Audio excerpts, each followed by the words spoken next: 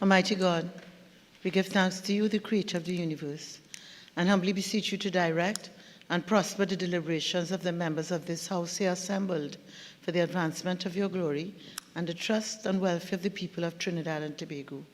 Grant that peace and happiness, truth and justice may be established among us for all generations. Ameen, amen, namaste.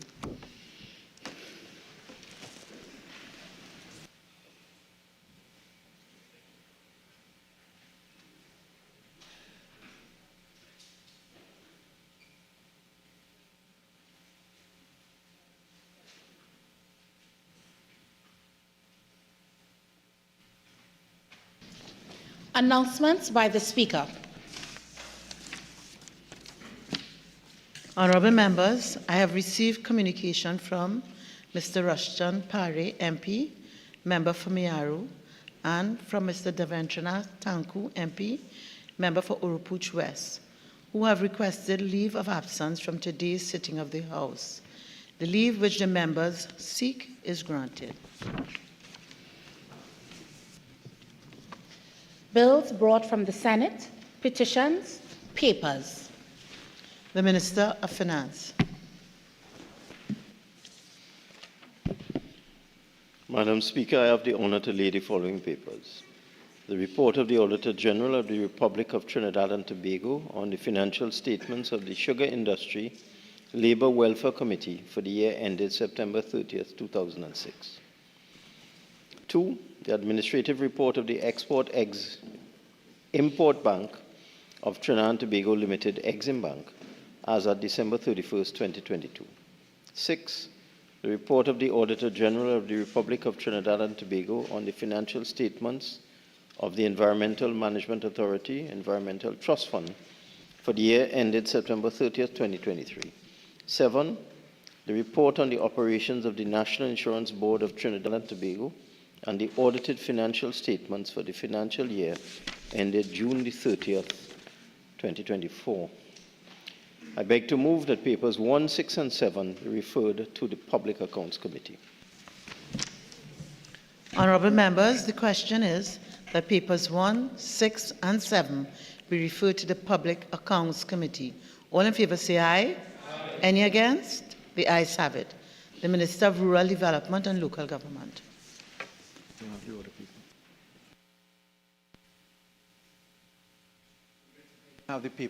order paper.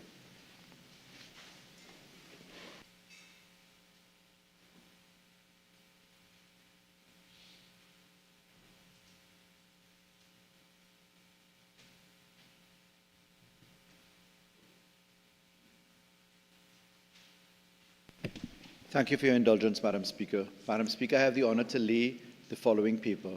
The annual administrative report, reports of the Arima Borough Corporation for the periods 1st of October 2017 to September 30th, 2018, and October 1st, 2019 to September 30th, 2020. The Deputy Speaker. Thank you, Madam Speaker. Madam Speaker, I have the honour to lay paper number 5, the sessional report of the 4th session, 2023-2024, 12th Parliament of the Republic of Trinidad and Tobago. Thank you, Madam Speaker. The Minister of National Security. Madam Speaker, on behalf of the Minister of National Security, I have the honour to lay papers numbers 8 to 14, the annual reports on trafficking in persons in Trinidad and Tobago for the years 2016 to 2022. Thank you, Madam Speaker.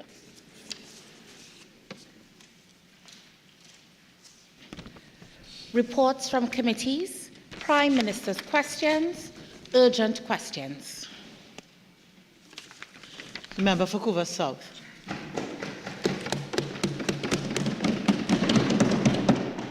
Thank you very much, Madam Speaker. Question to the Minister of Education. Will the Minister inform this House of the urgent measures which are being pursued by the government to avoid a complete shutdown of the University of the West Indies St. Augustine campus, given the rejection of the government's 2% for the collective bargaining period 2015 to 2017 by the West Indies Group of University Teachers. Minister of Education. I'll answer. Finance is taking the question. Minister of Finance. Madam Speaker, it's necessary to put some historical facts into perspective. Over the period August 2011 to July 2014, the then Ministerial Committee under the previous administration approved a 10% adjustment in compensation for academic and senior staff at the University of the West Indies, represented by the West Indies Group of University Teachers, WIGUT. It was a 4% salary adjustment followed by an additional 6% distributed as follows. From 2011, a 1% increase, additional 1% on top of the 4. From 2012, July, another 1% on top of the original 4%. And from 2013, a further 4% on top of the original 4%, totaling a 10% adjustment between 2011 and 2014. The government has since extended its 4% offer that has been made to the public service and the protective services, and has been accepted by several of the protective services, for the periods 2014 to 2017 and 2017 to 2020 to WIGUT. I am advised that WIGUT refused to consider the last period, 2017 to 2020, and has not accepted the offer for the period 2014 to 2017. I am told that the WIGUT is asking for the following. With effect from July 2014, 8%, with effect from July 2015, another 8%, and with effect from 2016, another 8%, a total of 24% for the period 2014 to 2017. The recurrent cost of the proposal from WIGUT is estimated at an additional $78 million per annum for the University of the West Indies St. Augustine campus with... Sir, your time is now spent. Member for Vancouver South. Speaker, given not the historical context, but the current reality of the cost of living in this country, and taking into consideration that negotiations have been settled with the Mona and Cave Hill campuses long after St. Augustine commenced, Minister, could you give us a time frame that you expect that these negotiations will be completed? Minister of Finance. Yeah, first let me correct the statement in the question, which sort of implied, insinuated, or said outright that there will be a total collapse of the St. Augustine campus. I don't think so. I think that is just an alarmist wording from the member for Vancouver South. But it's necessary for me to state what is happening in Trinidad and Tobago. Because any revenue generated in Jamaica and Barbados, and any expenditure in Barbados and Jamaica, are totally and wholly irrelevant to our situation in Trinidad. If we were to accept the proposal from WIGUT, the back pay would be $701 million as at March 2024. The cost of the 4% offer, which we have offered to everybody else, and which has been accepted by most trade unions, is estimated at back pay of $79 million and $12 million in additional recurrent expenditure. And it is no secret, the member can pretend otherwise, that UWI is funded by the state with hundreds of millions of dollars in subventions. For the 2018 to 2019 year, the government subvention was $517 million. For the 2019 to 2020 year, $520 million. For 2020-21, $528 million. And therefore, any settlement of wages at UWI will place the responsibility on the government and taxpayers to fund this increase. I do not think it is prudent to impose a burden of back pay of $701 million on the taxpayers of Trinidad and Tobago. There are means to settling disputes. There are dispute resolution procedures, and I would urge all parties to utilize the available dispute resolution Minister, your time is procedures. now spent. Member for Bodoe. Minister, given your pleadings as it relates to the social dialogue process, could you assure this House that if there's an agreement bilaterally between WIGAT and the employer, that there will be no ministerial or cabinet interference as what took place at the port and NIB?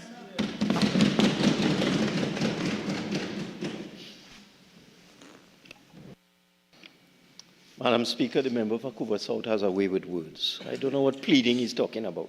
And we're not in court. I didn't make any pleadings. I have not made any submissions.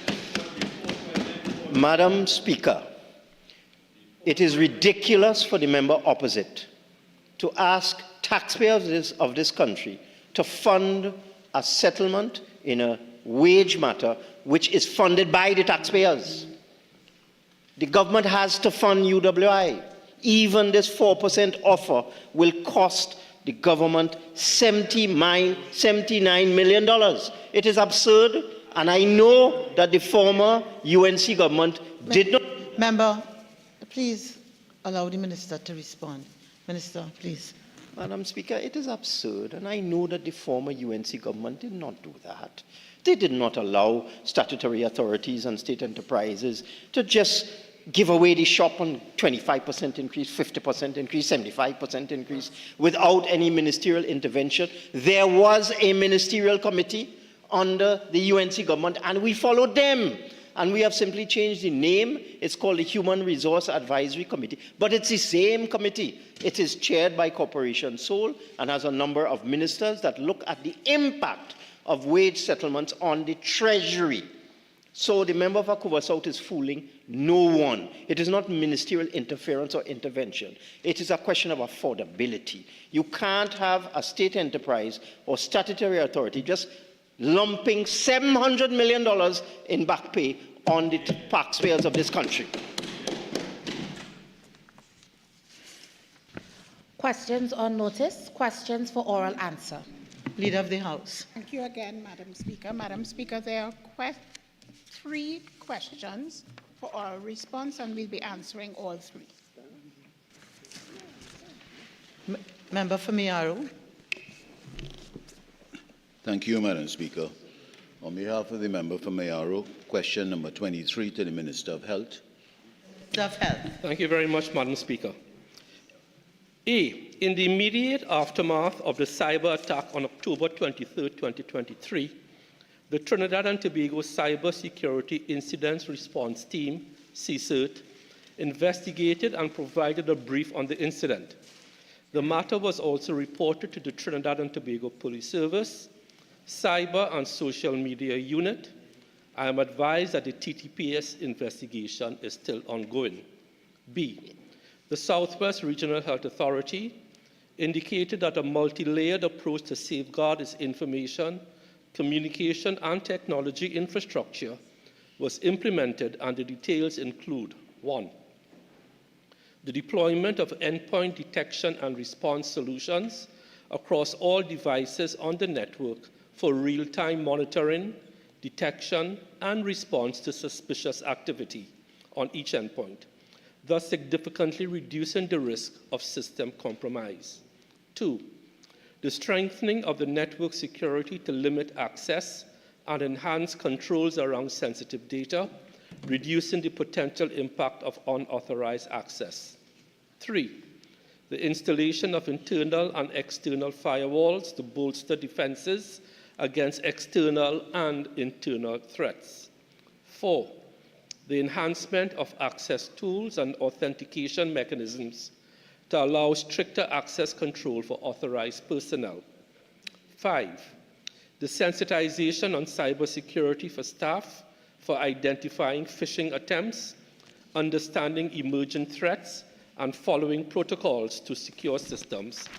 And 6, the update of the backup and disaster recovery plan to ensure continuity of service in the event of any system disruption. C, the Ministry of Health is in the process of enhancing its cybersecurity posture and associated protocols, utilizing risk assessment and mitigation strategies recommended by the Trinidad and Tobago Cybersecurity Incidents Response Team, CSIRT. It is also collaborating with the Ministry of Digital Transformation to ensure alignment with national cybersecurity policies, strategies, and framework.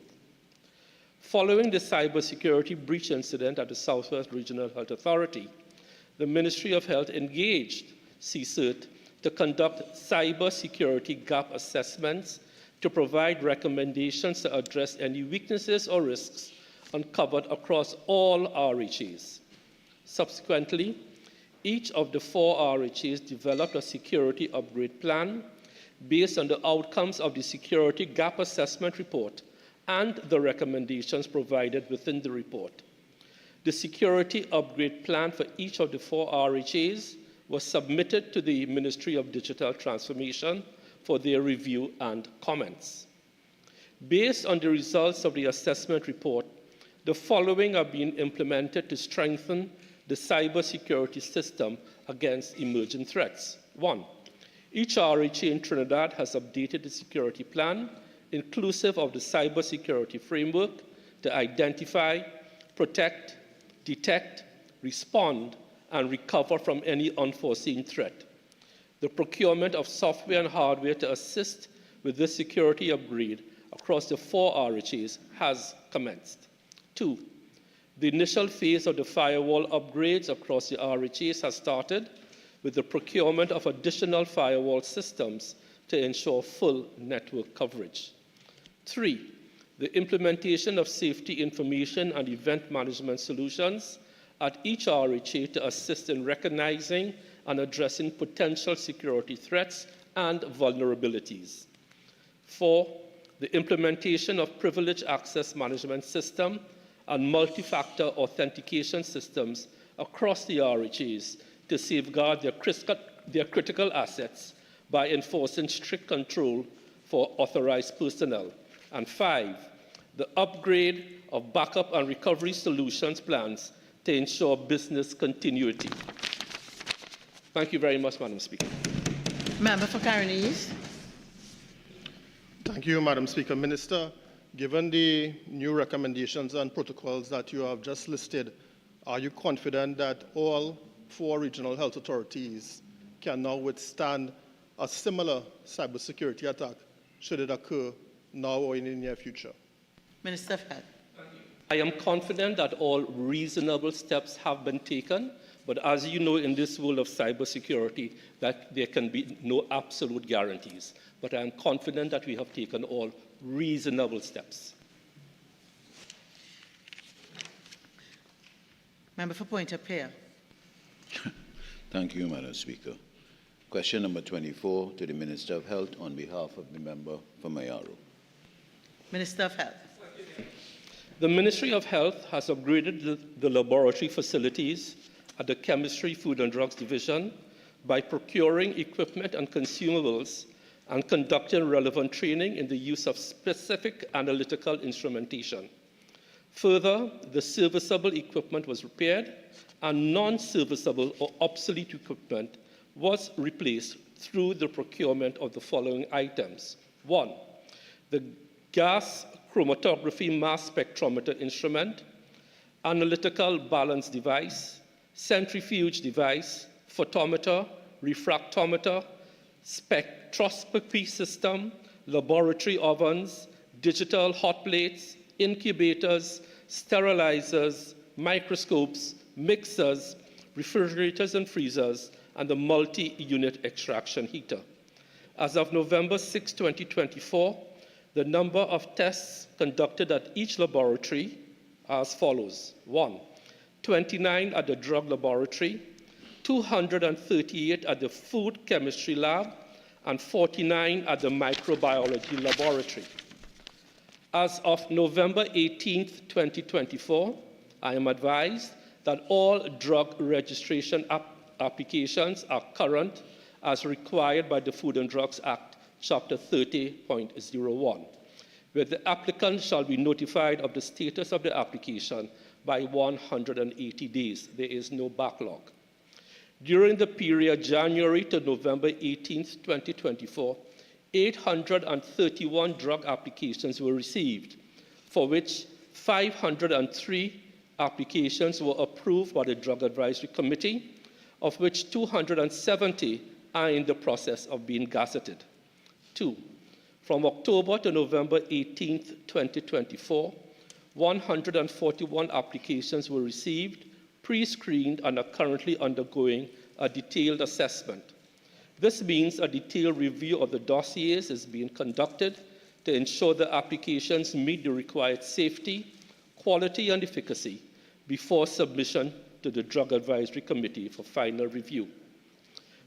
These drug applications are anticipated to be considered at the next sitting of the Drug Advisory Committee, number 245. These Drug Advisory Committee meetings are held monthly or as required, and the last meeting was held on November 14, 2024. 126 applications were deferred to applicants requiring additional information. 61 applications were rejected for not meeting the requirements. So all applications that have conformed with the documentation required have been approved.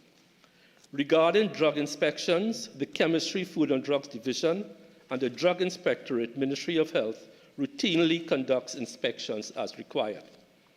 The Ministry of Health continues to liaise with its external partners for any technical resources needed to strengthen our regulatory system and laboratories. For instance, in the past, assistance was sought for the following. 1. In 2020, the expert review of Trinidad and Tobago's pharmaceuticals registration process was conducted by a consultant through the British High Commission. And 2, in 2023 and 2024, respectively, the International Atomic Energy Agency, IAEA, project for technical cooperation has donated the following equipment. 1, the nuclear magnetic resonance spectrometer that is being used for food testing. 2, the gas chromatography instrument currently being commissioned to be used to enhance the analytical capabilities of the laboratory, in particular for pesticide residue analysis in foods. D, the specific measures in place to improve regulatory oversight include 1, the use of the Ministry of Trade and Industries portal, TT BizLink, to facilitate the ease of doing business and improve vigilance as it relates to the requirements for customs entries via an e-goods declaration for the importation of articles such as food, drugs and cosmetics, and devices. This allows for greater efficiency in the assessment of these applications by the food and drugs inspectors for compliance with the regulatory requirements and standards, including but not limited to licenses and permits. 2, the ongoing recruitment and training of staff to ensure greater market surveillance at supermarkets, pharmacies, and Minister, your time is now spent. Member for Caroni East. Speaker. Minister, thank you for your response. Minister, given the question is about backlog and delays, has any provision been made for an increased allocation to the human resources capacity of the Chemistry, Food and Drug Division?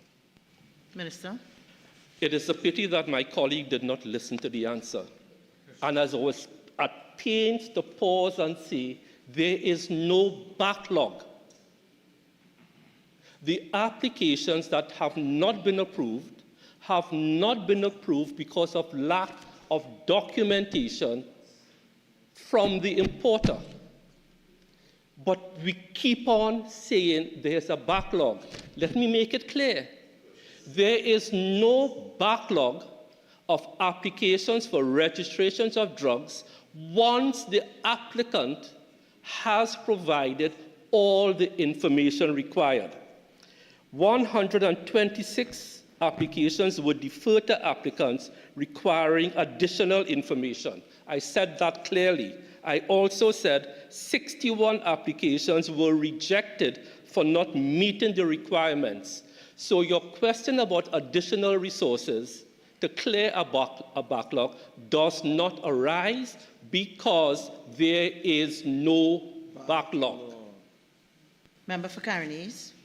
So has there been any change in the requirement for documentation to the Chemistry, Food and Drug Division?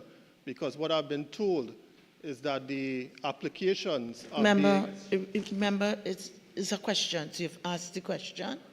And what I want to say is, having regard to the questions asked and the answer given, this question does not arise.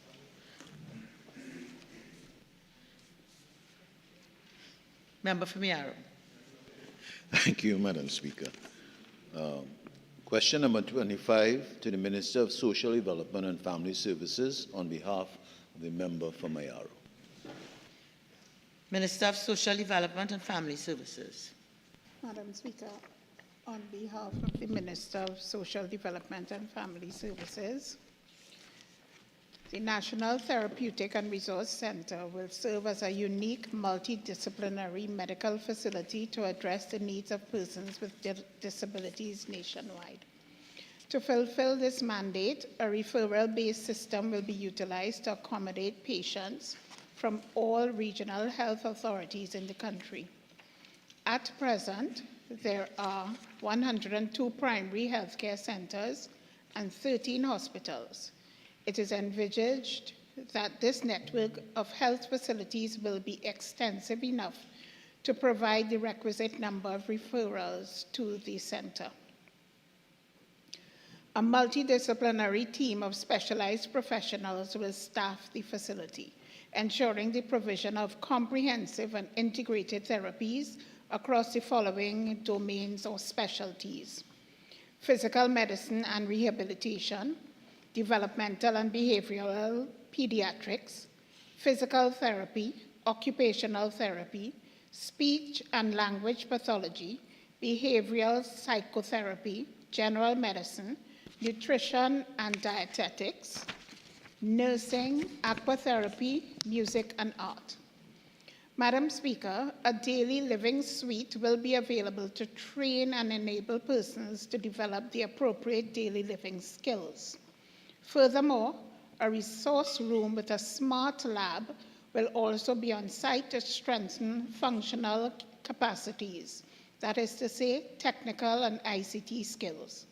Additionally, parents and caregivers will be trained to provide home-based care, thereby establishing a continuum of care, which will further enhance the rehabilitation process.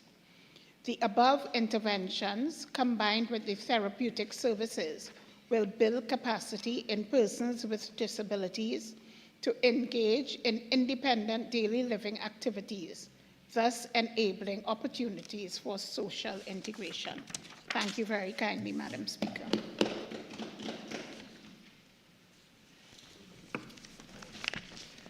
Requests for leave to move the adjournment of the House on definite matters of urgent public importance.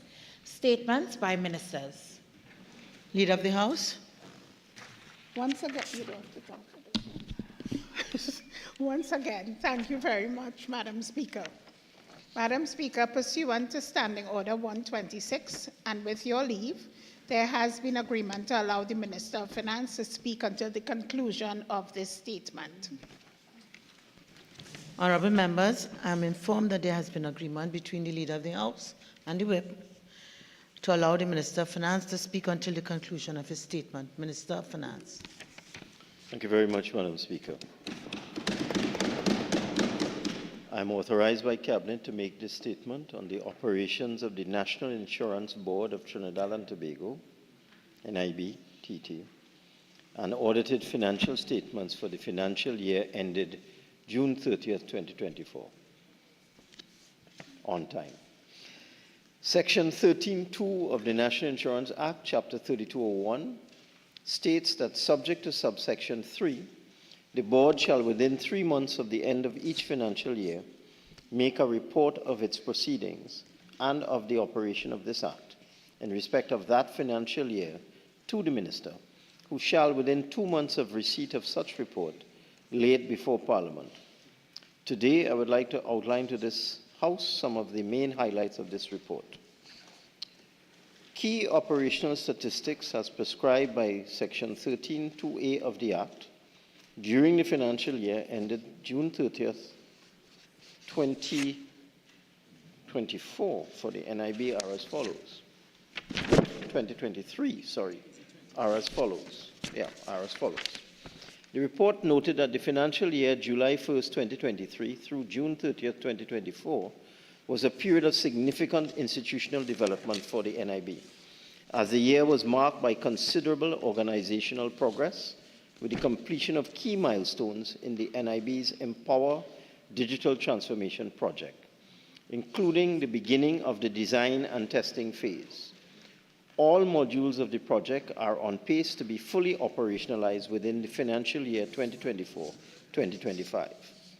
There was a strengthening of business activity in the non-energy sector with increased economic activity in the construction, agriculture, and manufacturing sectors.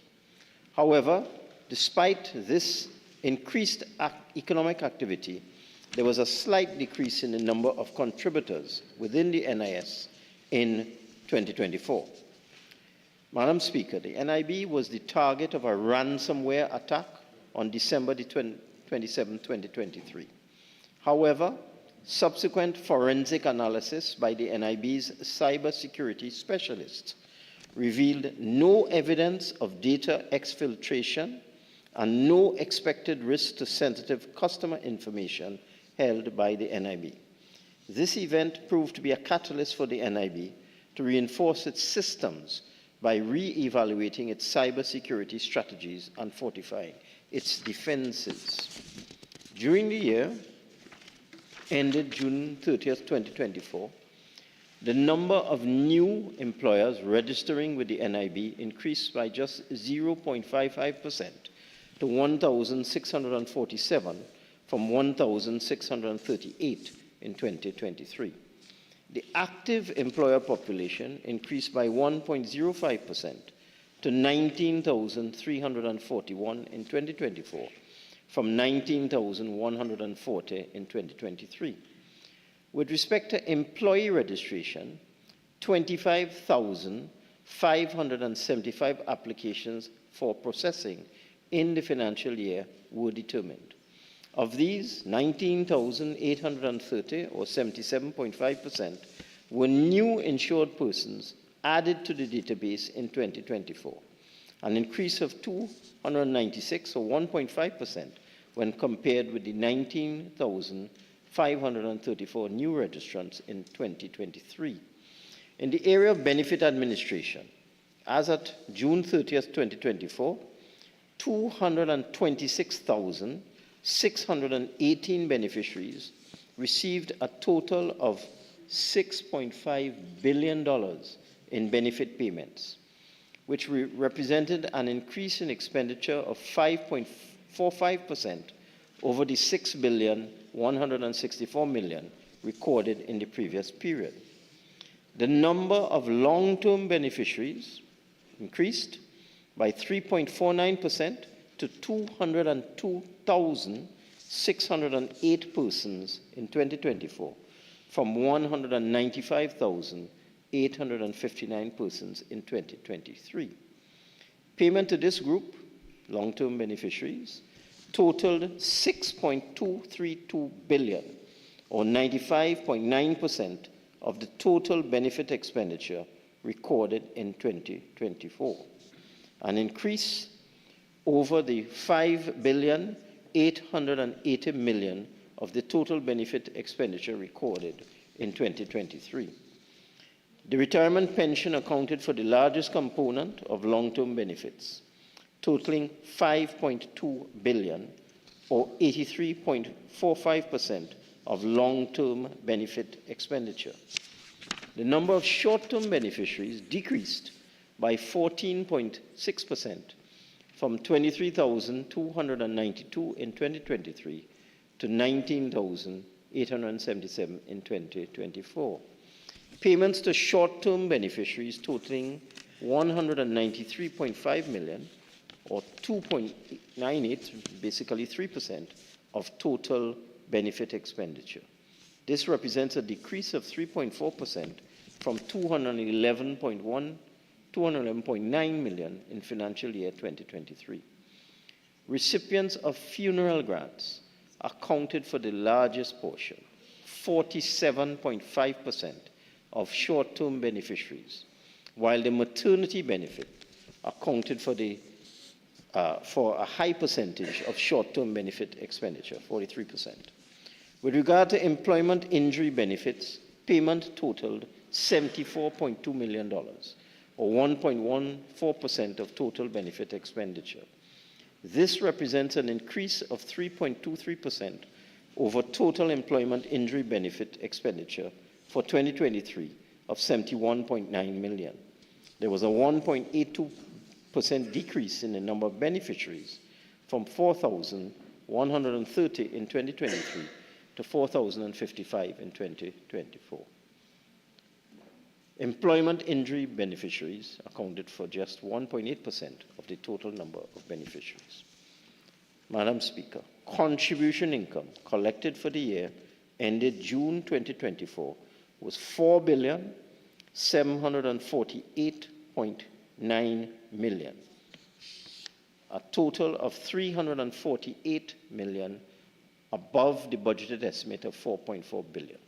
Let me just repeat that. Contribution income collected for the year ended June 2024 was $4.75 billion, a total of $348 million above $348.9 million above the budgeted estimate of $4.4 billion.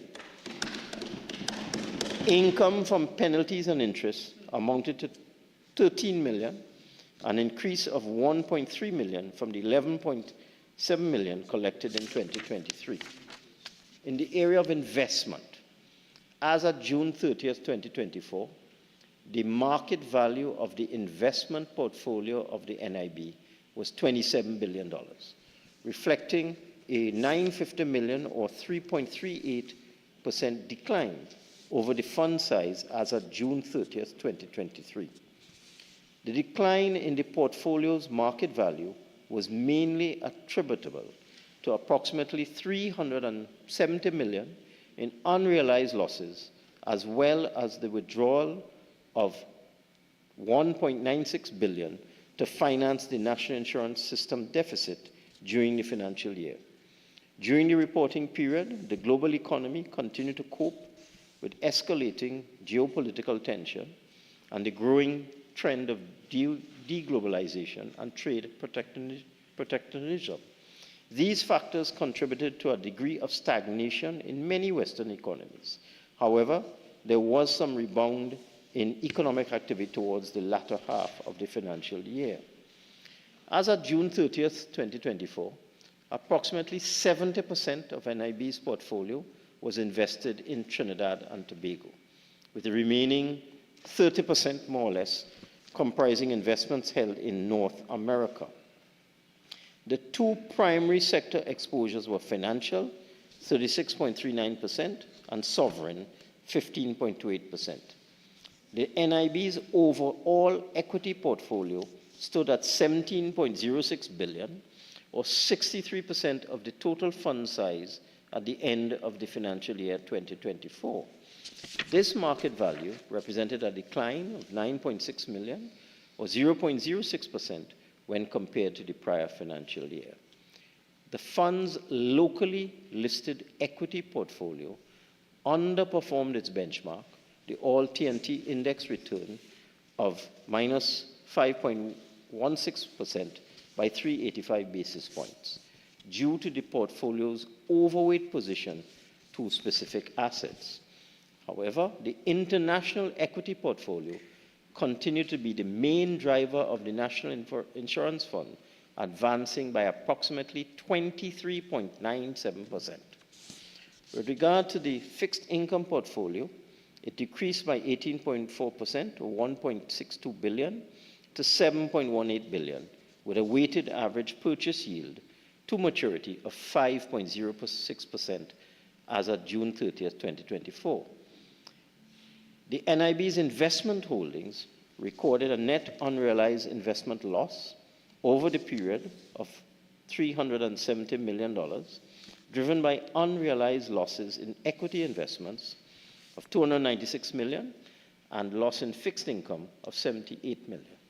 Conversely, total realized investment income amounted to $1.26 billion, with its primary drivers being dividend income from local equities of $411 million, gains from the sale of foreign equity holdings in the sum of $370 million, and interest income from local bonds amounting to $343 million. Madam Speaker, it is also noted that the NIB's strategic plan, Vision 2024, expired on June 30th, 2024. However, given the resource demand and prioritization of the Empower Digital Transformation Project, NIB took a decision to implement a one-year transitional tactical plan for financial year 2025 in lieu of the development of a new 5-year strategic plan. The new 5-year planning cycle is expected to resume in 2026. In the area of digital transformation, during the financial year ended June 30th, 2024, the NIB reported significant progress on the configure and build, as well as the test and validate phases of the Empower project. These phases were accompanied by technical reviews, as well as change management exercises, to ensure that all relevant internal stakeholders have sufficient input into the new system and are apprised of the forthcoming changes in operations. The following milestones were achieved during 2024. A, the successful completion and testing of the human capital management module within the final quarter of 2024. B, the completion of the design and discovery phase for the finance and accounting fusion module in the second quarter. And C, the completion of IT Empower pods as part of the Nutanix and network refresh projects, which will provide simpler and improved infrastructure, as well as boost the NIB's business continuity capacity.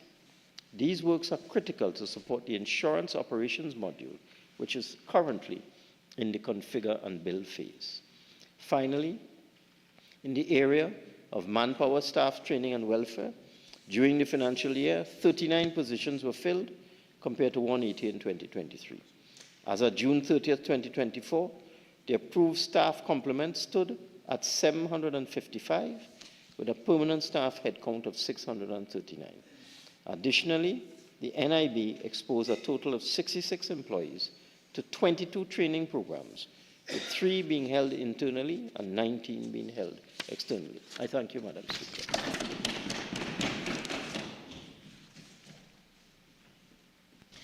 Personal explanations, introduction of bills, motions relating to the business or sittings of the House and moved by a minister, public business, private members' business, motions. The member for Prince's Town.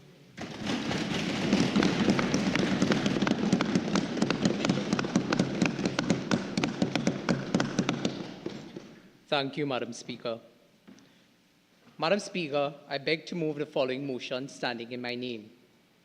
Whereas our nation's children continue to experience acts of bullying as a result of violence, gang infiltration, and extortion at schools, and whereas many students have been the victims of bullying, resulting in an ongoing crisis that has been left unattended by the authorities, and whereas the government has failed to properly implement plans and policies and engage qualified personnel to effectively address bullying in our nation's schools, be it resolved that the House call on the government to provide adequate support and resources for the protection of our nation's children against bullying in schools throughout Trinidad and Tobago.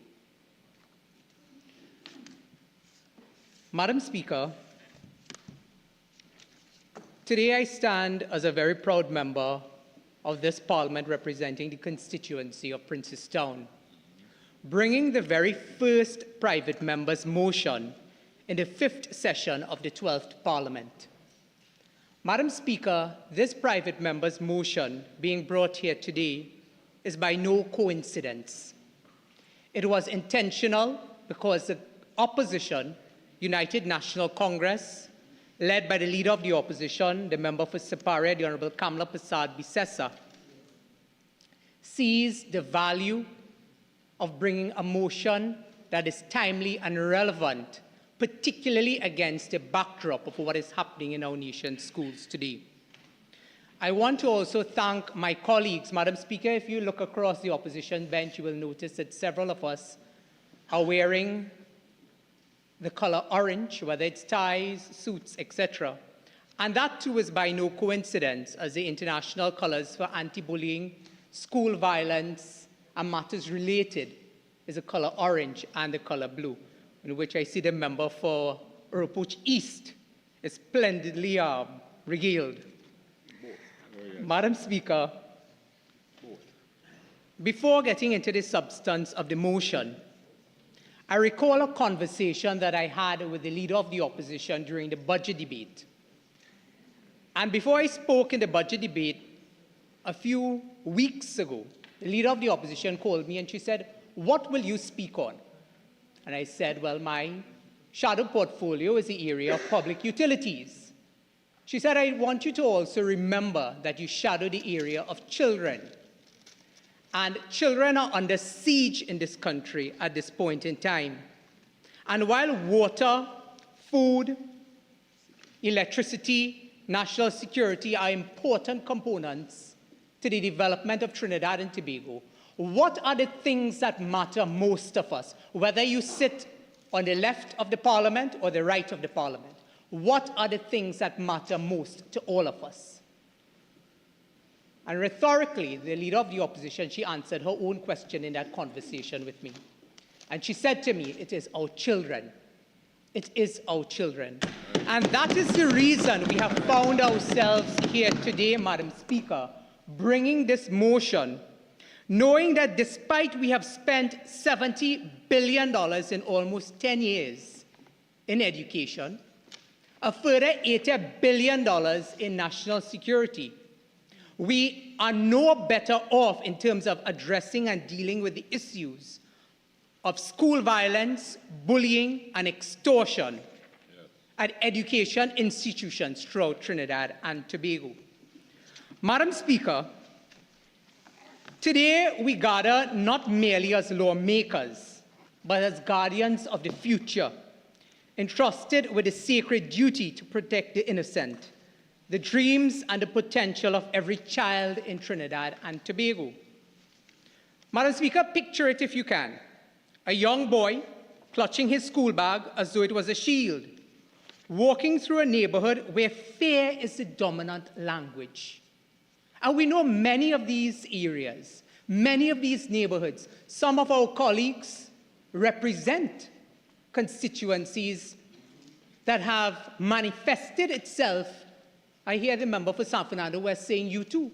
But there are some areas that need more attention than others, and sadly, it is the areas that are represented by the government who have been in office for over 60 years in Trinidad and Tobago's history. Madam Speaker, imagine a girl silenced not by her lack of voice, but by the weight of bullying and extortion, and the students who experienced violence that looms over her. These are not isolated stories, Madam Speaker. These are cries from classrooms, corridors, and communities that demand our attention and action. It is said that a nation's greatness is measured by how it treats its most vulnerable. What does it say about us as a people when our children, our nation's greatest resource, are afraid to dream, they're afraid to play, they're afraid to learn, because the very spaces meant to nurture them have become battlegrounds? Madam Speaker, in our recent past, we don't have to look too far. A stone's throw away from here, Rose Hill RC Primary School, where students felt so unsafe with gunmen running up and down their school and the vicinity of the school. that they ducked under desks for cover. And that is why we say that this is a place that is supposed to be a safe space for our nation's children. But today, it has sadly been turned into a battleground. Today, we are called upon to rise beyond politics, Madam Speaker, beyond division, and embrace a collective responsibility of transforming our schools and communities into sanctuaries of safety, empowerment, and hope. Madam Speaker, it is my sincere hope that this debate will be a testament to our shared humanity, a declaration that no child in Trinidad and Tobago will ever be left to navigate the labyrinth of fear alone. Madam Speaker, together we can craft solutions that echo loudly not only in this chamber, but in every heart across our nation. Because when we act boldly for our children, we secure not only the future, but the legacy of Trinidad and Tobago itself. Madam Speaker, I started off by saying that this motion is relevant, it is responsive, it is timely to the environment that we find ourselves in today, particularly in our nation's schools. But Madam Speaker, I would like to set the tone of the debate, because for me personally, while my style at times has been combative across the floor, at times, Member Farouk Maloney, today, Madam Speaker, the tone of this debate should not be a combative tone. It should be one in which we identify what the problems are, what we have done, what we have not done, and what we intend to do. Madam Speaker, it is a day in which we must say we tried, and particularly for the government, because they are responsible, as the motion says, for plans, policies, implementation, ensuring that there are resources, there are qualified persons within the school to address the issue of bullying, school violence, and extortion, together with gang infiltration. Madam Speaker, it is a day to say we tried, it did not work, and now we are looking at those ideas and possible solutions in an attempt to do better. Madam Speaker, what are the key elements of the motion? It speaks to bullying. It speaks to gang infiltration. It speaks to extortion. It speaks about victims. It speaks about properly implementing plans, policies. It speaks about adequate qualified personnel. It speaks about providing support and resources. But before we go into all of that, Madam Speaker, we must start with the basics. And the basics regarding this motion, Madam Speaker, sets the tone and outlines the problems that we have in addressing these issues. And I'll explain to you why, Madam Speaker. Madam Speaker, in order to address the problem, you must first identify and admit that there is a problem. Madam Speaker, if you would allow me to turn to a Newsday editorial dated Monday, 13th March 2023, headlined, "Danger of Downplaying School Indiscipline." Danger of downplaying school indiscipline. I said let us start with basics. First, we must admit that there is a problem. It cannot be that every time something happens in the national community and the national space, affecting schools, affecting the Ministry of Education, and affecting the Ministry of National Security, that our colleagues across the floor in particular, who holds the responsibility and the portfolios of these critical areas, that they downplay the issue of bullying, that they downplay the issue of extortion at schools, that they downplay gang infiltration. You see, Madam Speaker, the Newsday editorial had this to say, and I quote, "At a PNM public meeting in Barataria on Thursday night, Education Minister Dr. Nyan Gadsby-Dolly attempted to downplay incidents of school indiscipline and violence. She noted that out of 891 schools surveyed in February, only 47 schools reported students who were suspended 3 or more times since the return to in-person teaching in 2022. Madam Speaker, this is where it gets more interesting, because the sitting Minister of Education has only been there for the last 5 years between the period 2020 to where we are and going into the next few months. Who is the next person? The editorial says Dr. Gadsby-Dolly is not the first. This is difficult when you're referring. You are adopting this, so you have to adjust what you're quoting to comply with what our standards orders are. So that you'll have to refer to the member either by portfolio or constituency. Okay? Thank you for that reminder, Madam Speaker. The Honourable Member, Minister of Education, it says, is not the first education minister to try to downplay incidents of school violence. In 2017, the editorial says, Anthony Garcia, then Minister of Education, then member for Arima, also insisted that videos circulating online were giving an inaccurate picture of indiscipline in schools. The Education Minister's 2022 statistics were meant to allay concerns about the school system, but the numbers raise more questions. Madam Speaker, these are not the words of the members of the United National Congress. These are not even the words of supporters of the United National Congress. This is the editorial of a national newspaper who has observed during the period September 2015 to the date of this editorial would have been March 13, 2023, that 2 successive ministers of the People's National Movement administration has attempted time after time, not one occasion or 2 occasions. The editorial listed several occasions when both the member for St. Anne's East, Minister of Education, and her former colleague, then Minister of Education, Anthony Garcia, then member for Arima, buried their heads like the proverbial ostrich in the stand, refusing to admit and accept what was happening and what is happening, because the refusal and the denial continues to exist today. And Madam Speaker, that is why I started off by saying, in order to effectively address the challenges in our nation's schools, you need the personnel who are charged with the responsibility to implement the plans, the policies, to get the qualified persons to address the issues in the schools, to acknowledge the levels of violence, extortion, and gang infiltration in our nation's schools. Refusing to do so, Madam Speaker, is the minister herself being complicit in advancing what the problems are instead of advancing what the solutions should be. Form some special unit in MPS. Madam Speaker, I want to turn your attention to another recital in the motion, and it has to do with the issue of gang infiltration.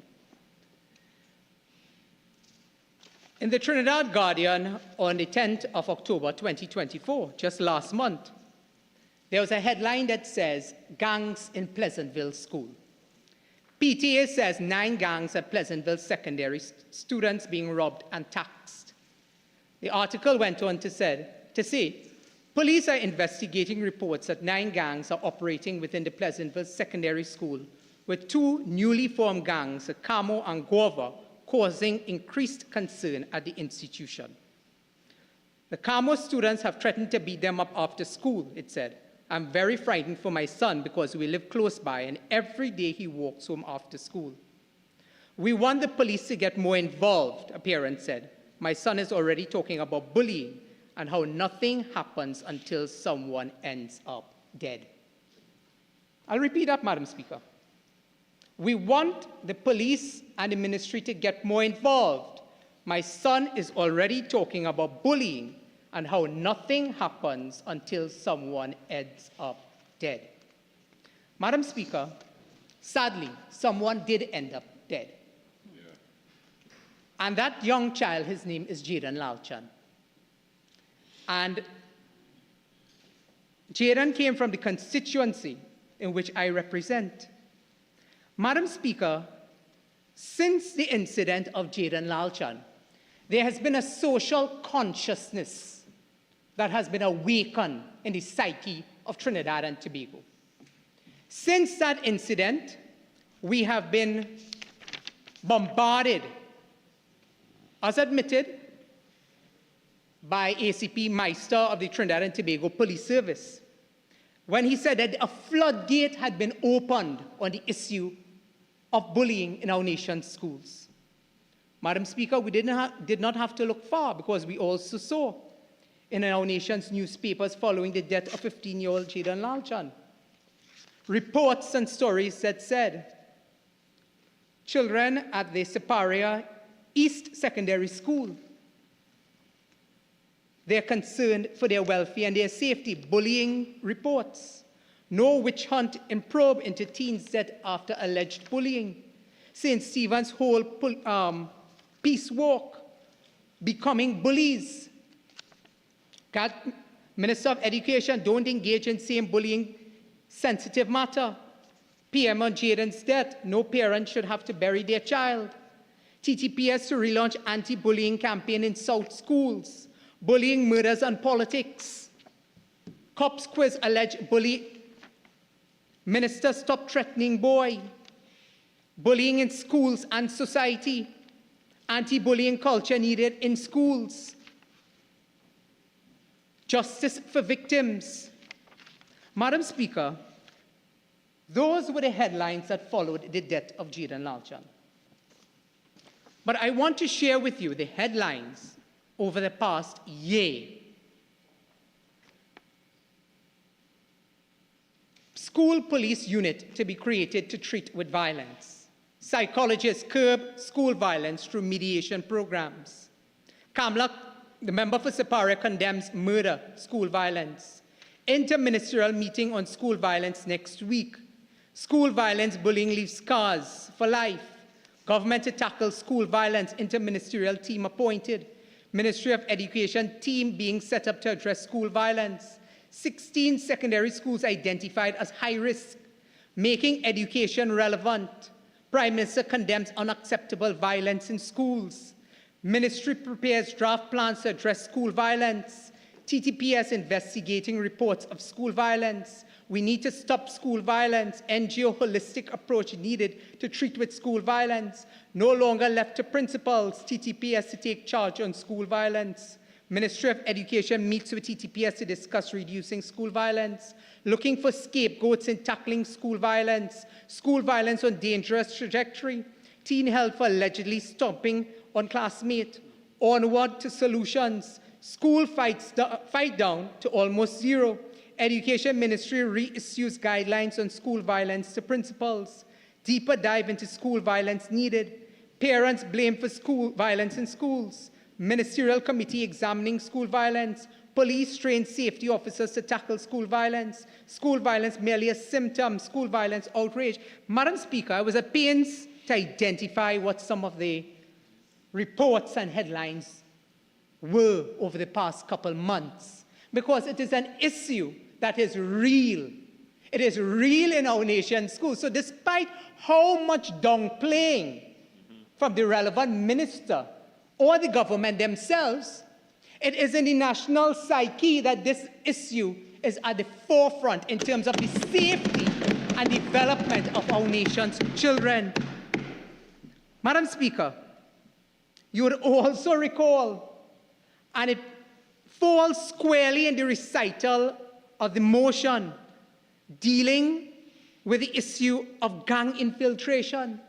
When we were told just a few weeks ago by a Guardian article dated the 9th of July 2024, 8-year-old gangsters, cop reveals youth involved in extortion ring. So while members will get up and say, well, yes, bullying may be an issue, school violence may be an issue, but they may have a challenge with accepting that there's gang infiltration and extortion in schools. The information is not coming from the opposition UNC. The information is coming from the TTPS itself. And the problem continues to flourish because of the denial that you continue to live in. And you ask yourself, so persons who are charged with the responsibility of the plans, the policies, the qualified persons, why do they continue to engage in this denial? And you know why, Madam Speaker? For political expediency.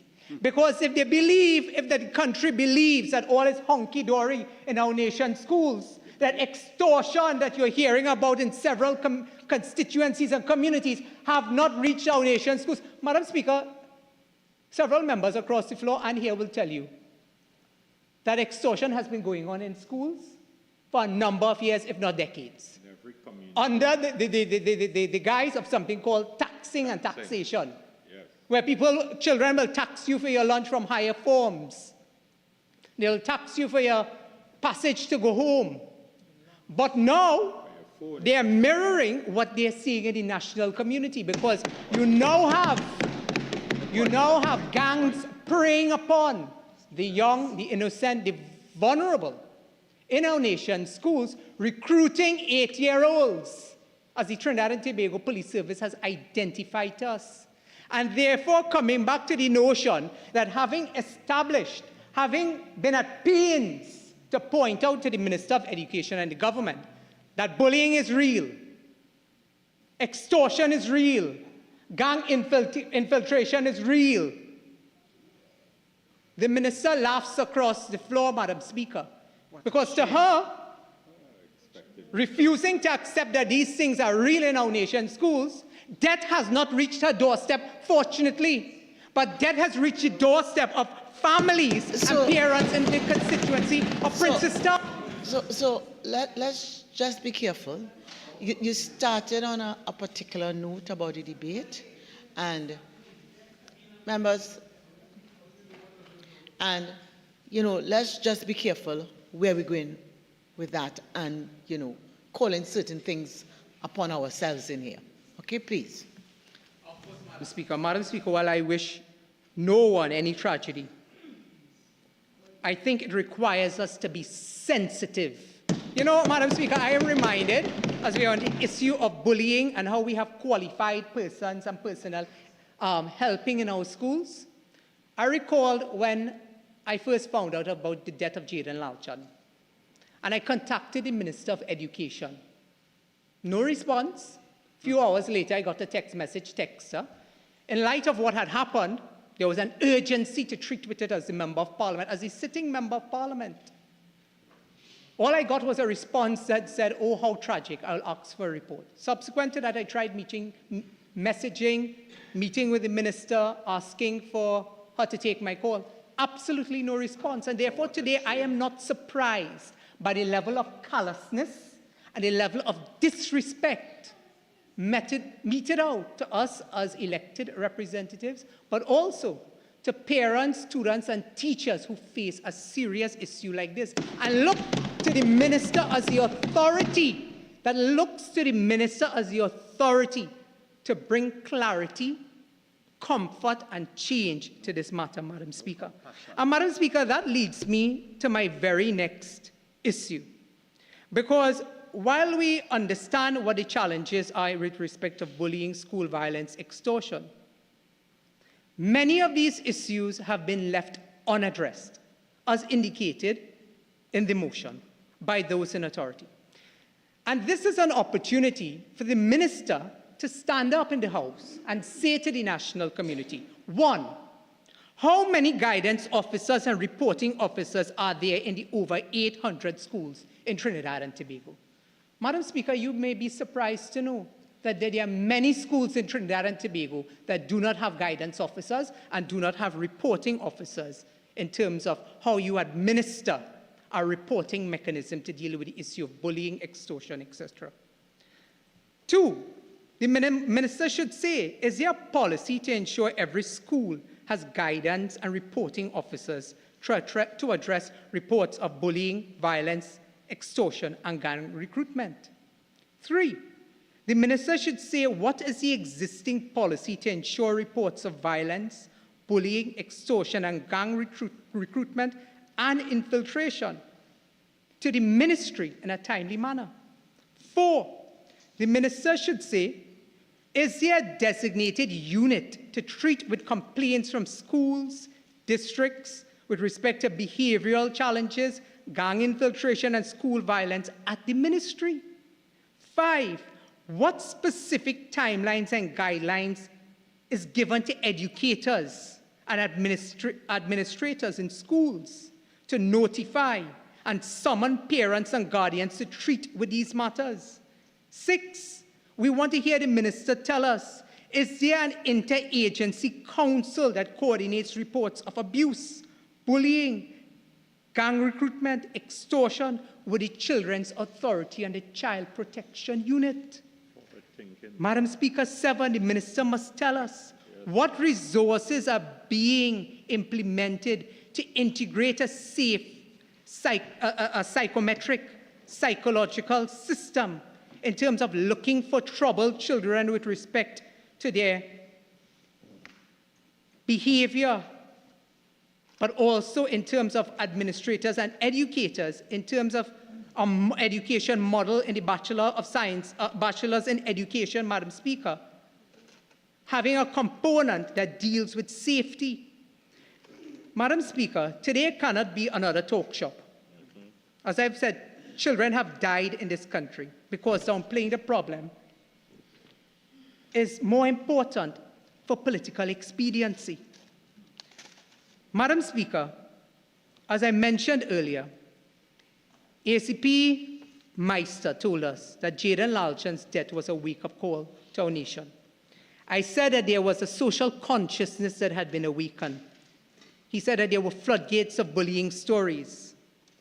Madam Speaker, our country today is not a safe space.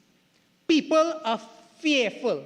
And while I've asked about the resources and I've asked the minister to address the structure, the symptoms, the mechanism, the resources, the personnel, I want to ask a very specific question as it relates to the Jaden Lalchan matter on the issue of bullying.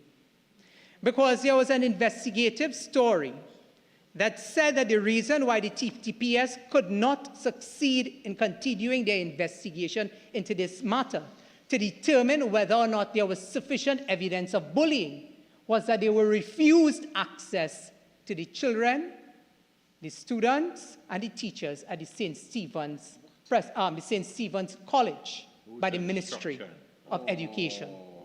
And I asked the Honourable Minister to clarify that, because we were horrified, not only as legislators, but as a national community. You saw all the vigils, you saw all the expression of concern and so on. There was some measure or some degree of comfort to the national community that with the existing legislation as it is, that there will be an attempt to do something. And then a few weeks later, we were told that the reason nothing happened was that the ministry refused to give access to the TTPS. And I would like for the minister to answer that frontally, Madam Speaker. Yes. Madam Speaker, having identified what the problems are, what the response or lack thereof has been from the government and those in authority as stated in the motion, what do we do now? Where do we go from here? And I make no apologies for saying this, Madam Speaker, because I've heard from several quarters that there is existing legislation on the books to treat with bullying and the issue of school violence and matters related to school violence and extortion and gang infiltration in our nation's schools. But, Madam Speaker, what the opposition is calling for today is proper legislative framework which is needed on specific anti-bullying offenses. And therefore today, I want to thank the Leader of the Opposition and my colleagues for their support and their commitment, because should a UNC government, when a UNC government comes into office, Madam Speaker, should the present government fail to do this, a UNC government will bring stand-alone legislation to deal with the issue of bullying. And we intend on naming that legislation, Madam Speaker, the Jaden Lalchan Anti-Bullying Act of Trinidad and Tobago. And in that legislation, Madam Speaker, it will deal with specific offences which gives legislative teeth, which specify ways in which schools will report to the Child Protection Unit. Time after time after time we've come here. We have seen major cuts to the Children's Authority. We have seen major cuts to the Child Protection Unit. And these are the components that are supposed to support the Ministry of Education and the Ministry of National Security in addressing the issue of anti-bullying, gang infiltration in our nation's schools, school violence, Madam Speaker. And therefore, if they do not have the requisite support in terms of the resources, then how do you expect them to bring forward the result? And therefore, who do we charge that responsibility and lay that blame for not providing the CPU and the Children's Authority to work in tandem in an interagency team that will give effect to legislation like the Jaden Lalchan Anti-Bullying Act? Madam Speaker, this requires management. It requires leadership. And sadly, the evidence indicates that the members opposite has not provided the management and leadership on these issues. The legislation should indicate what specific forms of punishment. It must give a clear indication of what is the definition for bullying, what is the definition for school violence, what is the definition for gang infiltration. Madam Speaker, we must look at ways in which, throughout the Commonwealth, that we share our common jurisprudence with, what their international benchmarks are. Madam Speaker, in the research I found that Canada in particular and Australia, they had the strongest legislation across the Commonwealth because they gave their commitment. They felt it in their hearts, but they also felt that it was their responsibility to protect their nation's children against bullying and gang infiltration. In Australia, Madam Speaker, there's something called Brodie's Law. Brodie's Law, Madam Speaker, where you have specific offenses. You are not left up to interpretation as what we are being told by lazy, sad to say it, Madam Speaker, by lazy legislators. And who sets the legislative tone? Today we are acting responsibly by bringing this issue to the forefront and saying that legislation on its own, stand-alone legislation, is needed. Where has been the Minister of Education's voice when I've rattled off for you the plethora of issues that have existed from 2015 to now? You know where the minister's voice was? In a text message that said, oh, how sad, how tragic, I will ask for a report. Madam Speaker, I can tell you with certainty that a big part of the issue of addressing bullying, school violence, gang infiltration, and extortion has to do with an issue called reprisal. And today I stand as a member for Princestown, and I can tell you as a member for Princestown representing the parents and students who endured the Jaden Lalchan matter, many of them came to me. I don't know them, but they explained what Jaden went through for 4 and 5 years in that school. But do you know why so many of them have not come forward, Madam Speaker? Because in hushed tones in the constituency of Princestown, there's the issue of reprisal. The issue of reprisal, and it is known even among police officers in the Southern Division as to what I am speaking of.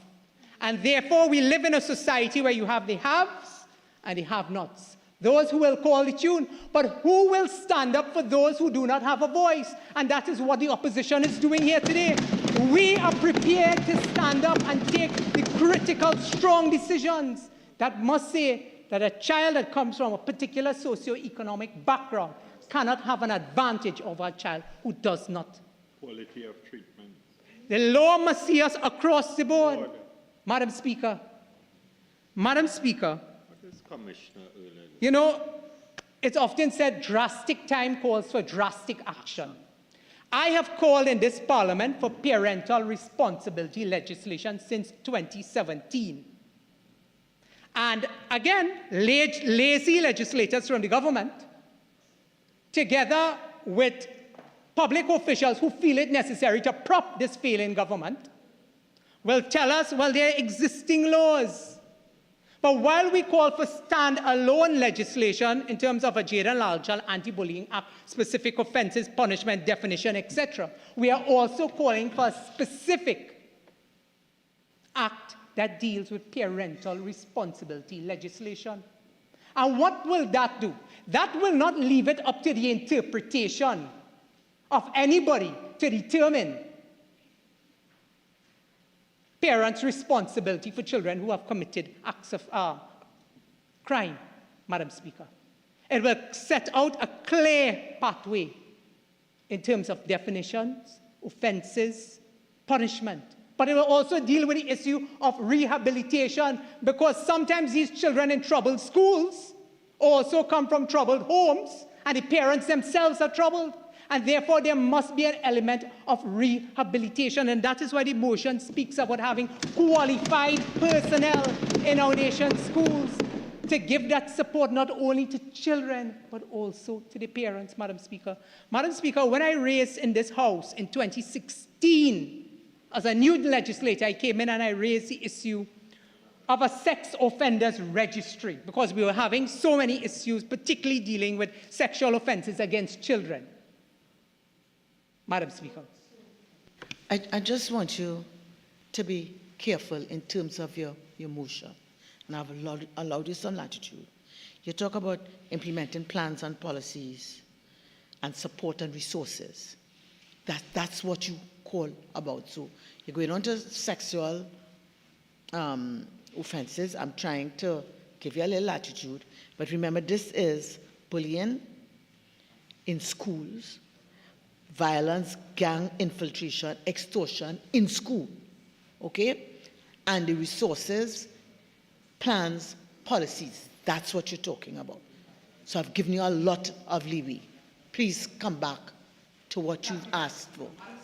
I'd be surprised to know that in several other jurisdictions, under the definition of bullying, sexual offenses is one of those offenses that have been identified. And therefore, I think, it is incumbent on all of us to educate ourselves in terms of how serious this bullying issue is. Because, Madam Speaker, that was just a prime example of you not even knowing that one of the offenses under anti-bullying legislation in several jurisdictions deals with sexual offenses. And the reason why I raised the issue of the sex offenders registry is that I brought it as a solution, a recommendation. The then Attorney General member for San Fernando West rejected it outright. 5 years later, the member then brought it as a piece of legislation.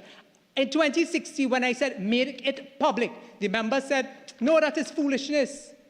Do you know 5 years later, the member brought the legislation, failed to make it public, and 1 year thereafter had to make it public. Therefore, Madam Speaker, it cannot be that we look for political expediency to score one upon each other, rather than dealing with what is important and critical to our nation's children. And that is why I say drastic time calls for drastic measures.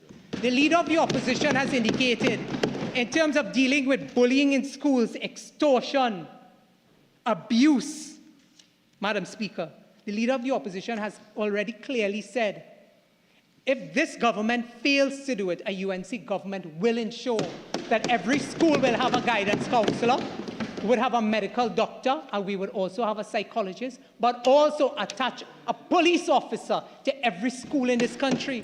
And that is why I say drastic time has called for drastic measures. You cannot continue to pussyfoot on the issue, live in denial. Children continue to be abused, continue to suffer, continue to be recruited by gang members.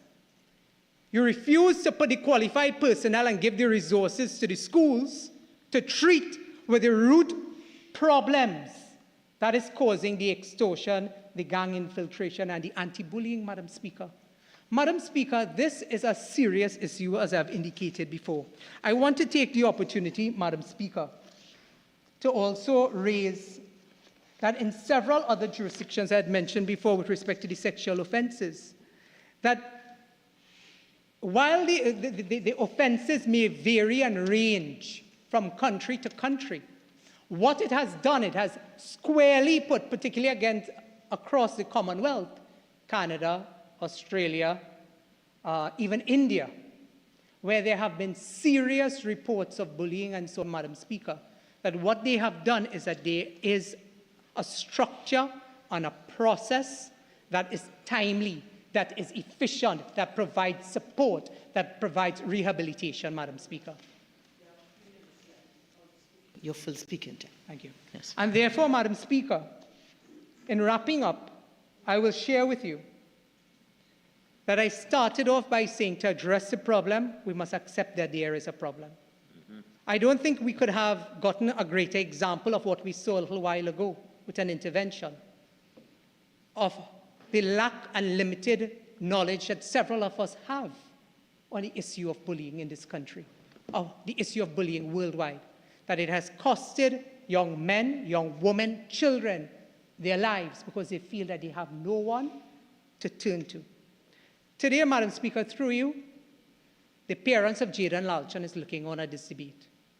And I want to say to them, while you may be broken and you feel as though you have no one and nowhere to turn to, we ask you to take comfort that you are never alone and you will never walk alone because we will walk with you.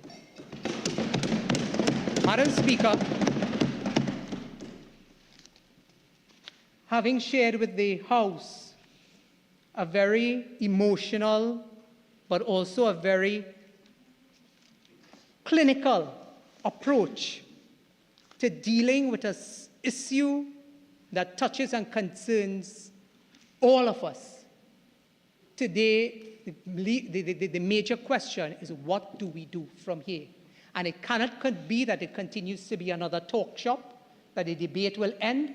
No major changes will be made, whether it's in our curriculum, whether it is in our laws, whether it is in our behavioral patterns as a society.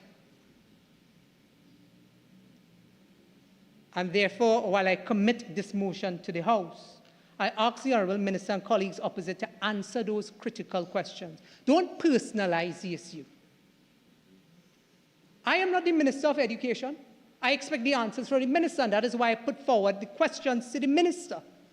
And I've spoken about the conduct in terms of your public duty and that dereliction of duty that is evident across the board, not only specific to the Minister of Education, but to the government of the Republic of Trinidad and Tobago.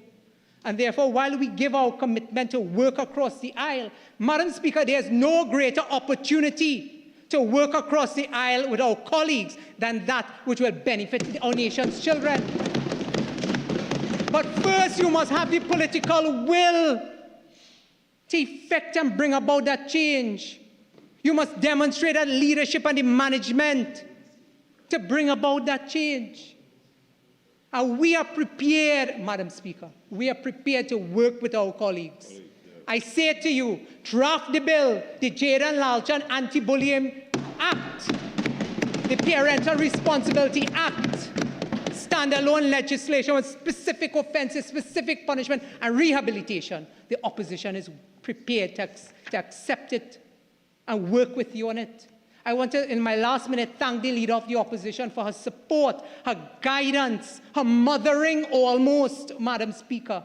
You know, Madam Speaker, when I saw the Leader of the Opposition at the funeral of Jaden Lalchan, I said, that is the compassion that Trinidad and Tobago needs to restore in terms of leadership that will help and assist us in treating with the issues of bullying, gang infiltration, and school violence. Madam Speaker, with that, I thank you and I beg to move.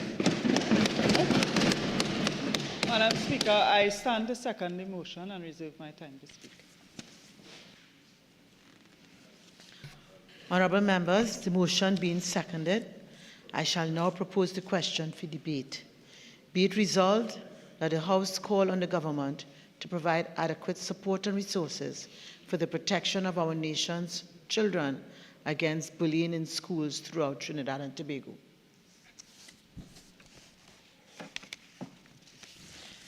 The member for Darby-Umera. Thank you, Madam Speaker. Thank you for the opportunity to contribute to this debate. Madam Speaker, I must admit I had high hopes that this would be a debate of difference.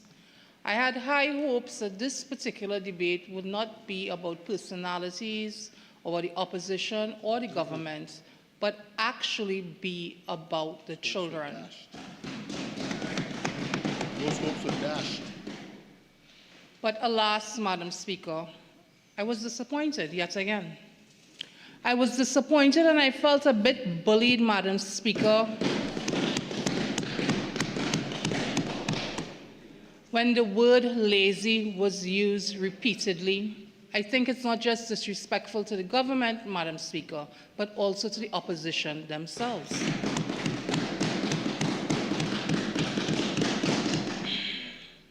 Madam Speaker, being a teacher in 2013, while the opposition was in government, I can read you a few headlines about bullying from that time. Tim gets tough on school bullying. Gopi Singh, bullies will suffer severe consequences. Cabinet to get reports on school bullying today. Did nothing.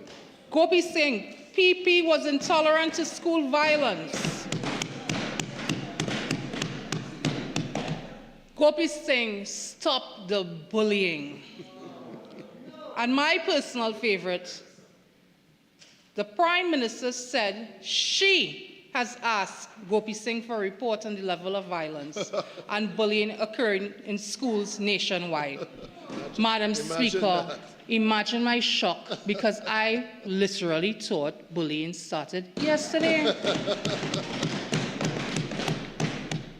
Madam Speaker, it's very easy to point fingers. It's easy to lay the blame.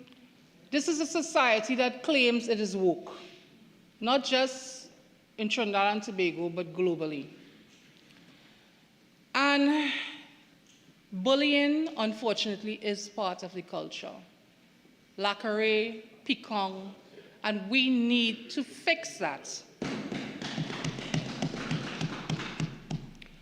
When you want to destroy someone, they will drag that person, they will dig up all sorts of things that happened in the past. And I remember seeing a quote once that said, if you continue to judge me on my past, too bad for you because I'm not that person anymore.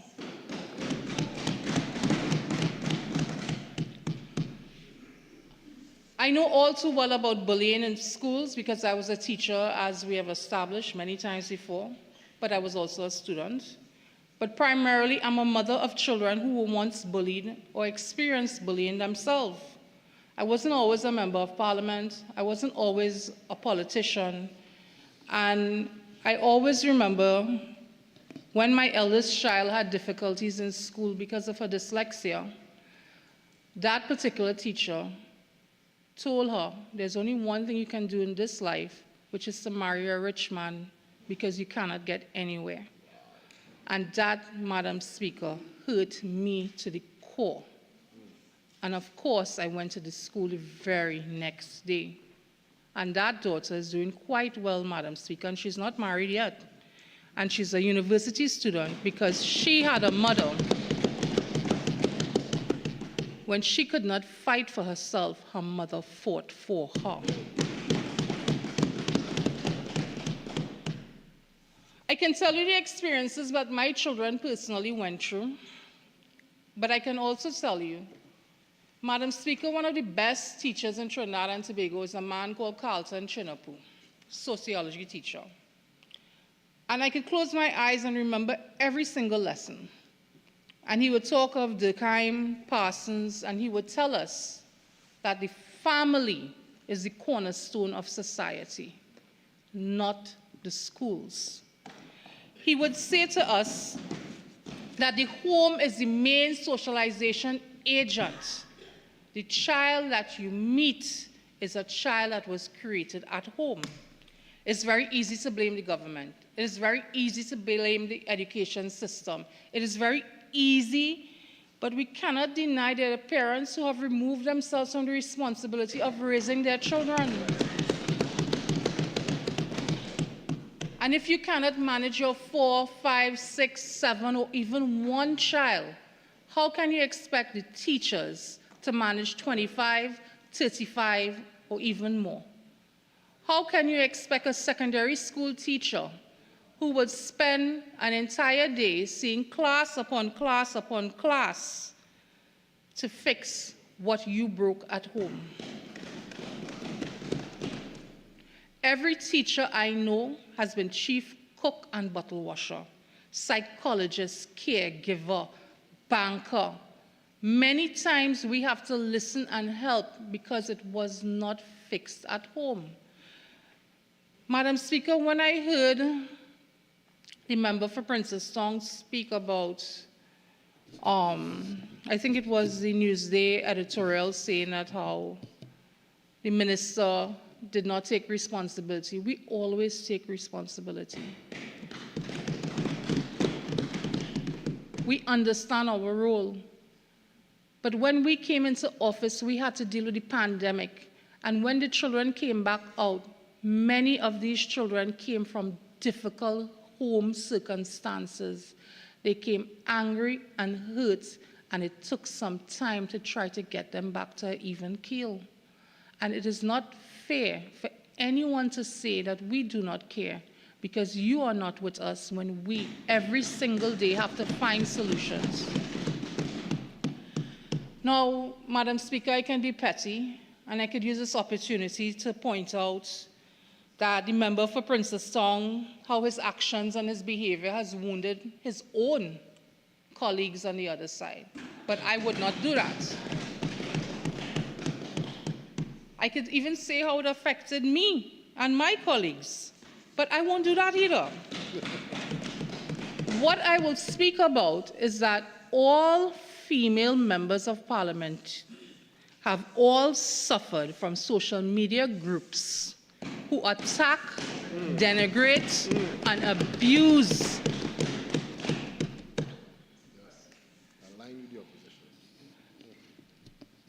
Madam Speaker, I remember when the leader of the House was attacked herself and bullied and called, what was it?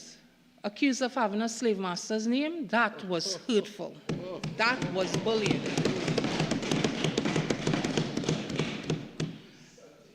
I can tell you about St. Madam Anne's. Speaker, 48-1. We are dealing with bullying in schools. The minister has not spoken about anything with respect to what's happening in our nation's schools. It's almost 10 minutes into her presentation. Right, so in terms of Minister, I think you've got some leeway to put some context, and now we can zero in on the text of the motion, which really all of those things are related to bullying in school among students. Thank you, Madam Speaker, but the context is children learn from adults.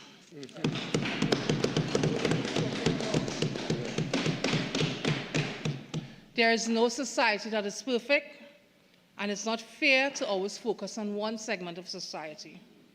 We have to also know that any race, any gender, any sexual orientation can be bullied. But we, the adults in this House, have to find a way to level the playing field for all. So what do we have? What can we do? How can we make this better? Are we going to do the blame game, or are we actually going to discuss our children? We don't need the blame game. We have the Monday Night Forum. We don't have to screech and scream at the top of our voices. We have the senator from the other side who will do that on Facebook. What we have here is that our children have been targeted, attacked, and treated in a particular way, and we must find a way to deal with it. I know there are fathers in this particular House, Madam Speaker, but I cannot believe there could be any comparison to being a mother and carrying a child for 9 months and to lose that child because of cruelty in this often wicked world.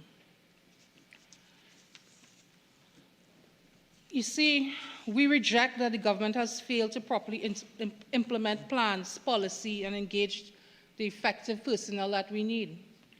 But we do not disagree there is more that we can all do as a society to improve the lot of our children. Madam Speaker, when the member said that some areas needed attention more than others, I thought that was a little ironic, because I remember when that particular member was abroad during the pandemic, and his area had absolutely no attention, but they still voted him in overwhelmingly. And that, Madam Speaker, 48-4. I will not take insults about my child from the member for Laventille West across the floor.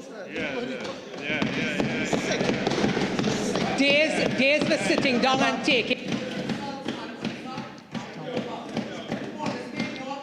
Member for Princestown. Member for Princestown. 48-4. Okay, so I'll ask all members. All right, we are dealing with something that calls for sensitivity on all our parts. I think it's a serious issue. It's a topical issue. It's a societal issue. Let's give it the respect that it deserves, and let's respect each other. Please. Continue, member for W. Thank you.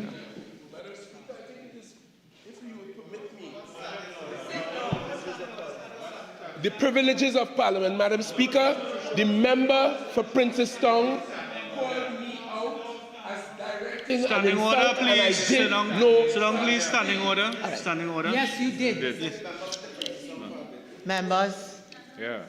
members, I have asked that we respect the matter that we are dealing with. It is a sensitive matter. Certainly. And let's don't be led astray by other things. Let's give the issue of our children and that issue of bullying in schools the sensitivity it requires. All right? Please, let's proceed. Madam Speaker, when we think of schools, we're supposed to envision places of safety, and very often it is not. We want a place where every child is given the opportunity to dream big, develop their potential, and see their school days as some of the best years of their lives. But when we see worldwide what happens in the USA, for example, in schools, where often bullied children hit back in devastating ways, these experiences a child goes through can stay with them for a lifetime. When bullying enters the picture, it disrupts the process and leaves long-lasting damage. Very often we see it, even in here, Madam Speaker. We see it when hurt people hurt people. As a former teacher myself, I've witnessed firsthand the devastating effects of bullying. I know how it wears down victims emotionally, how it makes them doubt their self-worth. What happened to Jaden is a travesty. But, Madam Speaker, we are all supposed to work together to make sure it does not happen again. And that is why we're supposed to be here today. The saying is, sticks and stones may break my bones, but words can never hurt me. This could not be further from the truth. Words have immense power, and their impact can linger well into adulthood. And as I said earlier, hurt people hurt people. Children can be bullied for countless reasons: skin color, religion, race, ethnicity, intelligence, developmental challenges, socioeconomic status, the way they speak, their introvertedness, their mental health struggles, or for simply being a good person. You can't be bullied for being a good person. And no child should face such torment. The rise of social media and technology has only made this issue harder to combat. Cyberbullying is insidious. It is a form of harassment that follows children even in the safety of their homes. I've often seen my children and children of some of my colleagues dragged on social media simply because of who their parents are. And that could never be right and should never be that way. It's no longer in the schoolyards and the classroom, it's also on their screens. How often did Jaden go home, check Instagram, and saw something that made him cry? Which is why it's important communication with your child is so very, very important. We need to send a strong message to those who are bullying, but we also need to show the victims that we are there to help. The Ministry of Education's position is clear. We stand against any form of bullying in our schools. We continue to have zero tolerance to this type of behavior. Bullying, intimidation, extortion, taxing, threats, assaults. These are all major offenses in the discipline matrix. And these offenses can lead to serious consequences like expulsion. But before we reach the expulsion, Madam Speaker, which to us is the last possible point, we have systems in place to deal with these problems. And in order for these systems to work, we need teachers, we need parents, and we need the students to all make use of these systems. We send our students to the Student Support Services Division for help. We have meetings with parents or guardians. We ask students to make up for their actions. We have suspensions, both in school and after school. We have detention. We can even refer the matter to the Ministry of Social Development and Family Services or Children's Authority, involving the Trinidad and Tobago Police Service in serious cases. Madam Speaker, we in this House must make it quite clear, being unkind is never okay. Displaying violent behavior is never acceptable. In addition to this, Madam Speaker, school staff and students have the right to have a peaceful learning environment without disturbances. This includes disruptions, communication, or any activities that can distract or harm the orderly conduct of school activities. Madam Speaker, between 2021 and 2022, and 2022 to 2023, we have expelled 20 students for violent or disruptive behavior. This is not a celebration. This is actually a failure because we did our very best to make sure it did not reach to this point. But with the Ministry of Youth and National Services, Youth Development and National Service, we can assure and ensure that these children get the help that they need. Madam Speaker, we have a handful of students who want to disrupt and display violent behavior and do not want to learn. So we have no choice but to address it. And addressing it cannot just mean taking them out of the school system and dumping them into society. Ill-educated. We have systems to help them. For example, this school year, we transferred 44 students to Civil Life Centers where they receive special care and support.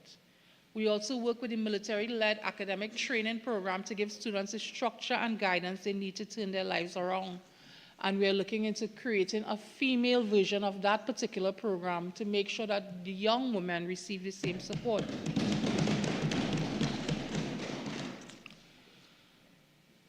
We believe it's not enough, Madam Speaker, to just punish bad behavior.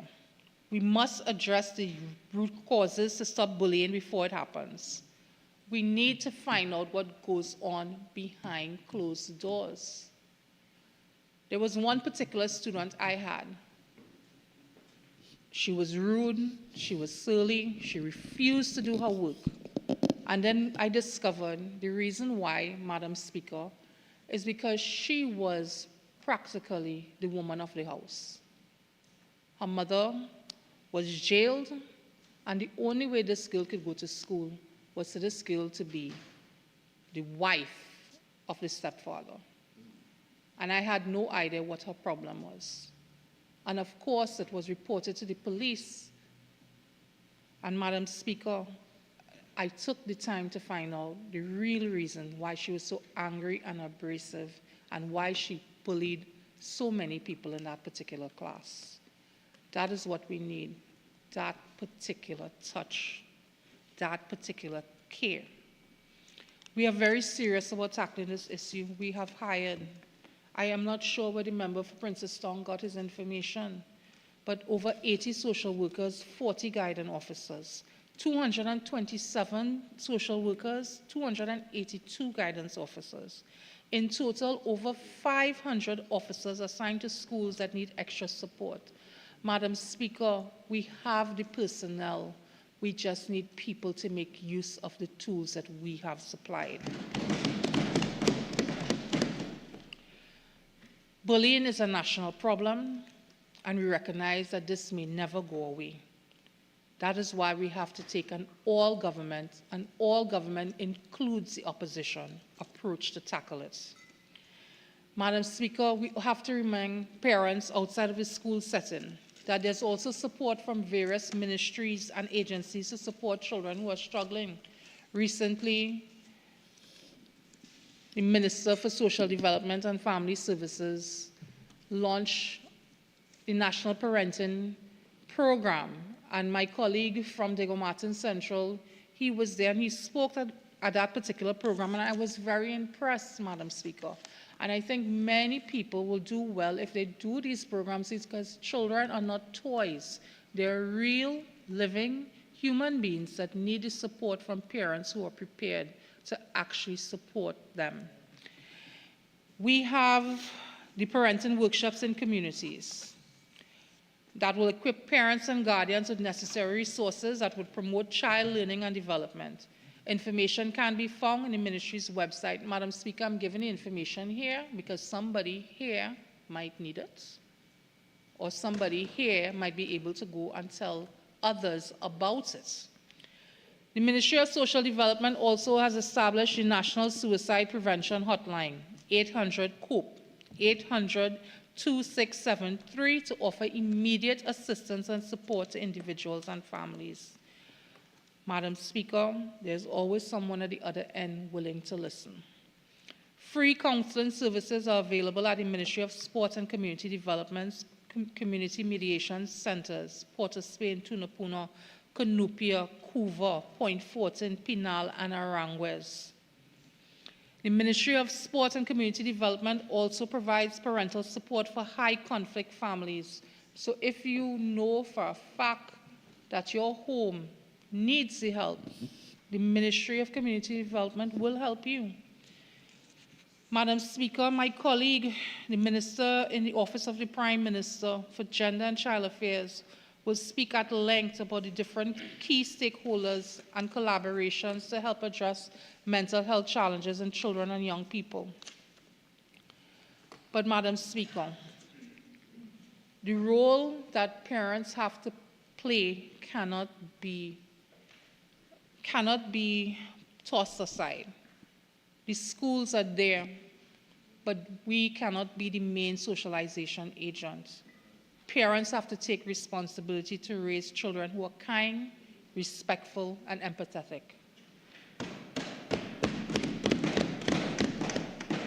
Children learn by example. They watch everything their parents do and say. And it's time for parents in here also to reflect on their actions and behaviors, because what children see at home shapes how they treat others. Colleagues, it starts with us. When you speak to your children, remind them a bully is a coward, a bully is weak. Teach them not to call other students names, not to make fun of their appearance or discriminate based on race, religion, or background. Explain to your children that saying hurtful things, even if it seems like a joke, is still a form of bullying. Children mimic what they see, Madam Speaker. If parents laugh at someone's disability, their weight, or how they look, walk, or talk, your child will think it's acceptable to do the same. I want to urge parents that words and behaviors they normalize in their home can be the foundation for bullying. Madam Speaker, we exist in a society where a well-known bully will receive a space in the Senate. And they will insult everyone. And they will be applauded by various persons on social media, very often fake profiles. Madam Speaker, as I speak here, I know there's a certain fake profile in Arima already started to type up about me already. And that's okay, because I have a parent who raised me to know it doesn't matter what they say about you. What matters is how you feel about yourself. And just for the record, I feel I'm a good, kind, decent human being. Very decent. Right. But I'm not screening, so I don't have to say that yet. With social media platforms like TikTok, the culture of picong and name calling has intensified. A funny video about bullying can go viral in an instant, making it even harder for victims to escape its impact. I just want to highlight that not all children are raised in the same way. I remember reading that the member for Princestown, he's an only child. And so he didn't have to fight up like me, Madam Speaker, with 6 other children, right? So he would have received special privileges. But some children are bullied in their homes by their parents and their siblings. And they carry that pain to adulthood. If we do not, as adults, take a hard look at our own actions, bullying will continue in this particular society. Until we, the adults, stop making excuses for children's bad behavior, this cycle will persist. Now, Madam Speaker, I saw the young man who was accused of being the aggressor in Jaden's tragic story. People found him, his sister's preschool, his mother's job, his father's work, his aunt, his uncle, and I felt that was just too much, Madam Speaker. At the end of the day, we have to save every single child. We must also remember that the first 7 years... Honourable Member, you have 2 more minutes of your ordinary speaking time left. You're entitled to 15 more minutes to wind up your presentation. Yes, you may proceed. Thank you, Madam Speaker. The first 7 years of a child's life are critical. This is when they see, absorb everything, they hear. By the time they enter primary school and secondary school, their behavior is reflected from the environment that they grew up in. Madam Speaker, when schools call in parents to discuss their child's behavior, many parents go on the defensive. Instead of working with the school to understand what is going wrong, they end up making excuses for their child. This does not help anyone. Parents need to teach their children accountability, and we here in this house also need to learn to be accountable for our actions. Actions have consequences, and the same way the opposition will scream that voting also has consequences, I want to say the consequence is good governance on this side. How can we expect our children to learn to handle emotions and social situations in a healthy way if we are in this house are screaming and screeching and insulting in a particular way? Now, I also think, Madam Speaker, it's very wrong for persons to always lay everything on how we act in Parliament when they themselves don't know how to act at home. I also think it's wrong when the media highlights only the negative, because I can look and see everything about bullying, but I would never see Aruka Maloney's ECC East School winning a prize for the best garden in the East-West corridor. I wouldn't see Arima Boys RSC winning the football in primary school tournaments in Arima. I wouldn't see how Hillview College made its way from a cricket school to an actual football school in the span of only 1 year. I'm quite proud of that. But I would see everything negative that could be possibly said. Things quiet and curiosity.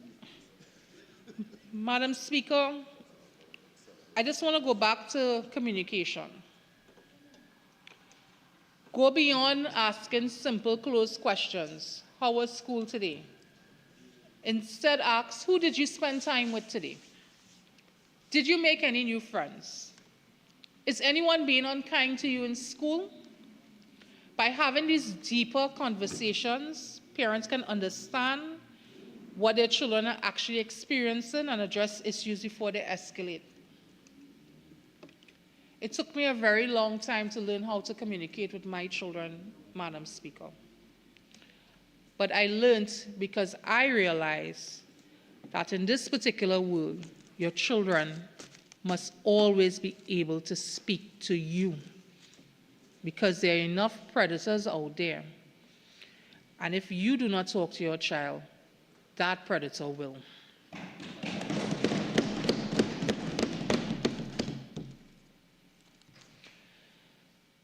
Madam Speaker, the verbal bullying, which also includes gossiping, telling tales, body shaming, putting others down, physical bullying, hitting, shoving, social bullying, excluding someone from activities and encouraging others to leave them out. Like today, Madam Speaker, I noticed everyone on the other side except the member for Kamuta Manzanilla had on orange, and I felt very sad. I felt like if it was a form of social bullying. And I would like to let the member know, I will always let him know what I'm going to wear in Parliament so we could match.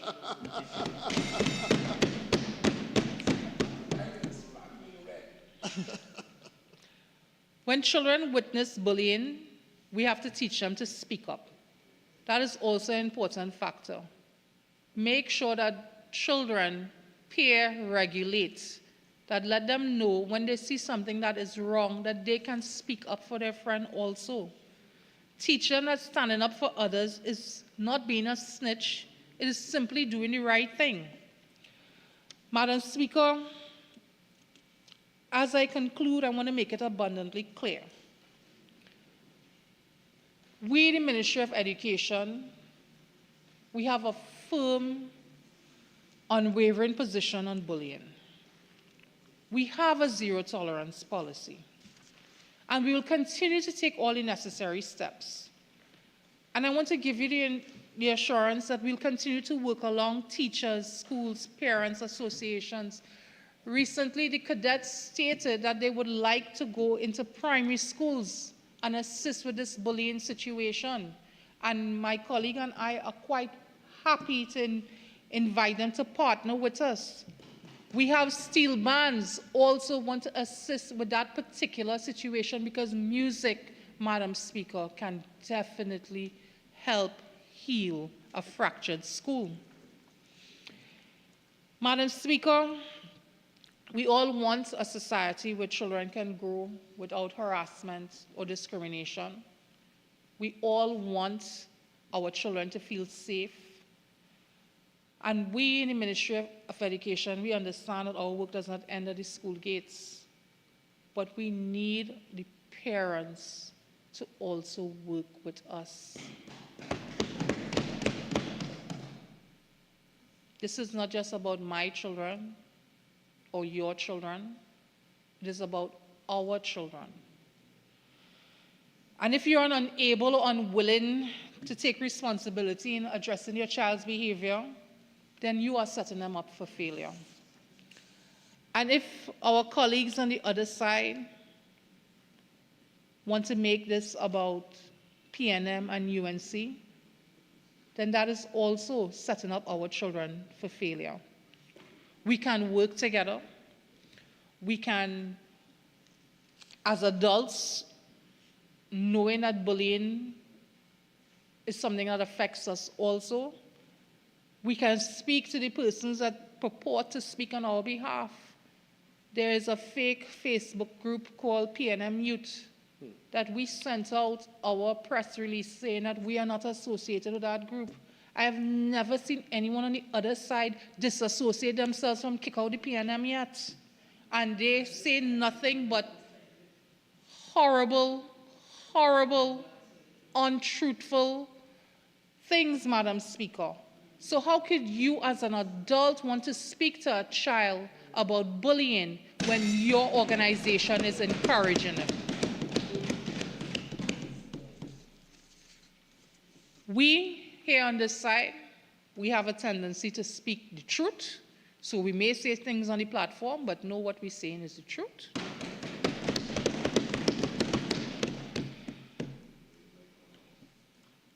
I remember the member for Sabiki said, stop contradicting yourself. People are watching. I would like to tell our colleagues, everyone is watching. And we on this side are more than willing to do what is right, because that is what we are accustomed to do, and we will gladly show you the way to do it. I thank you very much. Member for Faizabad.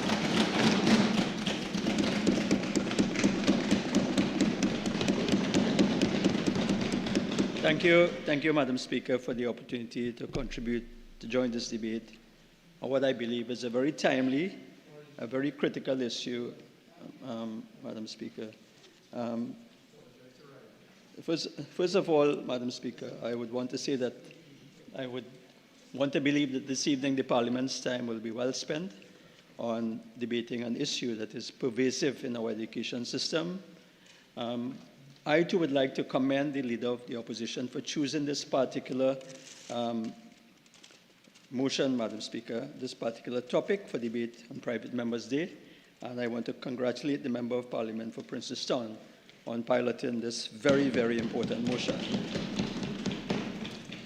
Madam Speaker, my intention this evening is to highlight a little bit, speak a little bit about the mental health effects of bullying. But before I go there, I just want to address a few of the points made by the previous speaker, the member, my colleague from Aberdeen-O'Meara. And just to start off with saying that we on this side will always support work that will benefit the children of the nation. This is not really about PNM, UNC, Madam Speaker. And whilst I agree that to a large extent there's an important role, Madam Speaker, for parents to play in finding the solutions to this critical issue of bullying in schools, I think, I got the impression that, that parents were being blamed, and I truly hope that that is not the impression that was being created by the previous speaker, because although parents have an important role to play, we simply cannot say that, blame the parents. The previous member also brought the issue of cyberbullying, which is a form of bullying. It's a very important issue in terms of component of bullying, cyberbullying. But I just want to ask, what is the status of the legislation? I believe that would have come to a Joint Select Committee in 2019. So I asked that question, Madam Speaker. And I'm also reliably informed that the cyberbullying unit is not properly resourced. But, hopefully the government will be able to answer those questions, Madam Speaker. The previous speaker also mentioned the fact that there were 500 officers assigned to schools. And, of course, we are told that there are some 800 schools in the nations, in the nation. And really and truly, the question has to be asked, and this motion speaks to the issue of resources. And really and truly, one has to ask whether these are adequate resources in terms of the access of children, to these guidance officers. And I just want to again ask the question that my colleague, the MP for Princestown, asked in terms of, who or what would have stopped the investigation into the unfortunate death of Jaden Lalchan. So, Madam Speaker, I will move on into my contribution. And just again to note that, bullying is a complex problem that requires a multitude of approaches, Madam Speaker. Madam Speaker, Jaden Alchan met an unfortunate end in terms of dying, but I just want to say that there are many Jaden Alchans out there who would have suffered, from bullying and would, whilst, not have had the ultimate outcome, would have had mental and physical scars.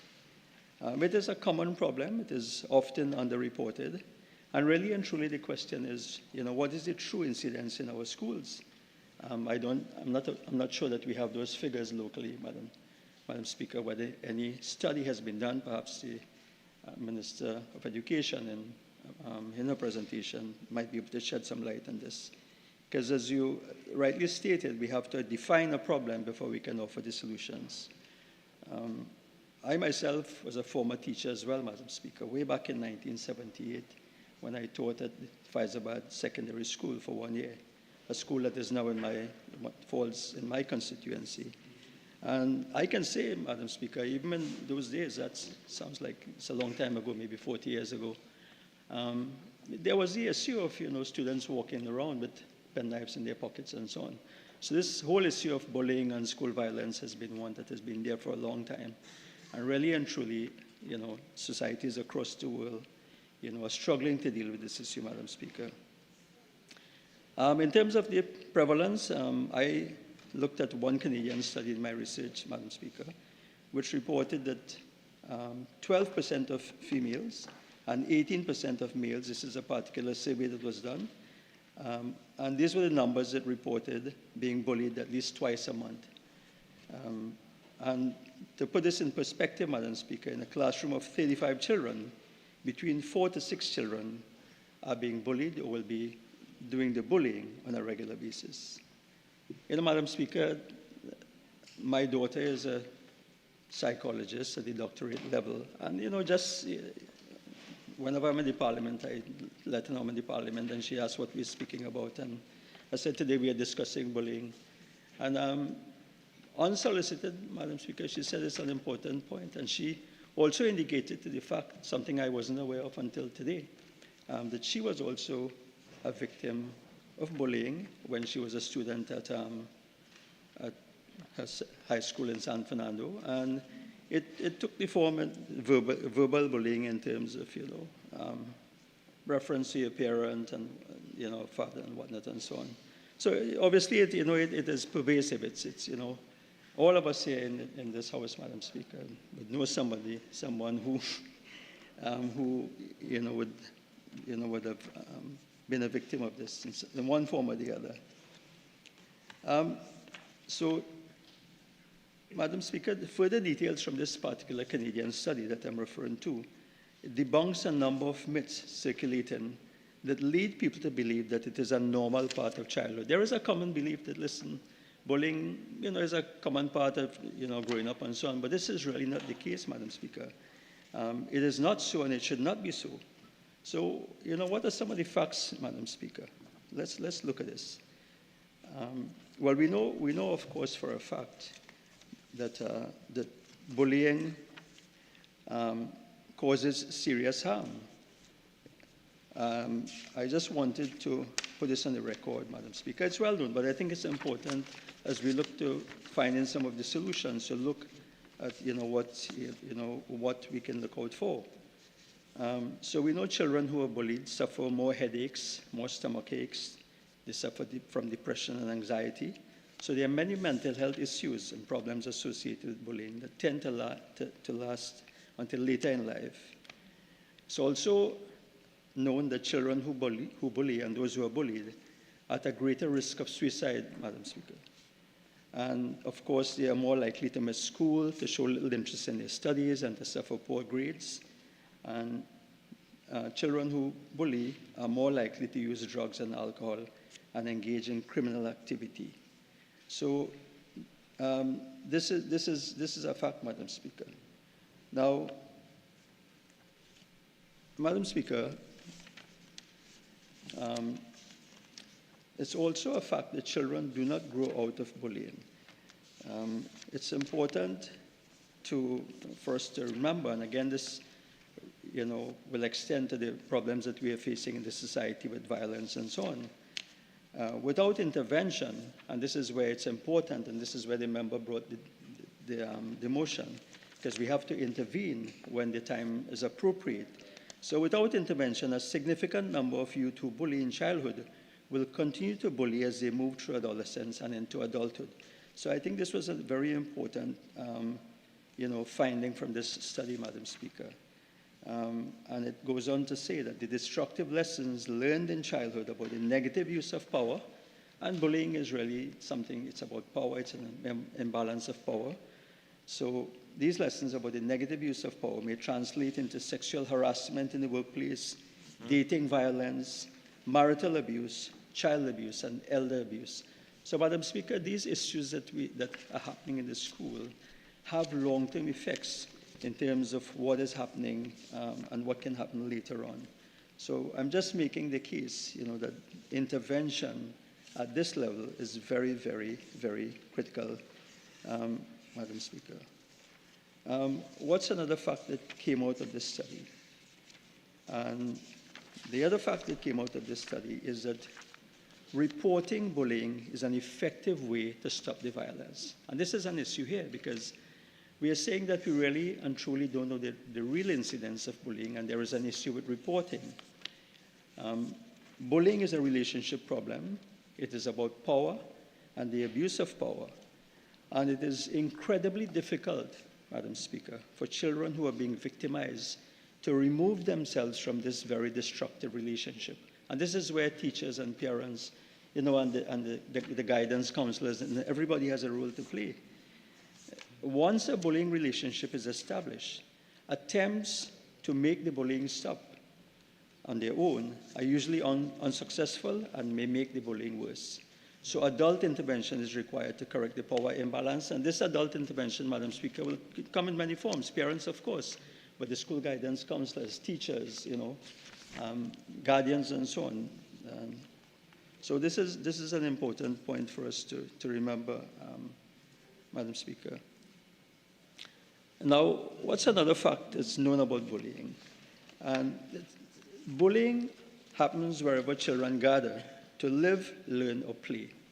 I think it's recognized, but, so it can happen in the classroom, it can happen, taxis, in maxi, and the playground. And I have some figures here from a website called stopbullying.gov. And these are the so-called hotspots to look out for. In the hallway or the stairwell of the schools, 43.4% of incidents occur. In the cafeteria, 26.8%. Outside on the school ground, 21.9%. Online or text, 15%. In the bathroom or the locker room, 12.1%. I suspect the numbers are even higher. And somewhere else in the school building, 2.1%. So I think it's important that we recognize where it takes place, because the intervention measures we take would be important. And of course, it was also mentioned by my colleague from Princestown that bullying can occur within the family and the family home. Now, another important fact, Madam Speaker, is the role that peers can play. So we know that peers play a major role in bullying by either escalating or stopping it, Madam Speaker. And I found this interesting. Again, this study tells us, and if you'll permit me, Madam Speaker, so the study found that in about 85 to 88% of bullying incidents observed on the school playground, and I make this point, Madam Speaker, because frequently there are videos circulating of school violence and so on, and quite often we'll see peers around, and some will be cheering on, and others will try to intervene. So what was the finding? In about 85 to 88% of bullying incidents observed on playgrounds, peers were present and were watching the bullying happen. This is a reality in our schools in Trinidad as well, and Tobago. Peers spent 54% of the time watching the child who was bullying, 21% of the time joining in, and only 25% of the time watching the victimized child. So obviously, there is some influence by those who are around looking at the bullying. So we know that children are drawn to bullying episodes, even though the majority of children say they don't like to see another child being hurt. This is a matter that we need to address, Madam Speaker.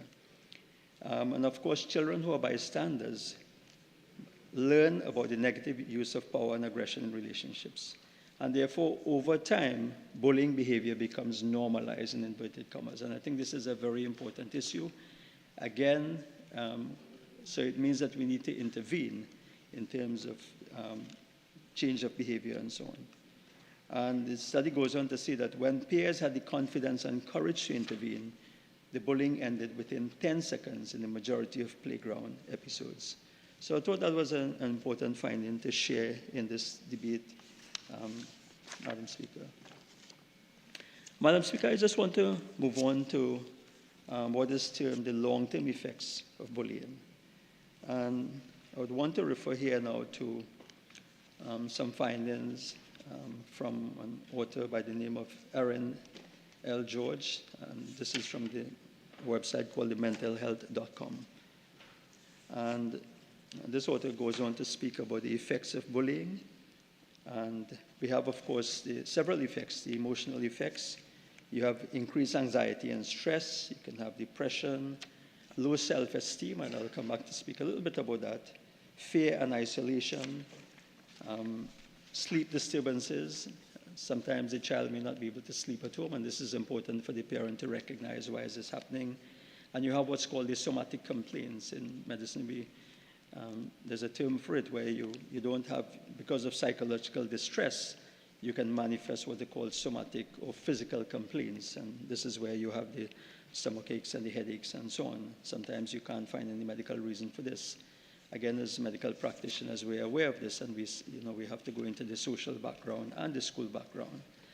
And interestingly, of course, you can also have physical injuries like bruises and cuts and so on.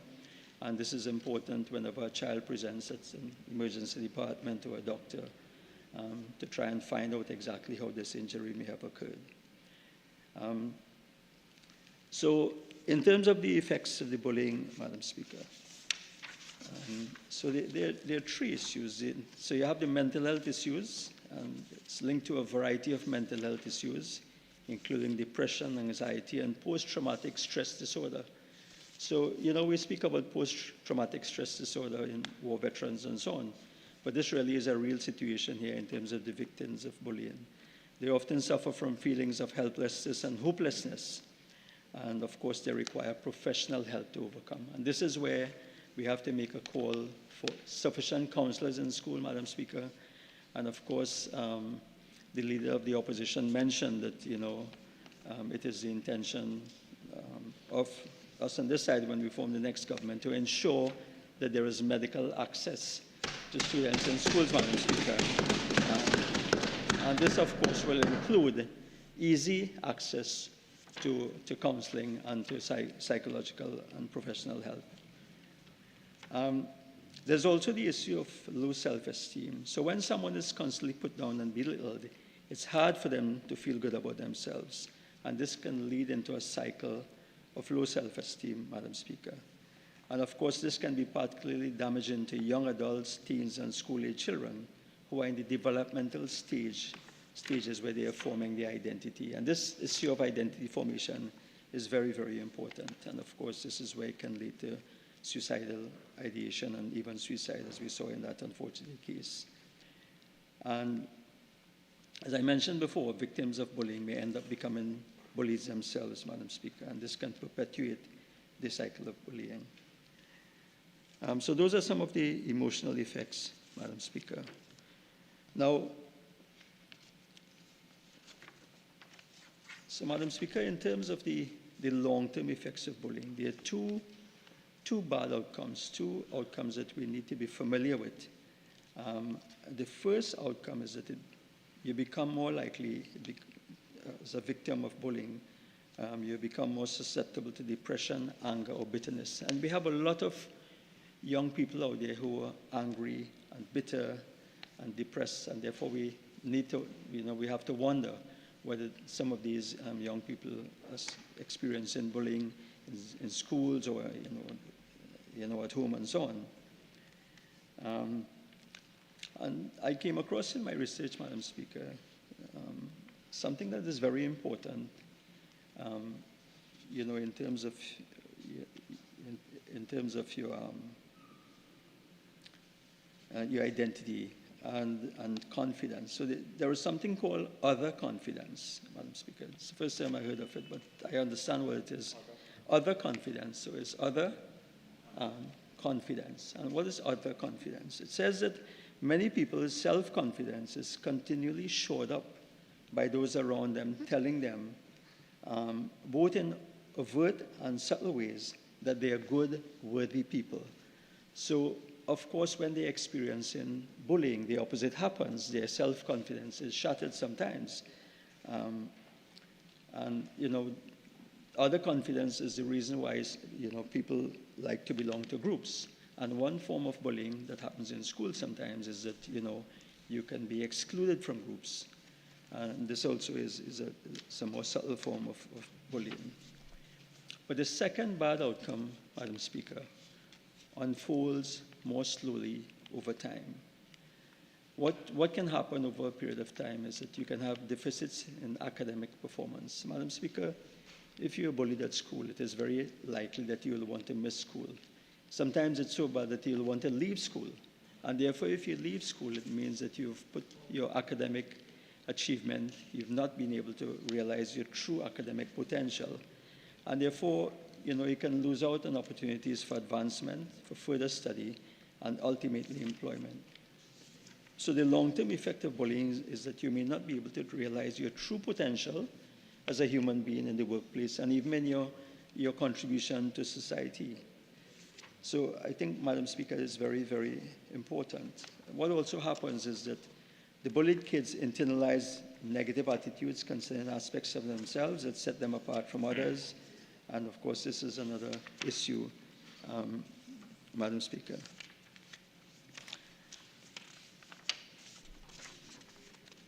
Madam Speaker, I just wanted to speak a little bit about something called perception of control. I found this very interesting as well. The research for this presentation has also revealed a few things that, even to me as an experienced practitioner, I didn't know, wasn't aware of before. So a 2004 survey study of college students in Spain found that there was a direct relationship between the victim's perception of control over their bullying experience and the extent of long-term difficulties they experience as a result of bullying. So we are talking here, members, about your perception. So what did they find? They found that bullied students who believed that they were able to influence and or escape their bullies reported fewer negative long-term effects from having been bullied than did students who felt helpless to influence the situation while it was happening. So this was interesting. They found out the perception of control. If you thought that, listen, in other words, if you felt that, listen, you're not going to let this affect you, then perception of control and not reality of control was key in this study, as no relationship was found between the way students cope with being bullied and how they turned out. So I think that's an important lesson for us in terms of when we counsel the victims of bullying and so on, is how you perceive this thing, would determine how you come out of it. So in truth and in fact, what it showed is that it didn't matter what the students did, it only mattered what they believed. I think that was an important psychological finding, Madam Speaker.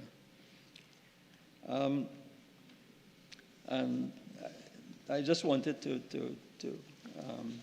share with the House a classic phrase from the poet George Herbert, who said, "Living well is the best revenge." And my colleague who spoke earlier spoke about, cyberbullying and so on. And really and truly, it is how you treat with it. Now, Madam Speaker, there's also another interesting fact I want to share with the House in terms of the effects of bullying. And this relates to the age at which you are exposed to bullying. And I also found this to be very interesting.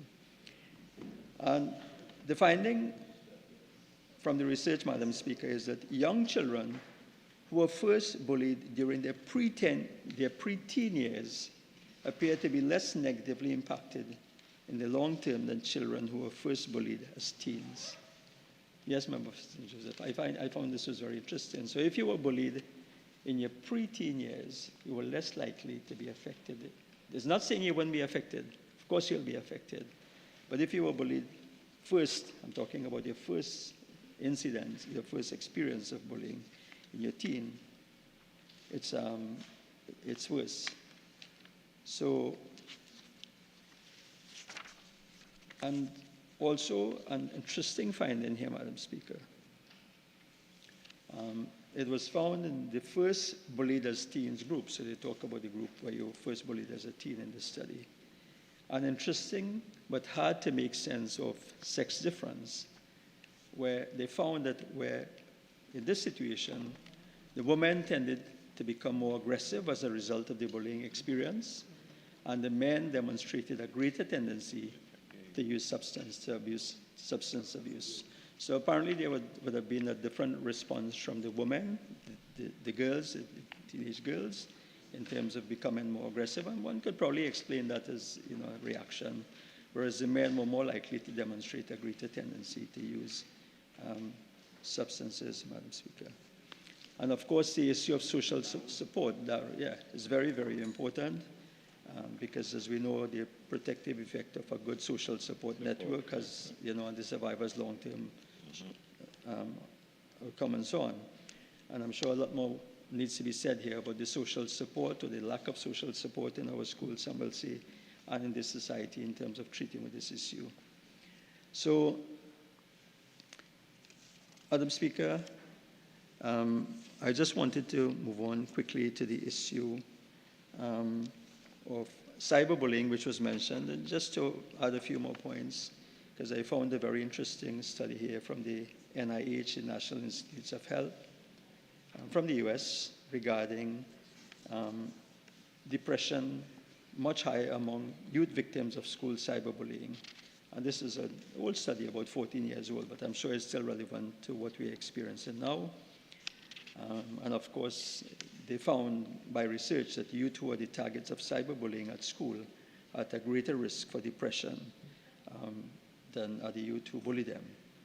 So this new finding, new as it was then, was in contrast to earlier studies of traditional bullying, which found that the highest depression scores were reported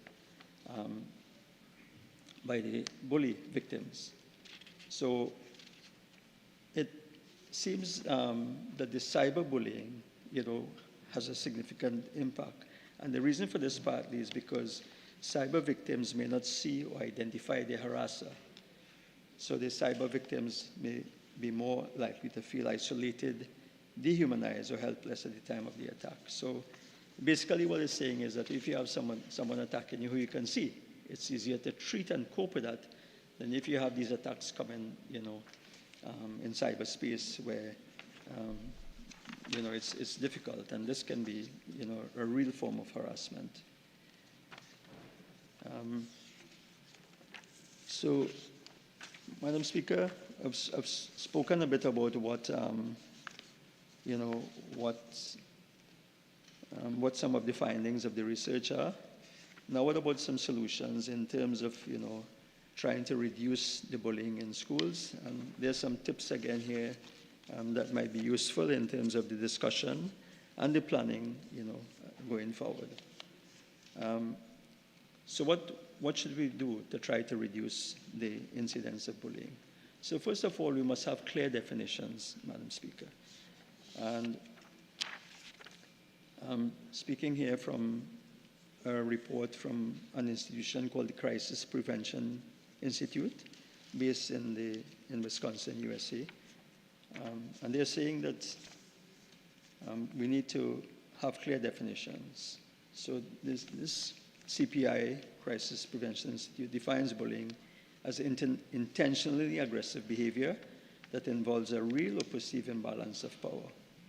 And they go on to classify bullying into physical, verbal, nonverbal, or Honourable Member, you have 2 more minutes left of ordinary time.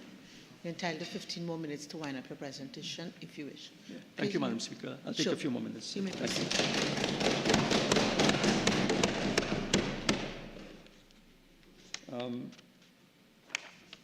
So again, so we were saying here that in terms of we have to identify the problem. First, we must have a clear definition, Madam Speaker. So we know it can take the form of threats, teasing, name calling, pushing, hitting, cyberbullying, and so on. So we need to know exactly, what different forms it can take, Madam Speaker. And it's also important. The next step is really to reduce bullying by removing labels and addressing behavior. So this was important in terms of how we counsel and so on. Teachers and staff can unintentionally place judgment on a student when they use labels like bully or victim. So this is interesting research, interesting finding. We have to be careful in terms of the terms we use in terms of addressing the behavior. So that would be one step as well, Madam Speaker. Now, we also need to try and set, very clear, enforceable rules and expectations. Member for W. O'Meara spoke about zero tolerance. I think that's very important. And, some of the guidelines here was that, you state the rules in positive terms and you try and set rules that will cover multiple situations. And of course, you have to make sure the rules are age appropriate. And you have to teach the students the rules. And of course, you have to be consistent in enforcing the rules, Madam Speaker. And a very critical aspect of trying to treat this, of course, is to try and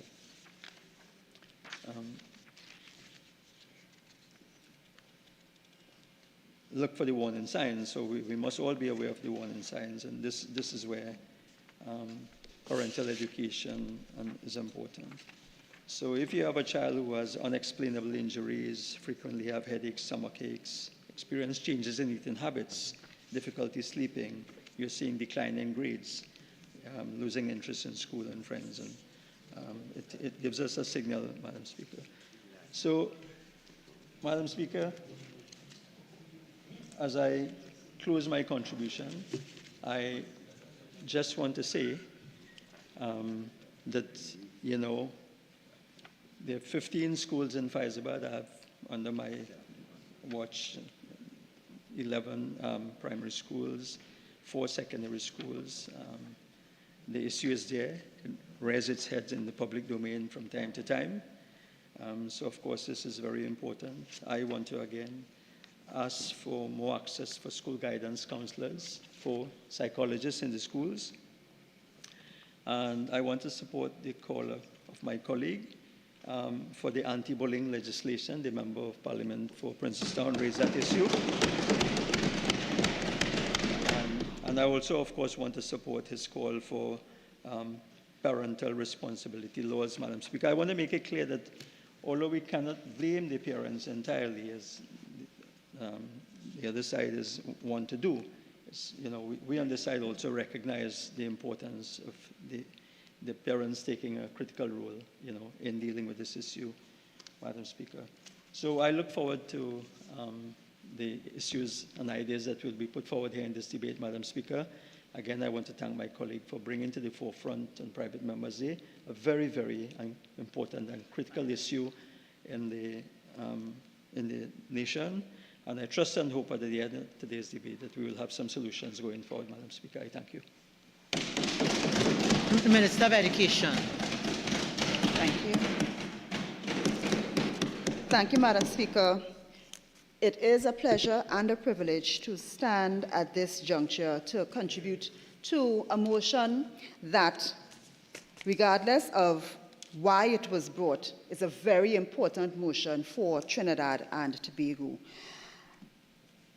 Bullying has been a part of our education landscape for maybe as long as there have been schools. The member for Faizabad has given us a clinical discourse, and I want to thank him for his presentation, giving us a clinical discourse regarding the effects of bullying and why it is so important for us to face this issue. In 2023, the World Health Organization declared bullying in childhood a global public health problem. So I want us to understand contextually that bullying is a problem not just in Trinidad and Tobago, it's a global issue that all over the world, educators as well as policymakers have been grappling with, because we have established, based on the contributions thus far, bullying does not only take place in schools. As a matter of fact, bullying can be, in many cases, a learned behavior. And even today, in bringing the motion, we would have seen the mover of the motion react in a usual bullying type of way, because the member for Oropuch for Princess Town is known for his combative or bullying style. And so it's a learned behavior that our children are exposed to in many cases. 1 in 3 students experience bullying. It affects upwards of 130 million children around the world. This is not something that can be easily eradicated. If it was so, it would have been done already. I attended a UNESCO conference in November, and that conference was for Latin America and the Caribbean. And the topic of the conference was school violence, including bullying. Educators from around the region came together to discuss this, and everyone is grappling with this issue. As far back as 1988 in Trinidad and Tobago, the then Minister of Education, who was Clive Panton, convened a conference which was to discuss the crisis. This is 36 years ago, the crisis of school violence and bullying. 36 years ago in Trinidad and Tobago, that was considered at crisis level. And therefore, looking at the motion, speaking about the crisis that exists, it hasn't now started to be an issue in Trinidad and Tobago. It was a crisis many years ago. And if we consider what our society was at that time, then how much more urgent is it now that we are discussing this most important issue? To deal with the behavior of students and to help with students who have special needs, which includes students who are faced with serious societal challenges in their homes. Sometimes we think of students with special needs only as those with learning disabilities. But, Madam Speaker, I want to postulate here to you that students who come from traumatic backgrounds are also students with special needs, and that is the reason that the Student Support Services was introduced in the education sector 20 years ago. So when we are speaking about this situation that exists now, it is not something that has just come up overnight. It is something we have recognized in our society for many years.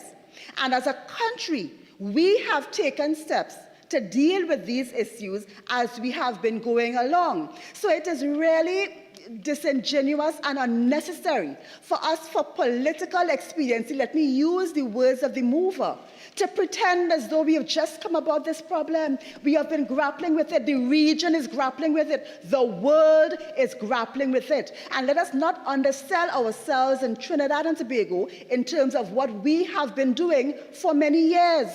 When we sit in these international conferences, many times, I'm sure many of the other ministers can attest, that when we speak about what we are doing in Trinidad and Tobago, others are very complimentary and they take pattern from what we have been doing. So let's not undersell ourselves. Yes, there are things we can do better, but to stand and try to create a picture of Trinidad and Tobago as going to hell in a handbasket, it is a horrible thing that is done in the name of political expediency. We need to stop it.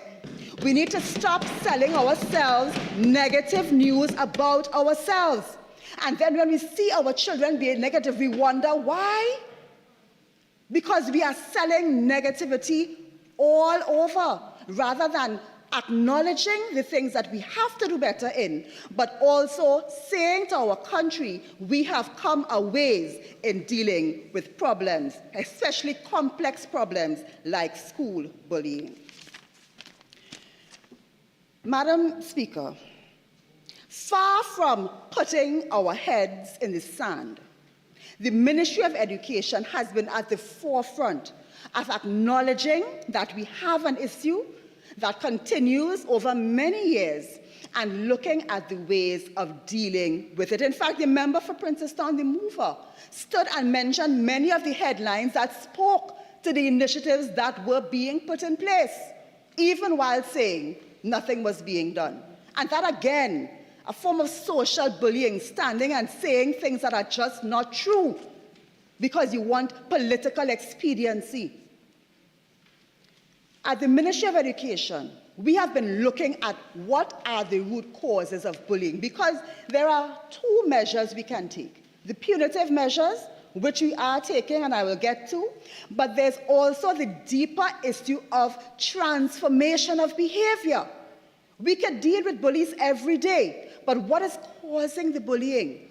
How are we accessing the minds of these students who see no other way to deal with conflict but violence, who see no other way to deal with lack than trying to extort it from someone else, or who see no other way to take out their rage and anger other than making somebody else uncomfortable and somebody else angry.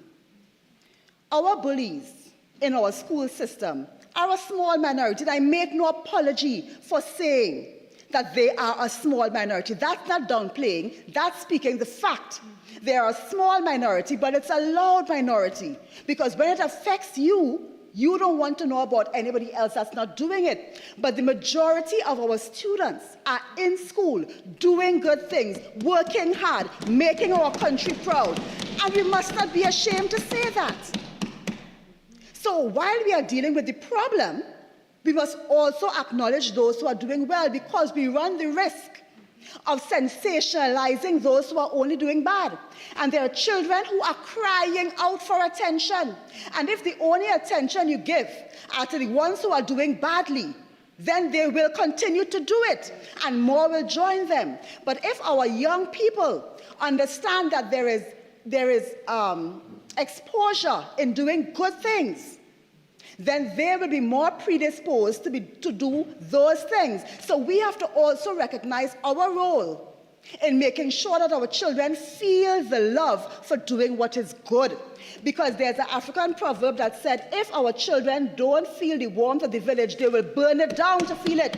Let's not allow them to burn it down. Let us also highlight those, the vast majority of children that are doing the good. Our bullies, the children who are predisposed to bully in our schools, generally low academic performance, broken homes or dysfunctional home units, trauma, anger, uninvolved in extracurricular activities, serial offenders. I can say this, Madam Speaker, because we collect the information, we collect the data. We look at who is bullying. We look at when they are bullying. The member for Faizabad brought up the times. We look at all of these things to see what is happening, when it's happening, and that is how we craft solutions. The number of students that are receiving and requiring support from the student support services has increased exponentially. And that is why we must deal with the root causes. Because, Madam Speaker, a scenario where there is one school social worker per student in our education system cannot be envisaged. It is akin to saying we need more and more and more and more police. But you can't have a police everywhere. And in the same way, if we are not training and supporting our students to behave properly when they are not immediately supervised, especially in secondary school, then what are we doing? We have, and the member for W. Mera raised it, we have school social workers assigned to every school. Some are assigned to clusters, and some are assigned individually. Excuse me. Madam Speaker, we have 106 schools of focus, and that's one of the measures I'm coming to. And in those schools, they have the highest level of indiscipline, including bullying. We have hired COVID return to school post-2022, 80 more school social workers, 40 more guidance counselors to assign individually to these schools. I'm not speaking about hiding head in sand. I am saying that we have faced the situation. We have identified the schools that have the problems, and we have been putting resources there to help. But we cannot put resources ad nauseum. The Student Support Services Division formed 20 years ago to deal with special needs students, including students who are predisposed to bully, is over 800 staff members strong. That's bigger than some ministries. You can't just keep adding people and thinking that that will solve the problem. There are root causes that need to be addressed. And so we are dealing with it, one, in the punitive way, consequences for action, and we are dealing with it on another way, by the transformative programs to ensure that our students, we are creating less bullies. We are helping our bullies, people who are predisposed to bully, to change their behavior. This is what we are doing, not speaking about. This is not hiding head in sand. This is using data, applying it, and forming solutions. With regards to consequences for actions, because that's important. The member for Faizabad spoke to it too. There must be a consequence, or else students will feel they can behave this way with impunity. So we met in 2022 when our students came back out after COVID, and we recognized the problem once again, because when they were home, it was removed from our minds. But when they came back after COVID, we saw it so starkly. We, as the Ministry of Education, took the forefront, met with tutor, National Parent Teachers Association, Children's Authority out of OPM, the Social Development Ministry, the TTPS. We met with all of them and looked at our student discipline matrix and revised that. And bullying is listed there as a major infraction. We, as the Ministry of Education, having revised that, began to rigorously implement the matrix. And that is important, because we needed to show our students that we were serious about their behavior. And so, from 2022 to present, the number of students that have been expelled or removed from the system has more than tripled based on the 2022 figure. But we have not just left these students up to their own devices, even in cases where it is necessary to have to expel them. We have had agreement with MILAT, and we've had agreement with Serval, so that even in those cases where we have to remove them from the mainstream, we give them an option of going somewhere that can assist them in their behavioral transformation. Because it's important. You can't keep them in the mainstream system if, despite everything, they are not conforming, because there are other children to be considered. Mr. Deputy Speaker, I can tell you that one of the things we have done as well is introduce an expulsion warning system, where when we see our students going down that road, we see our school social workers doing their best, making home visits, giving them behavioral contracts that they and their parents have to sign, referring them over and over, trying their best with them, and yet still there's nothing, no behavioral change. We have introduced an expulsion warning where we say to you, this is your last chance. And we involve the parents in that.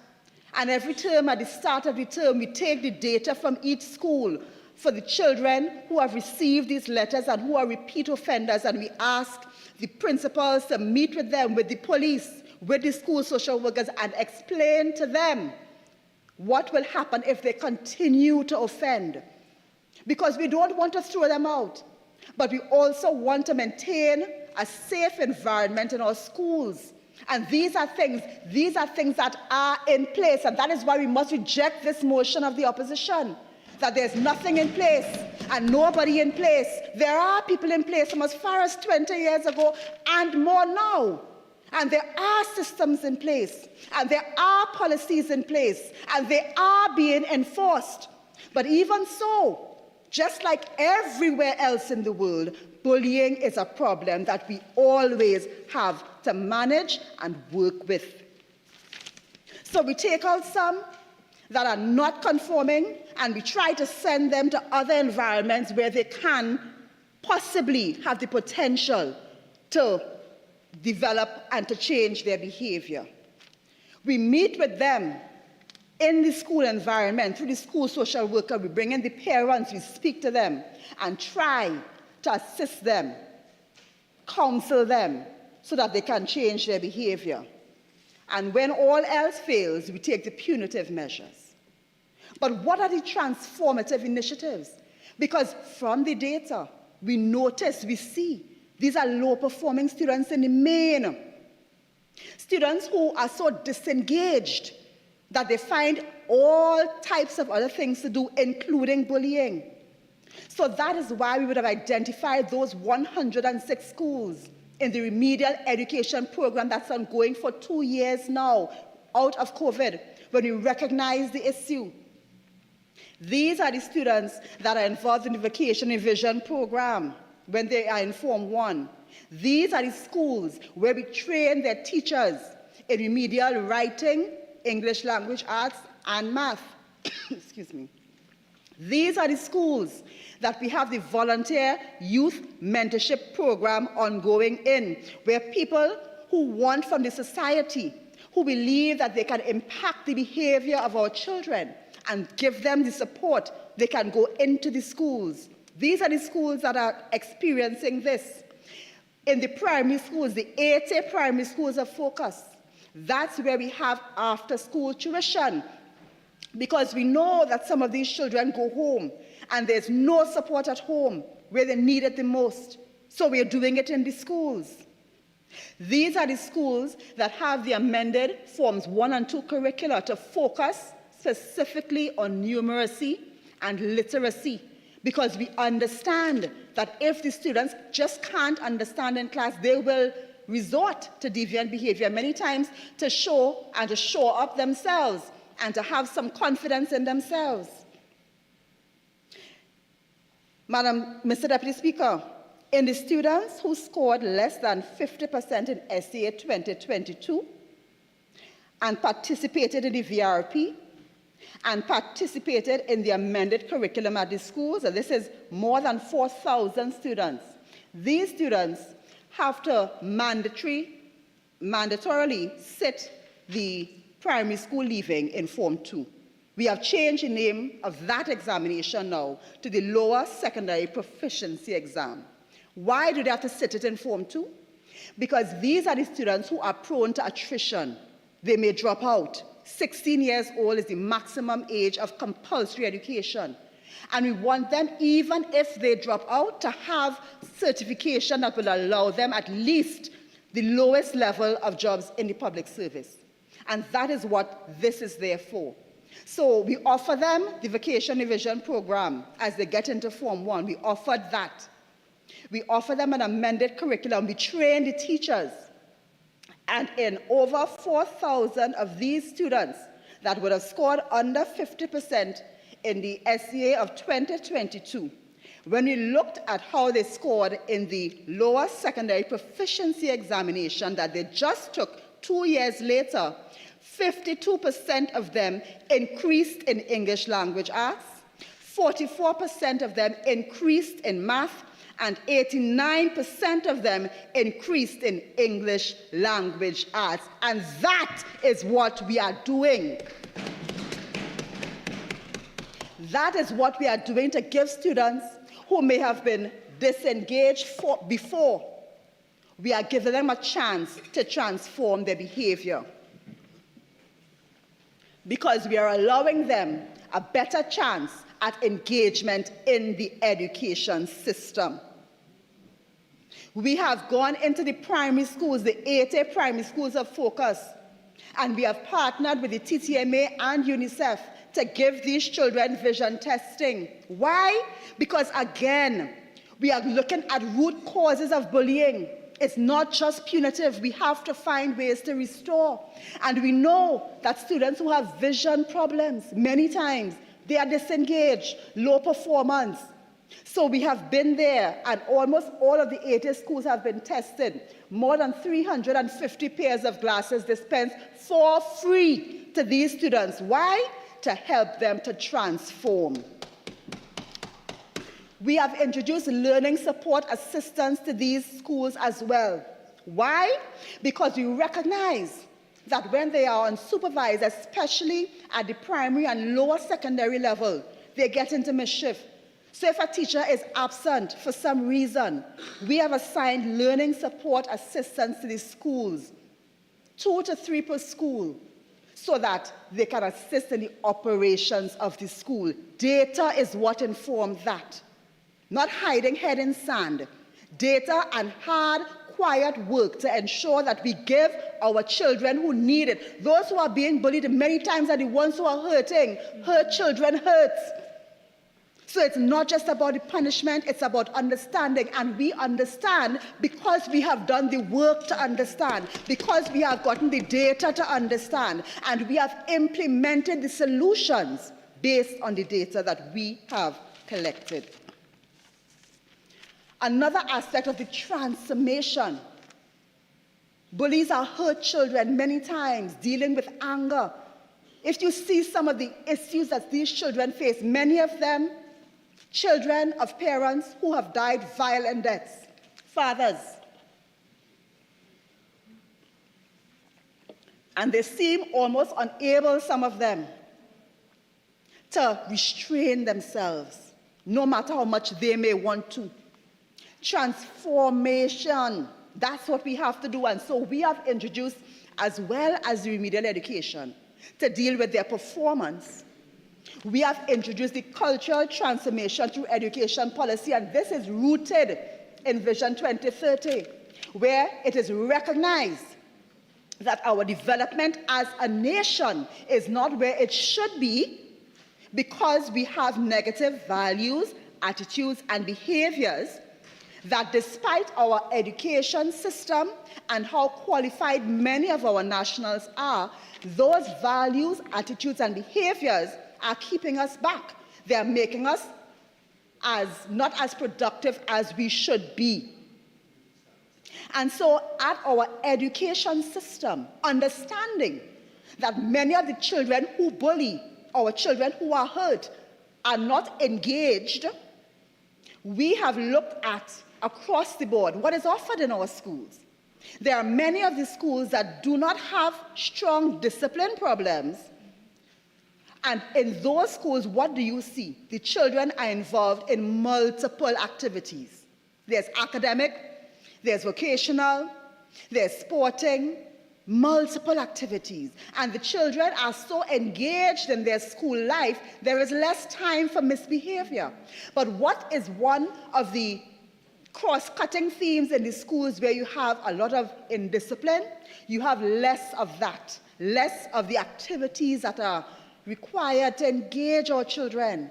Sometimes a child may just be coming to school for choir or for PAN as a lifeline, as an escape from what is going on in their home, in their community. And if a school doesn't offer these things, then these children are lost. And so we said to our principals that we have to transform the culture. Our children must not be choosing violence.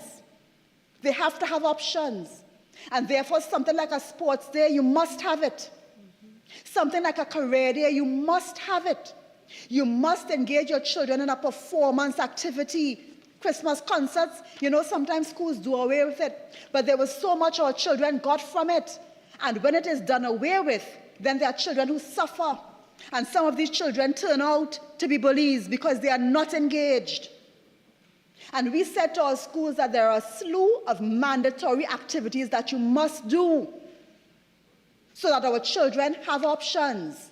So that instead of bullying, they can find themselves involved in something where they can learn to work on a team, Where are they going to learn that? Where are they going to learn to interact with different types of people? How are our teachers going to get into a space with our students where they can speak to them about non-academic things? Because make no mistake, a lot of the children that we see now, a lot of us as adults, we can remember the direct influence of our teachers. And we can remember that they're speaking to us about things that were not academic, that were about life. But because we were connected with them in a certain way, it resonated. And up to today, it influences our lives. And teachers can get into those spaces with students when they are interacting with them outside of the classroom, in a kitchen garden, everybody hand in the dirt. And a teacher can give valuable lessons, not just about science, but also about life. Because what is affecting us with us bullying is our ability of our students to live and to perform in the world that they live in, and to handle situations. So when we say that our students, as a part of cultural transformation, must take part in different activities, it is about how they learn values, attitudes, and behaviors. And positive values, attitudes, and behaviors inculcated into our students will result in less bullying. So we would have introduced that No to Violence Days, Spanish Day, Foreign Language Day. And I can tell you that our schools and our students are busy making the best of this cultural transformation, building back better after COVID, and our children are well engaged. And it is a pleasure to see. And why must I not stand here and say thank you to the teachers, thank you to the parents, thank you to the students who are doing that? Why must I not indicate that the majority of our students are doing positive things? Why must I only focus on the negative and the challenges that we have? Our challenges will always be with us. We ain't reached heaven yet. And once we have those challenges, we will continue to work on it, but we will continue to celebrate the students that are doing what they're supposed to do. There's a system in our schools called the School-Based Intervention Team, and that team is supposed to identify the students that have problems, behavioral, learning, etc., so that we can more closely connect with them through the student support services. That system was not operating at maximum. And so we have now, in as much as we are looking at the behavior of our students. Honourable Member, your initial speaking time has elapsed. You have an additional 15 minutes. You care to avail yourself? Yes. Proceed. Mr. Speaker. The Deputy Speaker. And we have reintroduced and we are focusing on this school-based intervention team, even saying to our schools, schedule it as a part of your school day, because we need to keep an eye on our students, and that is the early warning system that identifies to us that there are students in need of help, and we have to get to them early. It's much more effective when we get to them early. We have seen a general decrease in the number of infractions, including bullying, extortion. We have seen a general decrease from 2022-23 to 2023-24, and we're into another academic year now where we continue to gather data. So we at the Ministry of Education, far from hiding our heads in the sand, we have confronted the issue. We have identified the schools where the issue is most present. We have revised our discipline matrix to ensure that it is relevant to today's problem, including cyberbullying. We have worked with the agencies and continue to work with the agencies that can supply the support. We are working with our children, ensuring that the consequences for actions, yes, are enforced. However, we are also working on transformative initiatives like the remedial education to deal with student performance, the cultural transformation to deal with student engagement, so that we can transform the behavior of our children, especially those who need it the most. We are seeing, based on the data we are collecting, we are seeing a reduction in the number of infractions. Not that they are going away, but we are seeing that reduction. We are seeing an increase in the SAA performance at our 80 primary schools of focus. We are seeing an increase in the students who scored under 50 and have taken advantage of the opportunity and resources. We have seen their performance increase. So we know, and based on our interaction internationally as well, when we attend conferences, when we interact with our colleagues from different countries, we can see that we are on the path that will allow us to manage and mitigate this situation.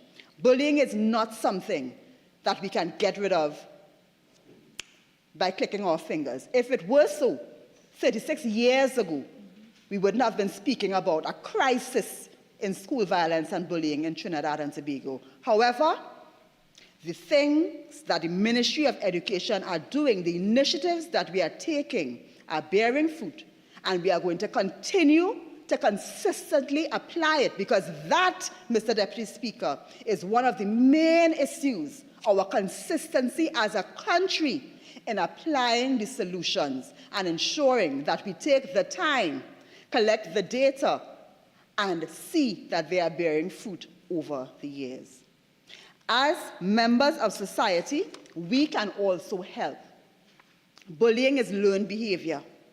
And I think, based on the events of recent past, tragic events, we can see that we have a societal problem. The response to the bullying was bullying. We have a societal problem. You cannot expect our children to be paragons of virtue when we, as the adults, are not showing them the right example. So, adults, stop sharing fight videos. Stop it. Because what you are doing is creating content heroes. You may not realize it, but there are children who fight. They set up the fight and they set up the recorder to ensure that they have the type of notoriety that they want. Stop sharing. Let us all make the effort to show a proper example to our children and to speak a proper example to our children. There were times where, regardless of if you're vexed with your neighbor, your child could never say anything against your neighbor. No conversation will be held in the earshot of your child about your neighbor. Too many of us are allowing that to happen as well, and our children are developing attitudes that are beyond them. We have to, as parents and as adults, be aware of what help is available for our children. That is important. And we have to speak that to our children so that they know also how to get help. And let me say this. Every school has a guidance counselor and a school social worker assigned to the school. Parents, if there is a problem with your child, please seek out the guidance counselor. You can speak to the principal, speak to the teacher, and get some help for your child within the school. There's counseling available from the Mediation Division of the Ministry of Community Development. Avail yourself of that. There's counseling available and help from the Ministry of Social Development and Family Services. Avail yourself of that. There are resources, but they will only be as effective as the people who use them. So I want to encourage us.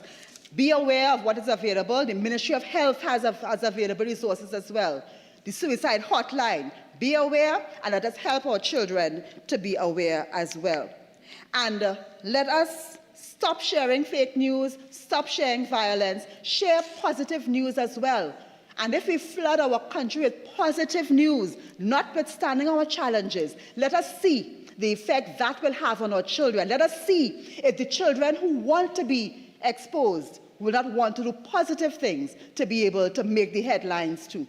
Mr. Deputy Speaker, I thank you for the opportunity as we all do our part to mitigate the scourge of bullying that is in our schools. Thank you. I recognize the member for St. Augustine.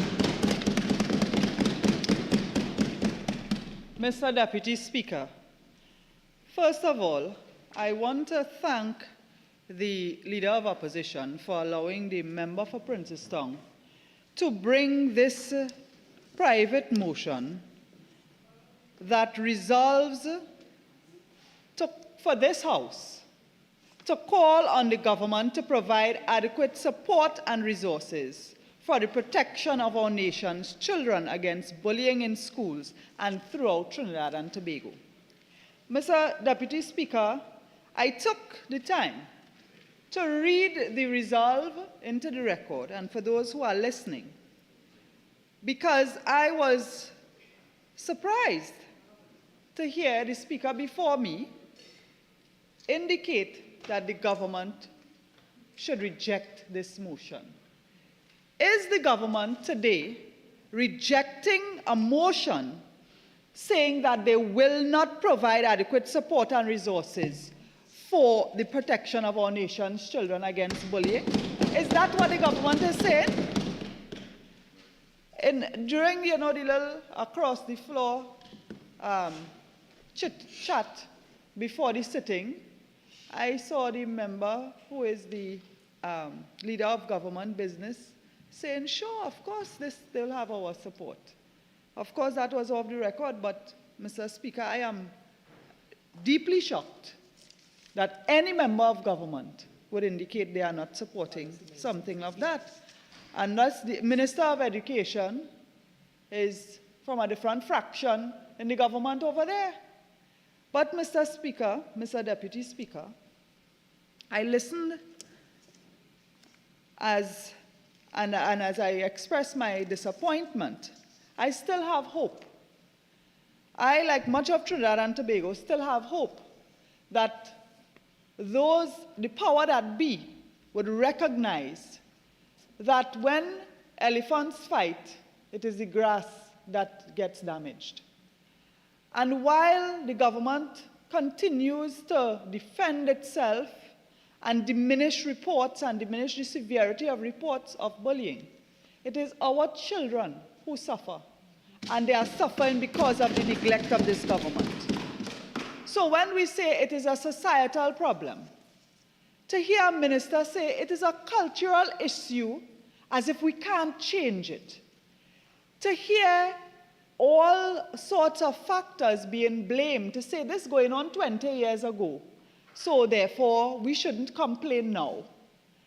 The situation and circumstances in our society that existed 20 years ago in the Clive Panton days, and former Minister of Education Clive Panton. Mr. Speaker, Mr. Deputy Speaker, I remember Clive Panton visiting my school when I was in first year with his little curl in his head. That was those who were the children in that generation are now adults who are parents of their own. And to say that the problem existed then, and therefore the opposition should not call on the government to provide the adequate support, is to me just the government ducking their responsibility and burying their head in the sand. Mr. Deputy Speaker, when I say that the government has a tendency to downplay the issue, I will raise several instances where in the minister's statement and in the government statement, they would have done so on different issues pertaining to violence. But what I've seen today, Mr. Deputy Speaker, in this debate, is that once again, as the government tends to do, they attack, not the issue, they attack the mover of the motion. The mover of the motion who came here to speak in defense of our nation's children, who in doing so condemned the underperformance and incompetence of the government, is being called a bully by those opposite. So rather than deal with the issue, they attack the person who raised the issue. That is par for the course with this PNM government. Par for the course. This is the same government who fired the person from a children's home in Couva for being a whistleblower and they're talking about protecting whistleblowers. What example are they setting? And they're doing the same thing today. And I condemn the members on the opposite side who referred to the member for Princestown as a bully because his presentation was passionate in defense of our children. Madam Speaker, it is no secret that the People's Partnership government, led by Kamla Persad-Bissessar, implemented several transformative initiatives and policies in schools to improve education and safety and support in schools. And you know, the PNM has systematically dismantled those initiatives. And you victimize the children of our nation for the good things that the UNC put in place. And you know what I have been seeing, Mr. Deputy Speaker? There are a number of areas where this government threw out what the UNC would have had when they came in 2015. And then they start to realize that those things were good things, and they are now putting it back in and calling it by a different name. In the meanwhile, the time that they took to dismantle those things, the hurt caused by our children will go over into the next generation. Mr. Deputy Speaker, bullying in schools has escalated due to increased gang infiltration and extortion. These are not the words of the opposition. These are not new things being put into the public domain. There is a rise in physical, verbal abuse, cyberbullying, and sexual assaults of students in schools. And sexual assault is part of bullying in our schools. It is.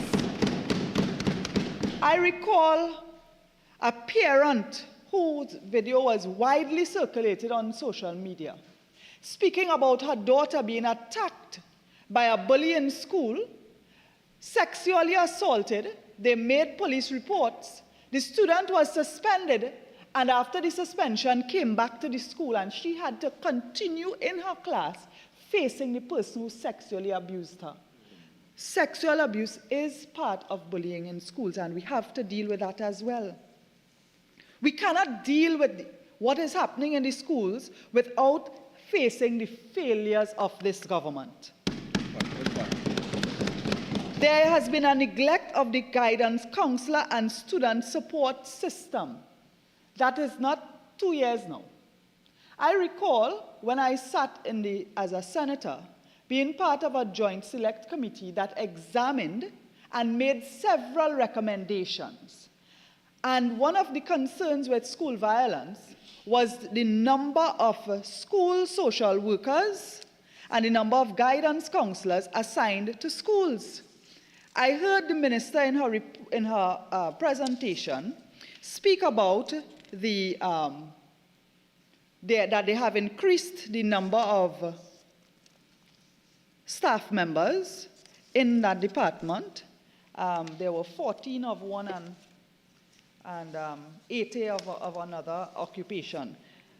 But I'll find the note soon. But, Mr. Deputy Speaker, I recall that since that JSC met, which would have been around 2018 or so, the shortage in the schools exists today still. They have not fixed the problem. They have not fixed the problem. Lamenting that just hiring more people is not going to fix the problem is of concern to me, because the problem is a shortage of people in the system, where vacancies exist for these school social workers, where these guidance counselors are assigned to schools. And the minister is correct to say that there are some schools that have their own social worker and their own guidance counselor, because they are high-risk schools, they have higher incidence of bullying and violence. But there are other schools who share school social workers, and therein lies the problem. Therein lies the problem. In some cases, you have 600 and 800 students assigned to one school social worker. You have to make an appointment when there is an issue. You have to make an appointment to see that school social worker. There is no immediate intervention. And that, Mr. Deputy Speaker, is a failure of the government. Not of society, not of the child. There are schools that end up hiring their own person to advise on these issues. And you know who pays? the students pay, the parents pay.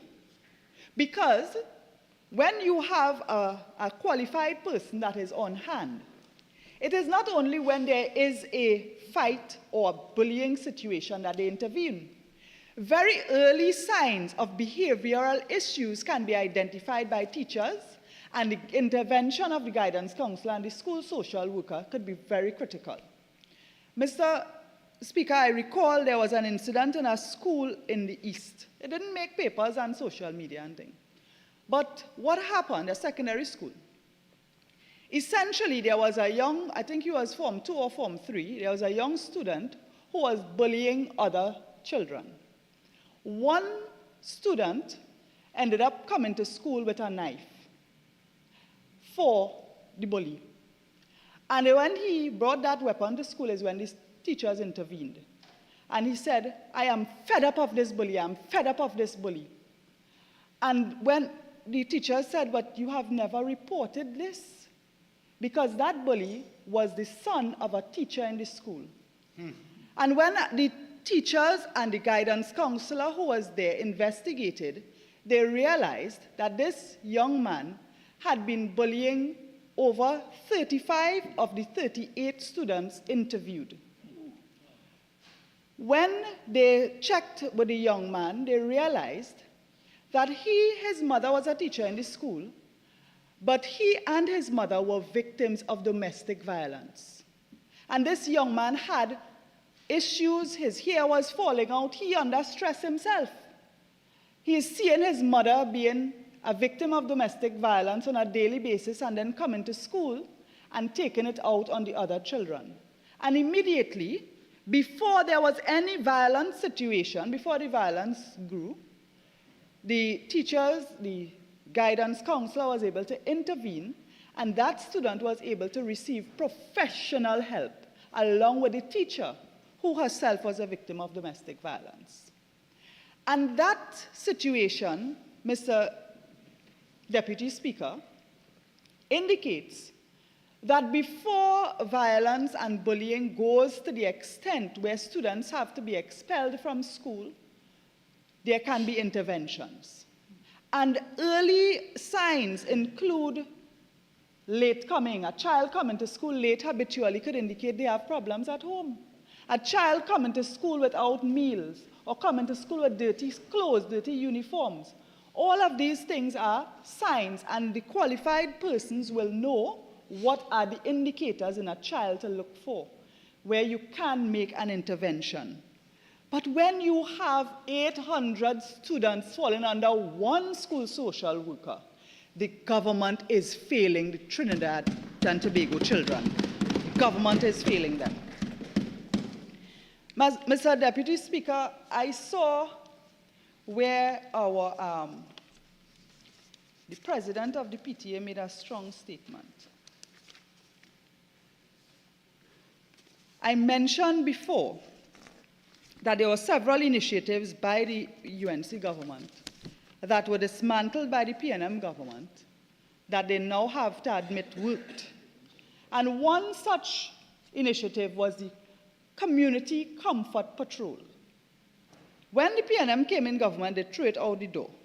But you know, I saw an article from November 2022 where in an interview, the Minister of Education said, and I want to read a little piece of it. This was The Guardian, Mr. Deputy Speaker. The minister said, following frequent reports of social media posts of violence at several secondary schools, the Ministry of Education partnered with the TTPS to implement patrols outside specified schools and their surroundings to deter students from violent outbursts. It was among several measures taken last April. And the minister further went on, we are glad that for the police involvement, so it may continue because clearly it is bearing fruit. It is not just the police presence being present for punitive, the police are not just there for punitive presence. This sounds very much like the community comfort patrols initiated by Honorable Kamla Prasad Bisesa that the PNM disbanded, that included members of the protective services, various arms of the protective services, and private security, and the community police, and those trained to deal with children, which was disbanded by the PNM. So here they are now admitting that the initiatives of the UNC government worked. They are now admitting that. Mr. Deputy Speaker, I also want to touch on another point. The minister condemned social media posts about where they are displaying fights and so on, indicating that there are students who set up fights and they do it for the likes essentially. While I hear the minister on that, I want to believe that that is in a minority. Social media, and as controversial as it is, it sheds a light on the truth. That is what it does. It shows the truth. Because a lot of these incidents don't make it to mainstream media. Every day you have several murders being reported. Who has time for a child who gets beat up somewhere down in South or Rio Claro? Who has time for that in terms of highlighting it on the media? That is what happens. So the truth of the matter is that the mainstream media does not cover a mother who is begging, save my son from these bullies, a mother who is saying, my daughter is being sexually assaulted, help me. The mainstream media doesn't always get to cover many of those stories. So social media has been a mean to get the message outside. So when you have a government saying that social media, lock it down, that is reminiscent of a dictatorial approach and an anti-democratic approach. And I want to caution the government that media, social media, is part of free speech. And free speech is part of democracy. So we must be very careful and balanced that we are not infringing on people's democratic right. Because it is because of social media we know how serious this issue of bullying in schools and school fighting is. Because the truth is, if we were to listen to this government, well, boy, everything real good, It just as a few little cases somewhere in between, and things improving. Every time, time I hear... Again, member, please, man, it's too obvious. Member for Princess Town, please. He's not disturbing me at all. I appreciate the encouragement from my colleague. No. It's not about disturbing you, right? It's about what we maintain in this chamber. Proceed. Madam Speaker, Mr. Deputy Speaker, it was because of social media we knew what happened at St. George's College. The truth of St. George's College. I'm reminded. St. George's College is my alma mater, and I have been looking on with interest. I have been looking on with interest what they're doing to my poor school. And you will not see certain things on mainstream media. Who covered the flood when the school was flooding out looking like a river? It was social media through the students. Who was covering the collapsed roof that lasted for years without government intervention? It was social media. Who covered the MP for Barataria, Saddam Hussein, questioning the minister at the I don't even want to say launch or opening because it was a partial opening. You cut a ribbon to open a roof that didn't build yet. It was our MP for Barataria and social media that exposed the truth. So we cannot be telling our citizens, take off your phone, social media, no freedom of speech. We have to be very careful.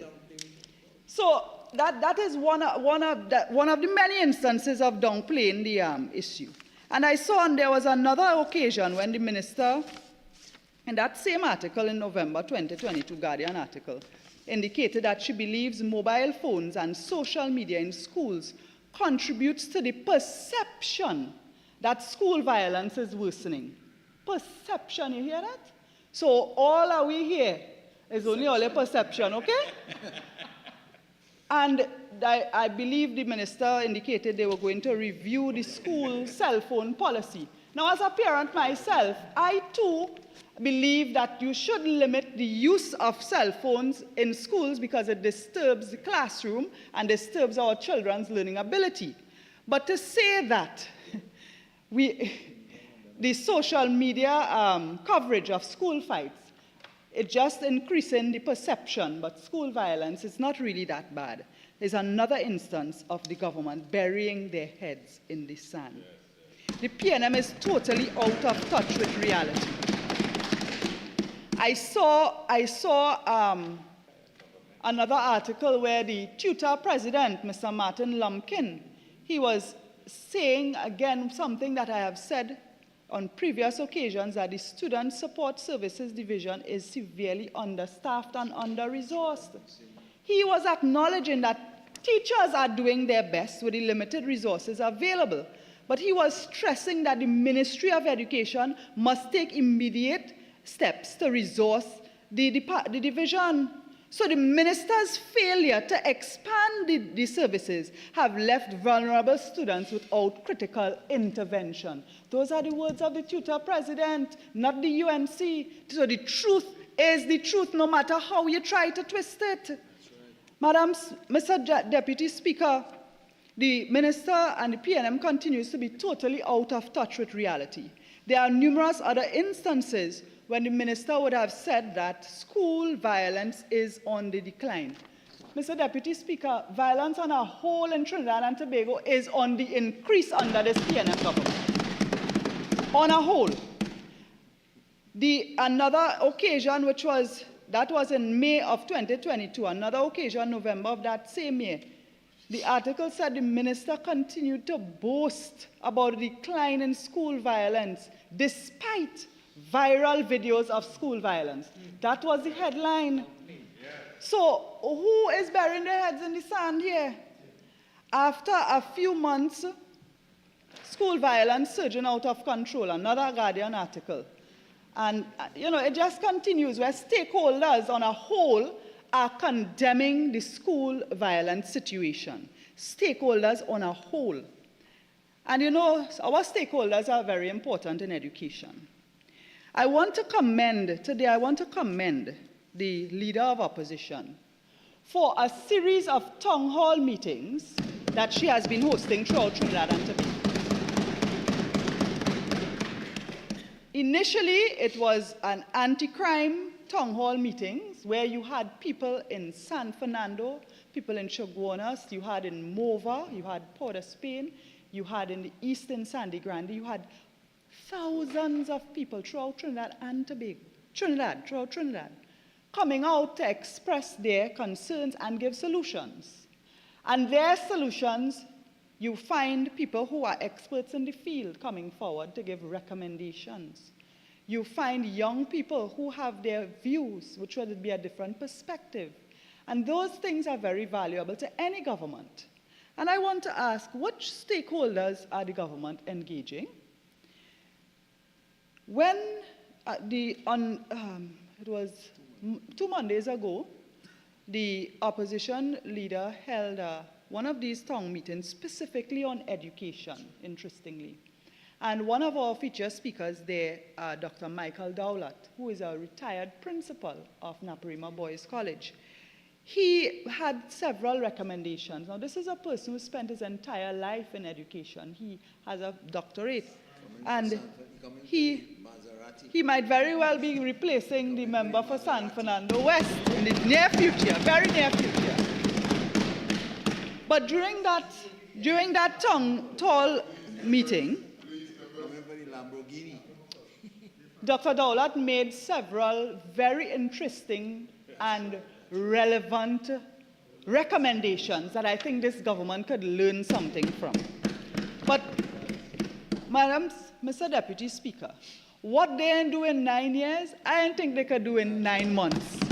So the best thing would be to just, bow out, go your way, thank the people of Trinidad and Tobago for tolerating you for 10 years, and allow the UNC government to come in and get the job done.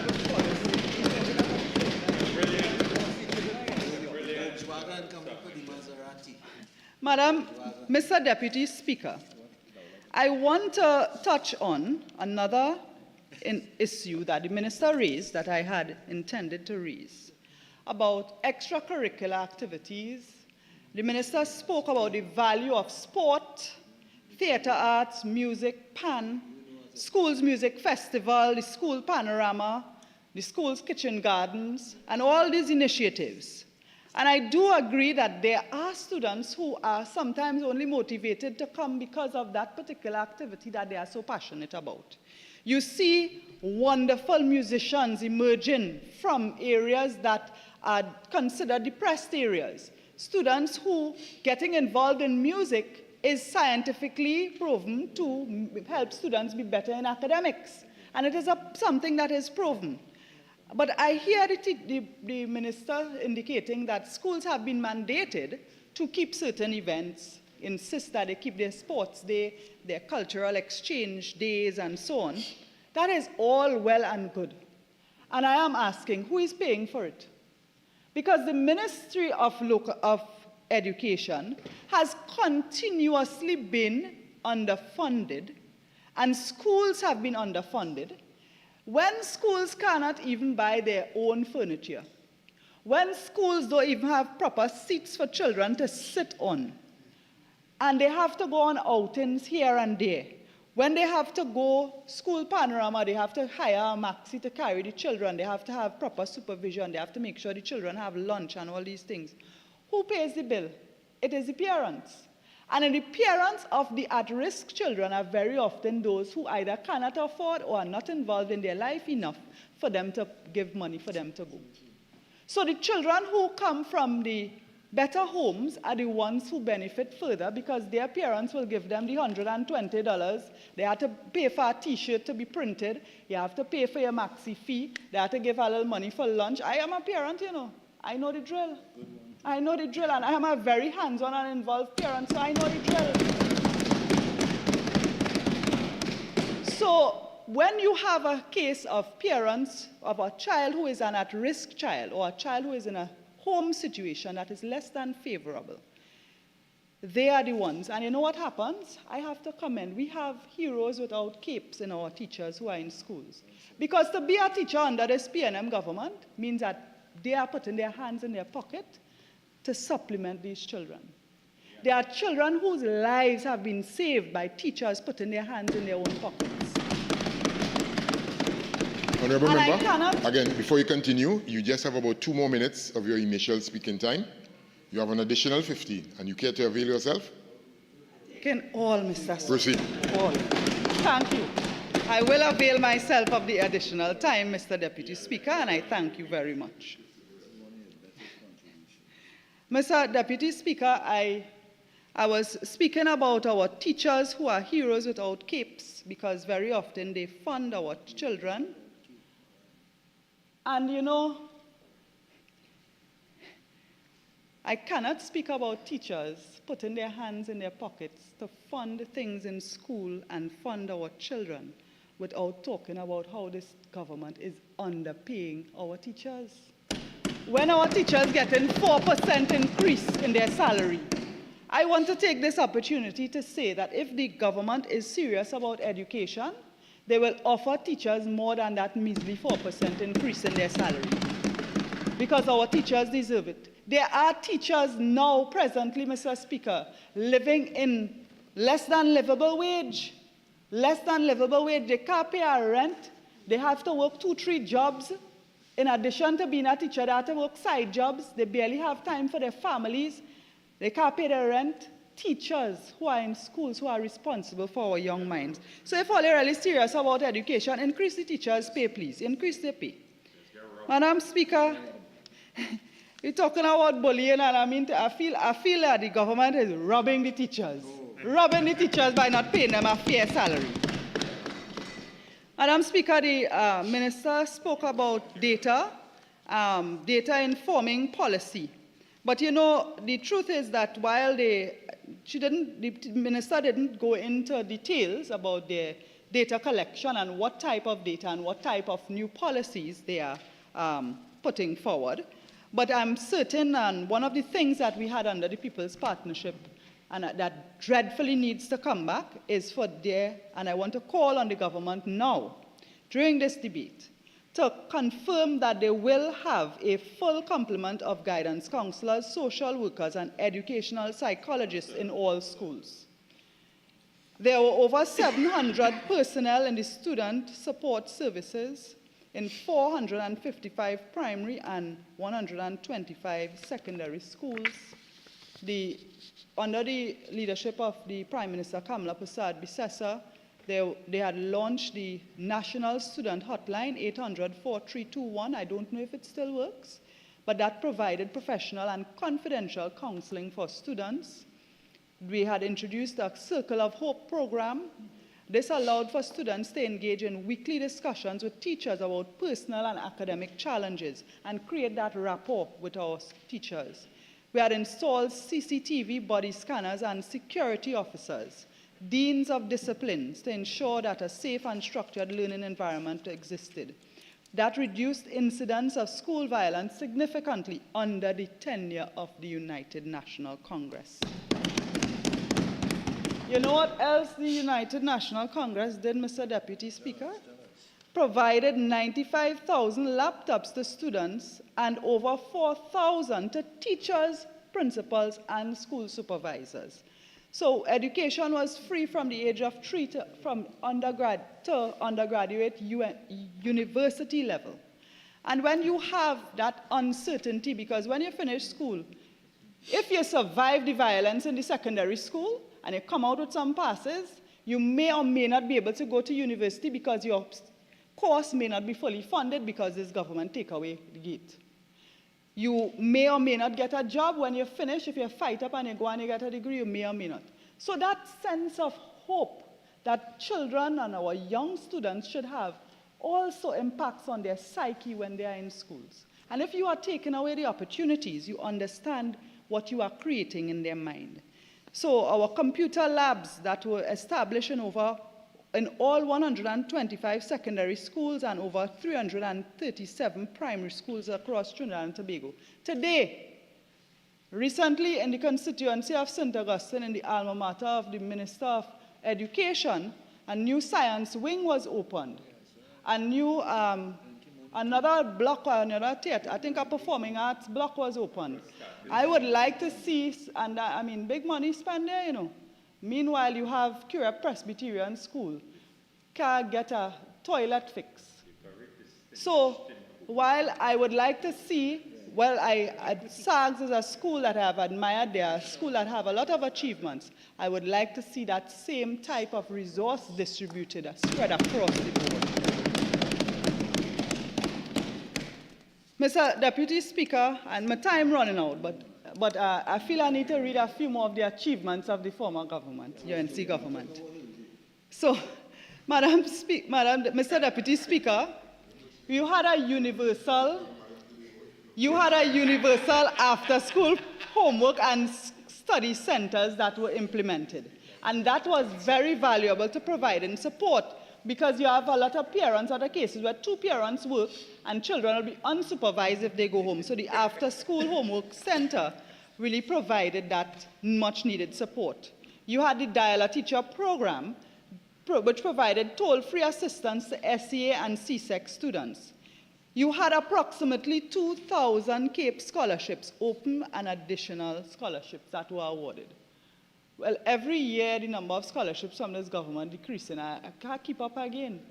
They have, but I know it's less than half of what it was under the United National Congress. We had the expansion of the Caribbean Vocational Qualification, CVQ programs, which increased participation from 42 to 102 secondary schools that involve over 5,200 students. Mr. Deputy Speaker, a very important thing is diagnosis. Many students who are victims or perpetrators of violence have special needs, have special learning needs. Under the United National Congress, there was a pilot testing and neurodiagnostics, which were introduced to identify children with special needs. The student-teacher ratio was improved from 1 to 14 in primary school to 1 to 14 in primary schools and 1 to 12 in secondary schools.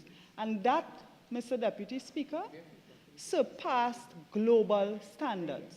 That was the leadership of Kamala Prasad-Bissessar. So I want to talk about how many schools were constructed and so on, but I want to get back to this government, Mr. Deputy Speaker. They have built nothing. They have done nothing new. They continue to mislead us and call any person who calls them out. They call you unpatriotic, they call you UNC, they call you racist, they call you all kind of things. But I want to urge Trinidad and Tobago. In this country,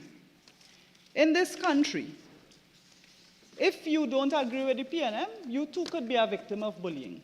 But I want to say that the freedom of speech in our country must be preserved. And those who have been brave enough to speak out, where you have teachers speaking about gangs in schools, who are coming out and calling the name of the schools and giving their personal experience, where you have teachers and tutor officials who are coming out and condemning the government and openly saying that the government is failing our children, where you have parents who are taking their children out of school because they have no hope.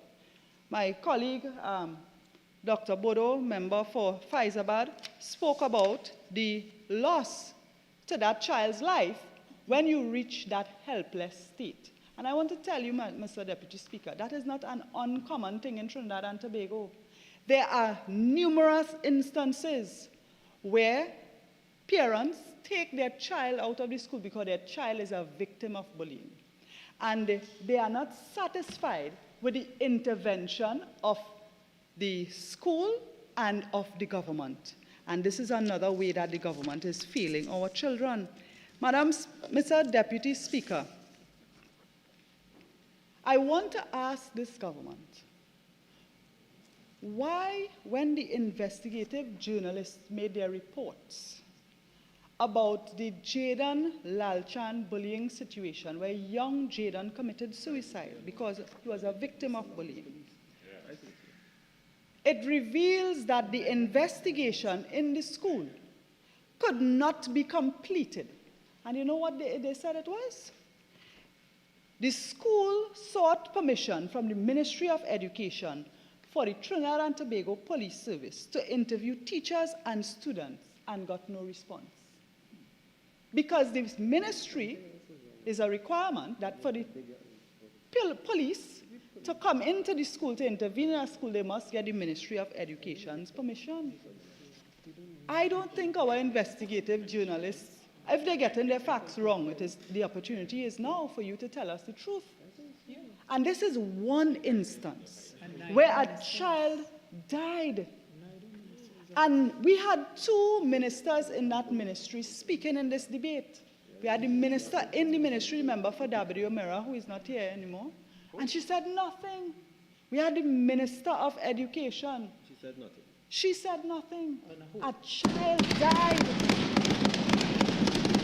A child died, and to this date, Mr. Deputy Speaker, this nation and the parents of Jaden Lalchan cannot get answers because the Ministry of Education has not given the permission for the TTPS to enter the school. Members, please. All cell phones on silent or switched off, please. Control your device. That's a problem you will be having. Problem you have. Mr. Deputy Speaker, there must be a more efficient system for victims of bullying, because let me tell you, this children is not what you would have called back in the days where it would be some little teasing and a two words. This is violence. These are criminal acts being perpetrated in the schools without any kind of checks, without any kind of justice. And where you create a situation where there is a sense of injustice, you breed anger and you breed rebellion. And the people have to know that with that anger and rebellion, they could vote, and they must vote this PNM government out. Mr. Deputy Speaker, there are children who are victims of physical violence, where assault and battery is a crime in Trinidad and Tobago. There are children who have been victims of sexual assault, where that is a criminal act in Trinidad and Tobago. There are children who have been victims of cyberbullying, where that is a criminal act. And there must be a more suitable situation for this thing to be dealt with. And after the death of Jaden Lalchan, quite a number of people are now coming forward out of fear, because they are silent often because of fear. And they are now coming forward.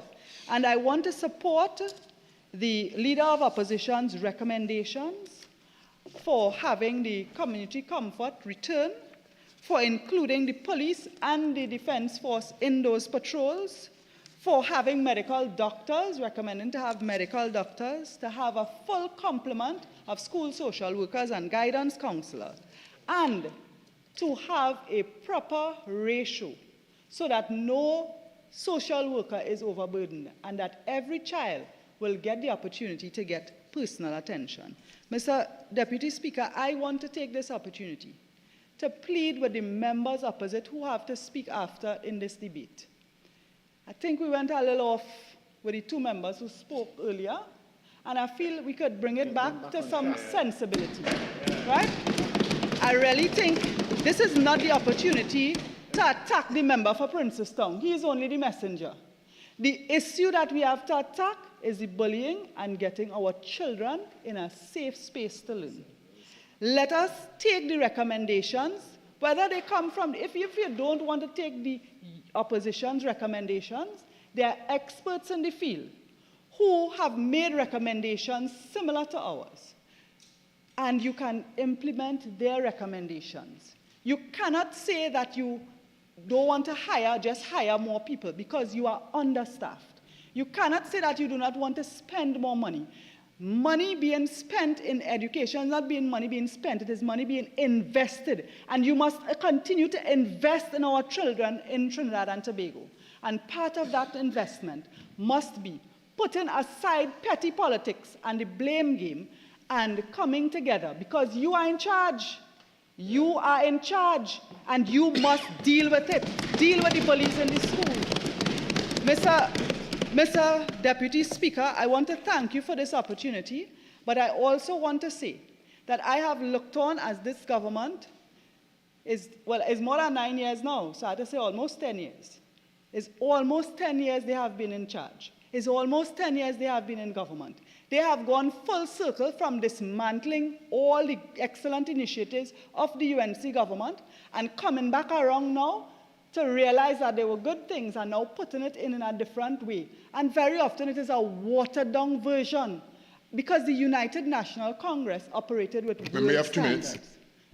We operated with world standards. We operated with international standards. And when we implemented programs, these were from first world countries. And we must not believe that we in Trinidad and Tobago are less than. And the government watering down these things, but they are admitting slowly that these were good initiatives. So I think, Mr. Deputy Speaker, we have gone past the time where we have to plead with the government to please do something, please save our children, please help our nation, please protect us from criminals, please protect us from murderers. We have gone past that. It is really time to just allow them to move and return the United National Congress to government. I thank you.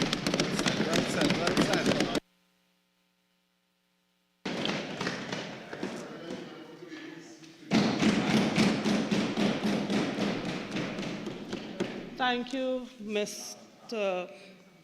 Deputy Speaker, for the opportunity to contribute to this debate. Mr. Deputy Speaker, the issue of bullying is very important, and it deserves to be discussed in this August chamber. Mr. Deputy Speaker, I remember in high school I got suspended from school for fighting. But when you get into the details, Mr. Deputy Speaker, I was a young girl from countryside in Tobago, going to school in town and being bullied for quite a while. And an evening after school, one of the bullies decided to attack me, and I decided to stand for myself. Unfortunately, I fought back. Maybe I fought back too strong. I was suspended from school, Mr. Deputy Speaker. But Coming out from that experience, I had the opportunity to build a very close and meaningful relationship with my then guidance officer, Ms. Samira Melville. I remember the name quite well. Ms. Melville gave me the opportunity to learn to cope with the emotions that I was experiencing from being bullied, but also to learn strategies and ways to respond instead of having to resort to my fists when being attacked. And thankfully learning to cope with all the issues within the high school. So being bullied, being forced to defend yourself, when you defend yourself, you're suspended. Mr. Deputy Speaker, my story isn't new and it isn't unique. There are a number of children throughout Trinidad and Tobago who would encounter similar situations. It's quite unfortunate that today, when we should have been discussing this issue in a manner that would have brought about some healing and opportunities for us to learn from each other ways and strategies to improve the circumstances for our nation's children, we sort of took it down a path that, for me, in a sense, took away some of the meaning behind what we are supposed to do today. Mr. Deputy Speaker, in preparing for this debate, I didn't look at bullying just in the instance of schools, because when you really dissect the issue and look at it and confront it, we have an epidemic, a societal epidemic that we call bullying. And it doesn't just manifest itself in the classroom, it manifests itself within our society. Sometimes it manifests itself within this very august chamber. It manifests itself in many places. But when you get down to the roots of bullying, as the member for Faisaba did and went into the medicine behind it, the science behind it, Madam Speaker, we will recognize that it boils down to violence. And what do we do as a society to start combating violence in all its forms? What do we do as a society to become more tolerant, more caring, more loving? What do we do as a society to educate and empower all our citizens so that we all become meaningful contributors towards ending the scourge of violence and ending the scourge of bullying within our schools and our communities? And Madam Speaker, at the Office of the Prime Minister, Gender and Child Affairs, we have been taking an all-of-government approach when it comes to treating with issues around violence, particularly when violence affects our children and our vulnerable families. We have been partnering with the Ministry of Education. We have been working with the Ministry of Social Development and Family Services. We have been collaborating with the Ministry of Youth Development and National Services. We have been lending our support and our skills and our techniques and our services to the Ministry of Sport and Community Development, where they have been ramping up the services available through their community mediation unit. But, Madam Speaker, what we would have developed as government, trying to tackle issues around crime and violence, especially gender-based violence, is what we call a National Strategic Action Plan to End Gender-Based Violence and Sexual Violence in Trinidad and Tobago. The member for St. Augustine just spoke about instances of bullying that would have been sexual in nature and instances of bullying that would have what we would identify as being linked to gender-based violence.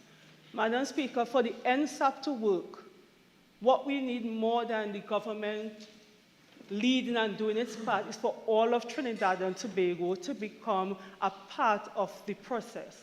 What we need is not just a whole of government, all of government approach, but a whole of society approach, bringing together all segments of society, embracing the NSAP and implementing it, making it work for the people of Trinidad and Tobago. Recognizing, Madam Speaker, that government cannot do it alone and that we need all hands on deck. We would have developed 2 committees to help monitor the implementation of the NSAP.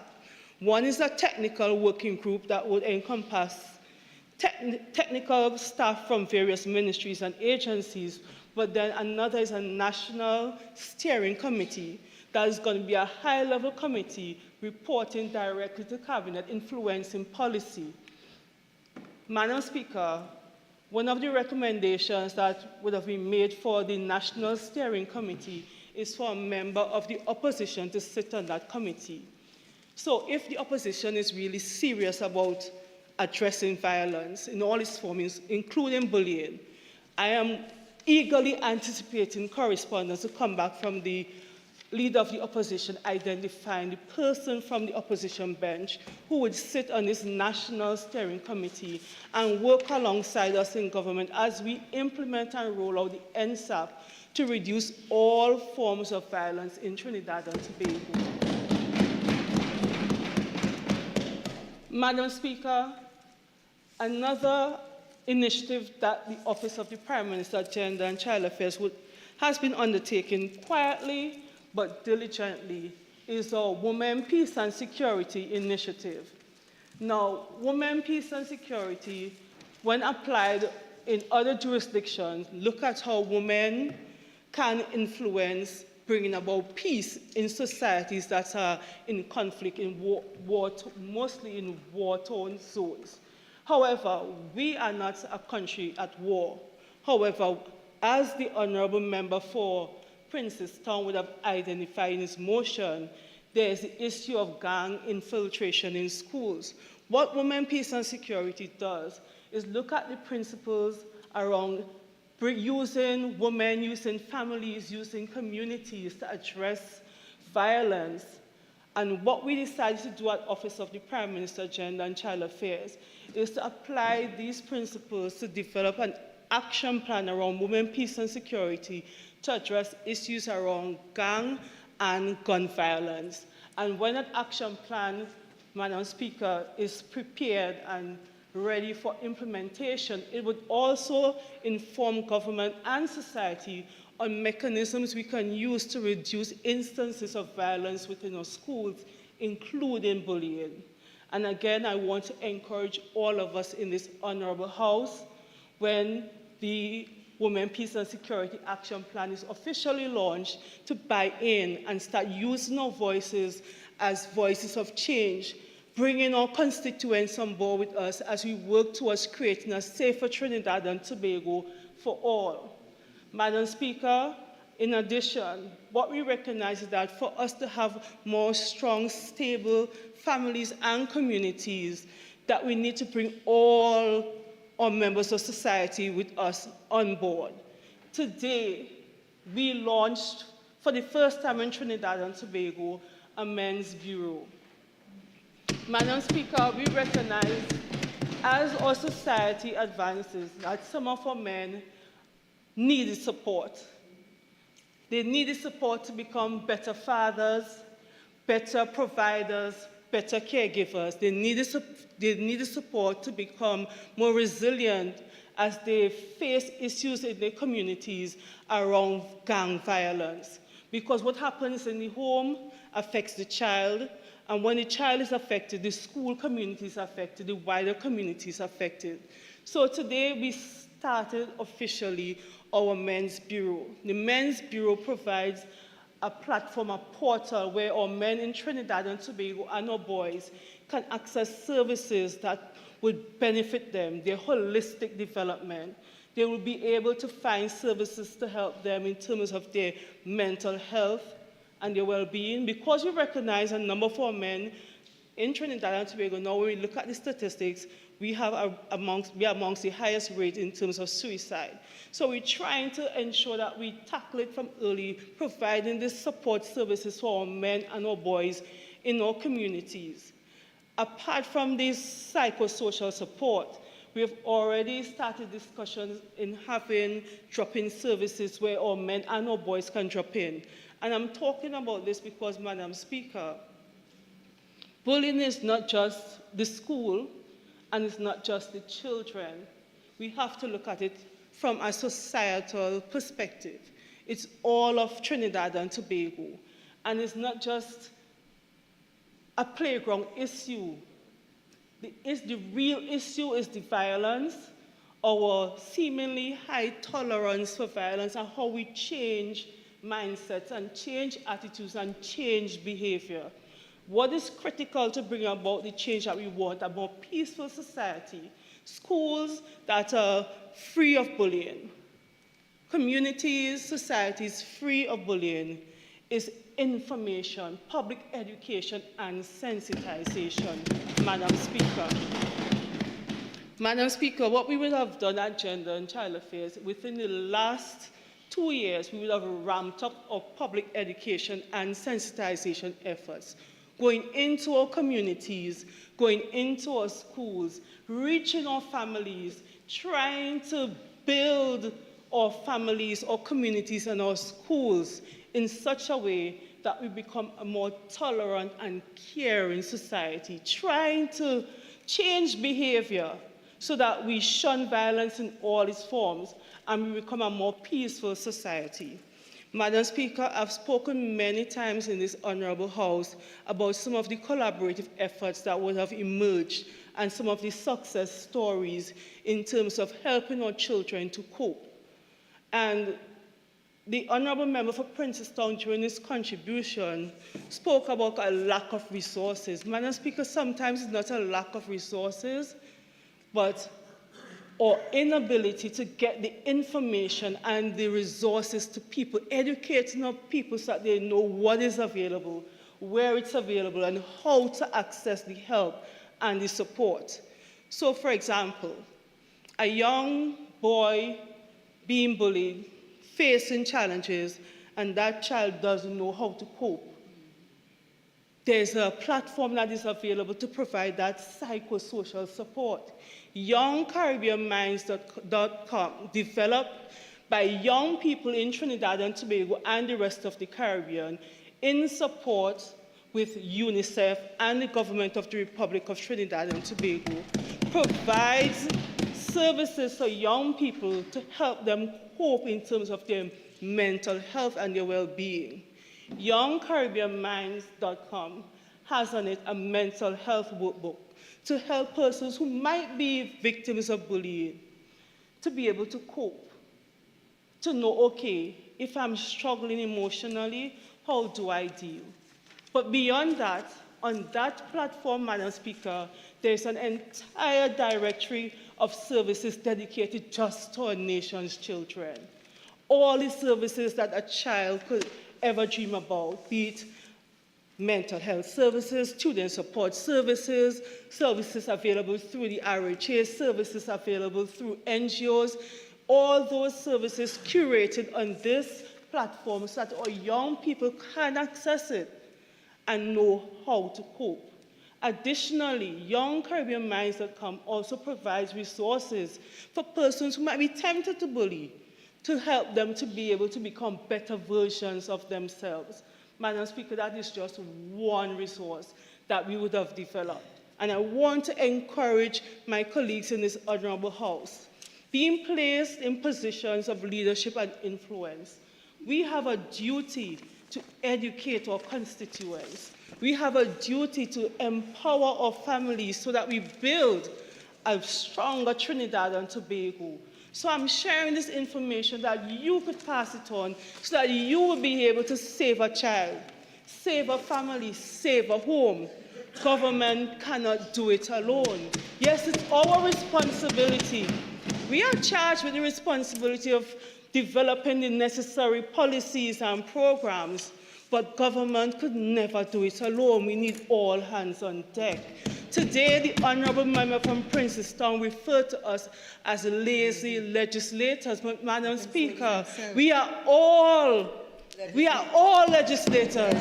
We have to work collaboratively to develop the laws and the policies for good governance and to restore a peaceful Trinidad and Tobago. So it's not a government thing alone, it's all our thing, Madam Speaker. So I want to encourage my colleagues on the other side, make full use of the information and the resources available so that you could help us to reduce the instances of bullying within our schools and in the wider society. Madam Speaker, we partnered with the Member of Parliament for Kumutu Mansandila, and I might sound like a broken record because I'm always talking about it. And I'll tell you why I'm always talking about it, Madam Speaker. because I think it was a beautiful demonstration of the good things that could emerge when government and opposition hold hand and work together. Madam Speaker, In the Know on the Go has been going throughout constituencies in Trinidad and Tobago, empowering the constituency officers so that they become first responders in the fight against violence facing our children, in the fight against violence affecting our most vulnerable. Madam Speaker, there are some MPs we wrote to, and Kwenene can't get a response yet. But, Madam Speaker, I live in hope that they would want to be part of the solution and not the problem, so that they would answer the call for that collaboration, so that we could go out together in our communities and work with our families and our children, change mindset, change attitude, and change behavior, and ultimately stop bullying in all its forms. Madam Speaker, another thing the government would have been doing is partner with various agencies.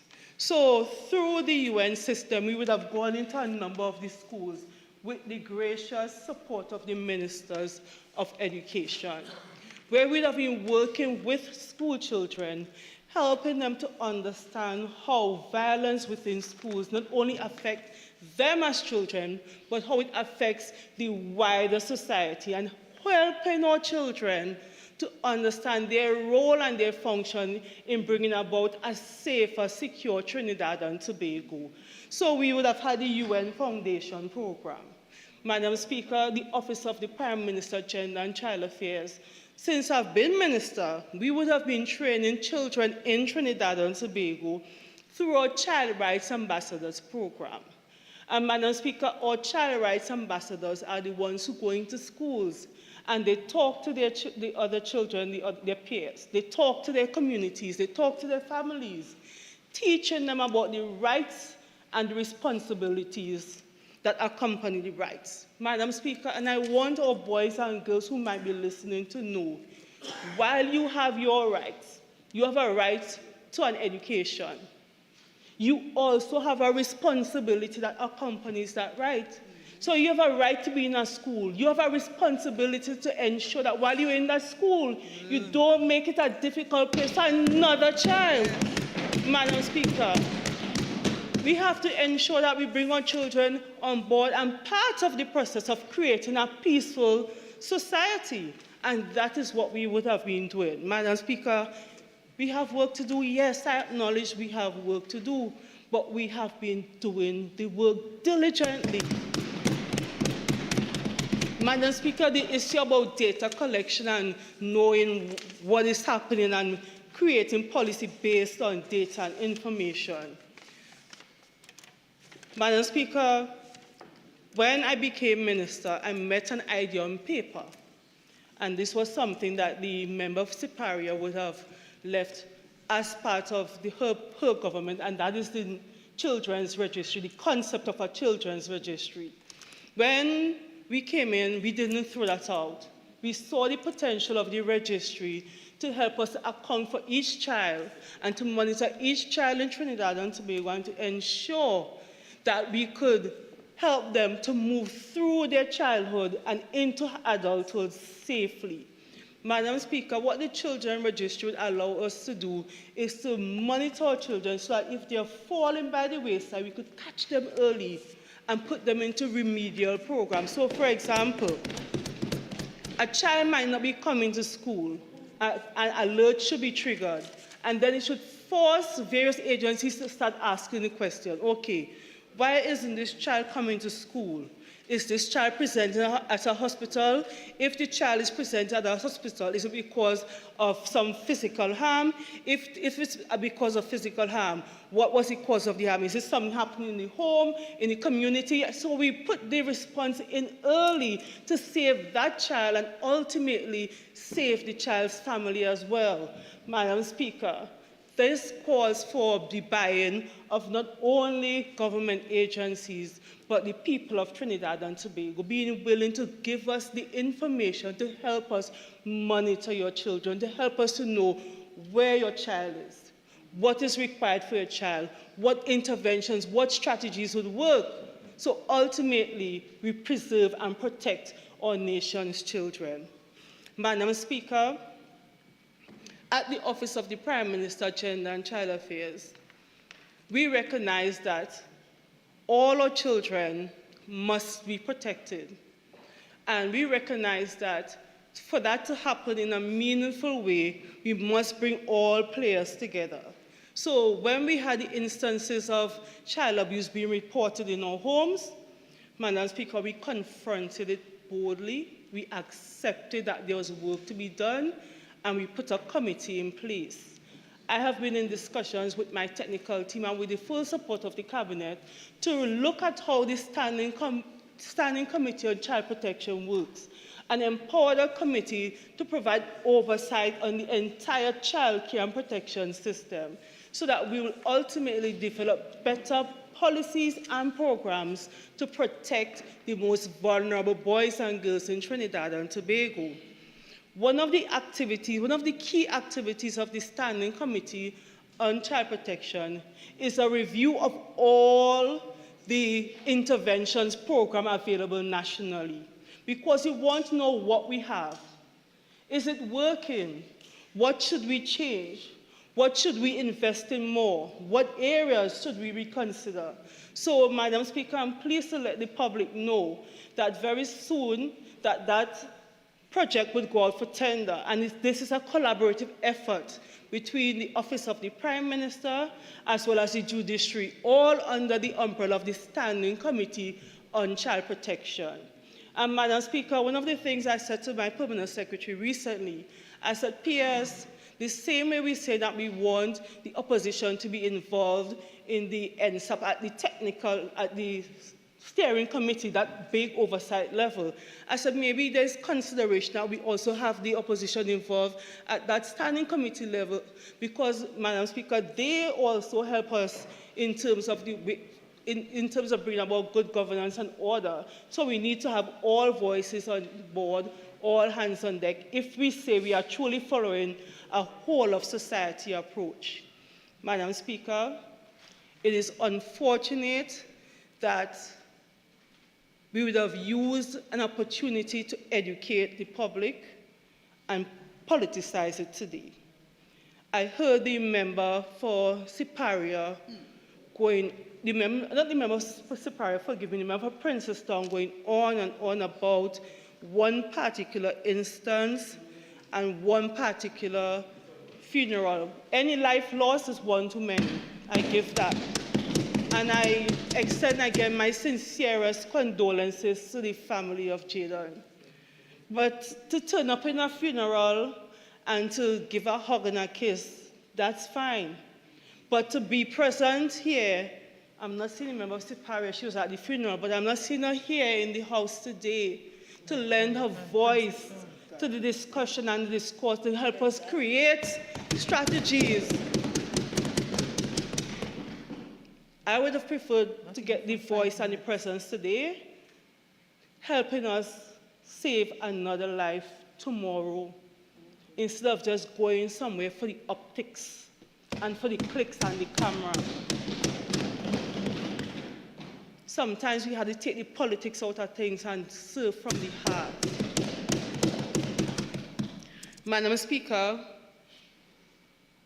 the Ministry of Social Development and Family Services has been working with families, because today it was said that the problem is not just the children, the problem is the families. The Ministry of Social Development and Family Services has been working with our families to empower families, to help some of our most vulnerable families. As a matter of fact, I think it was yesterday that ministry launched a parenting program, because we recognize that, yes, our children may spend some hours in the school, but ultimately they belong to families. And the families are the ones charged with the responsibility of raising the children. Madam Speaker, I remember a few years ago when my Honorable Prime Minister spoke about a certain issue and called out families. People said, we don't want him, we don't want government, we don't want all here. in the homes and or bedrooms, but Madam Speaker, we can't say it one way and not the other. If it is that we want government to take charge and tell you how to mind the children, how to raise the children, fine, we could do it. But if it is that we are saying that we want government to not be too intrusive, then we have to do it together. Families must take up their responsibility. Government, we will take up our responsibility. Opposition, take up your responsibility, and all of us holding hands, we build Trinidad and Tobago together, Madam Speaker. So, Madam Speaker, through the parenting program, the Ministry of Social Development and Family Services, that ministry will be giving parents and families the tools to learn how to manage their children. So when the children leave their homes and enter into different spaces, they are not entering into different spaces as hurt, angry people, but children who are well-grounded, children who understand how they are supposed to operate and understand their role and the space in this developing Trinidad and Tobago. Madam Speaker, the Ministry of Youth Development and National Service has been doing a lot of work to capture our young people and to empower them. So that they, as I think it was my colleague, the Minister of Education, said, hurt people, and the member for St. Augustine said there's an absence of hope, so people are becoming hurt. But the Ministry of Youth Development and National Services, through the various programs and initiatives that they are rolling out, is creating an avenue for hope, giving our young people the opportunity to develop training and skills, so that when they enter into society, when they are out there in the real world doing what they are doing, they are coming from a place of positivity. Madam Speaker, I strongly believe that if we work together, if we really work in the best interests of our children, if we recognize where we have shortcomings and we work on improving on our shortcomings, if we recognize where we need to learn more support and we work on learning more support, that we could really turn around the tide, Madam Speaker, and reduce the levels of violence in Trinidad and Tobago. Madam Speaker, we have to start being more mindful of each other, be more mindful of the way we communicate with each other. We have to be more caring, Madam Speaker. We have to teach our children to look out for each other. We have to go back to the good old days when the village was actually looking out for the children and raising the children. Madam Speaker, laws won't bring about the change unless they're fully implemented and there's full buy-in. Madam Speaker, what I want to do is to challenge every citizen of Trinidad and Tobago is to do some introspection. Let us start looking at ourselves as individuals, ask the question, what can I do differently? How can I improve me to become a better version of myself so that I could become a meaningful contributor to national development? Madam Speaker, this is not pay and work alone. This is for all of us to do as citizens. And Madam Speaker, I'm very passionate about this issue because as I have said at the beginning, I lived it. I was bullied. I got suspended from school. I'm raising 3 children. And I want to ensure that I do my best, because it's not just for my 3 children, Madam Speaker, because when they're out there, they're going to interact with everybody else children. So that's why I'm committed to doing my best. And I'm sure all my colleague, the member for St. Anne's East, she's a mother. She knows the pain. She carried a child for 9 months too. My colleague, the member for Dabadi, O'Meara, she knows the pain. She carried her children for 9 months too, Madam Speaker. When we work here for the nation's children, because we understand what it is to be raising children in an uncertain and sometimes difficult world. So we're not lazy. We have been doing our best. And Madam Speaker, all we ask is for the rest of Trinidad and Tobago to walk with us on this journey. Help us to become the best version of ourselves as legislators so we can get the best version of ourselves as Trinbagonians. Madam Speaker, I thank you for the opportunity to contribute. Member for Chaguanas East.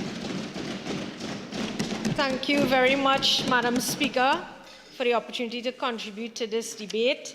With my 1 minute remaining, I will, start today by saying I wish to really thank the member for Princestown for bringing to this House such a critical motion which is affecting our nation's children.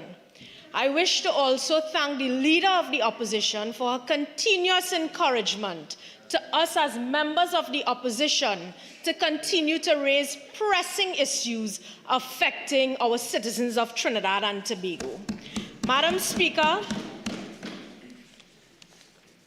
in bringing this motion, the member for Princestown said here today that the issue of bullying is happening a long time ago. He did not blame the government. He said it's an issue that is happening a long time ago, and the UNC is willing to work with you, the government. Thank you very much, Madam Speaker. Madam Speaker, I beg to move that this House do now adjourn to a date to be fixed. Honourable members, the question is that this House do now adjourn to a date to be fixed. All in favour say aye. Aye. Any against? I think the ayes have it. This House now stands adjourned to a date to be fixed.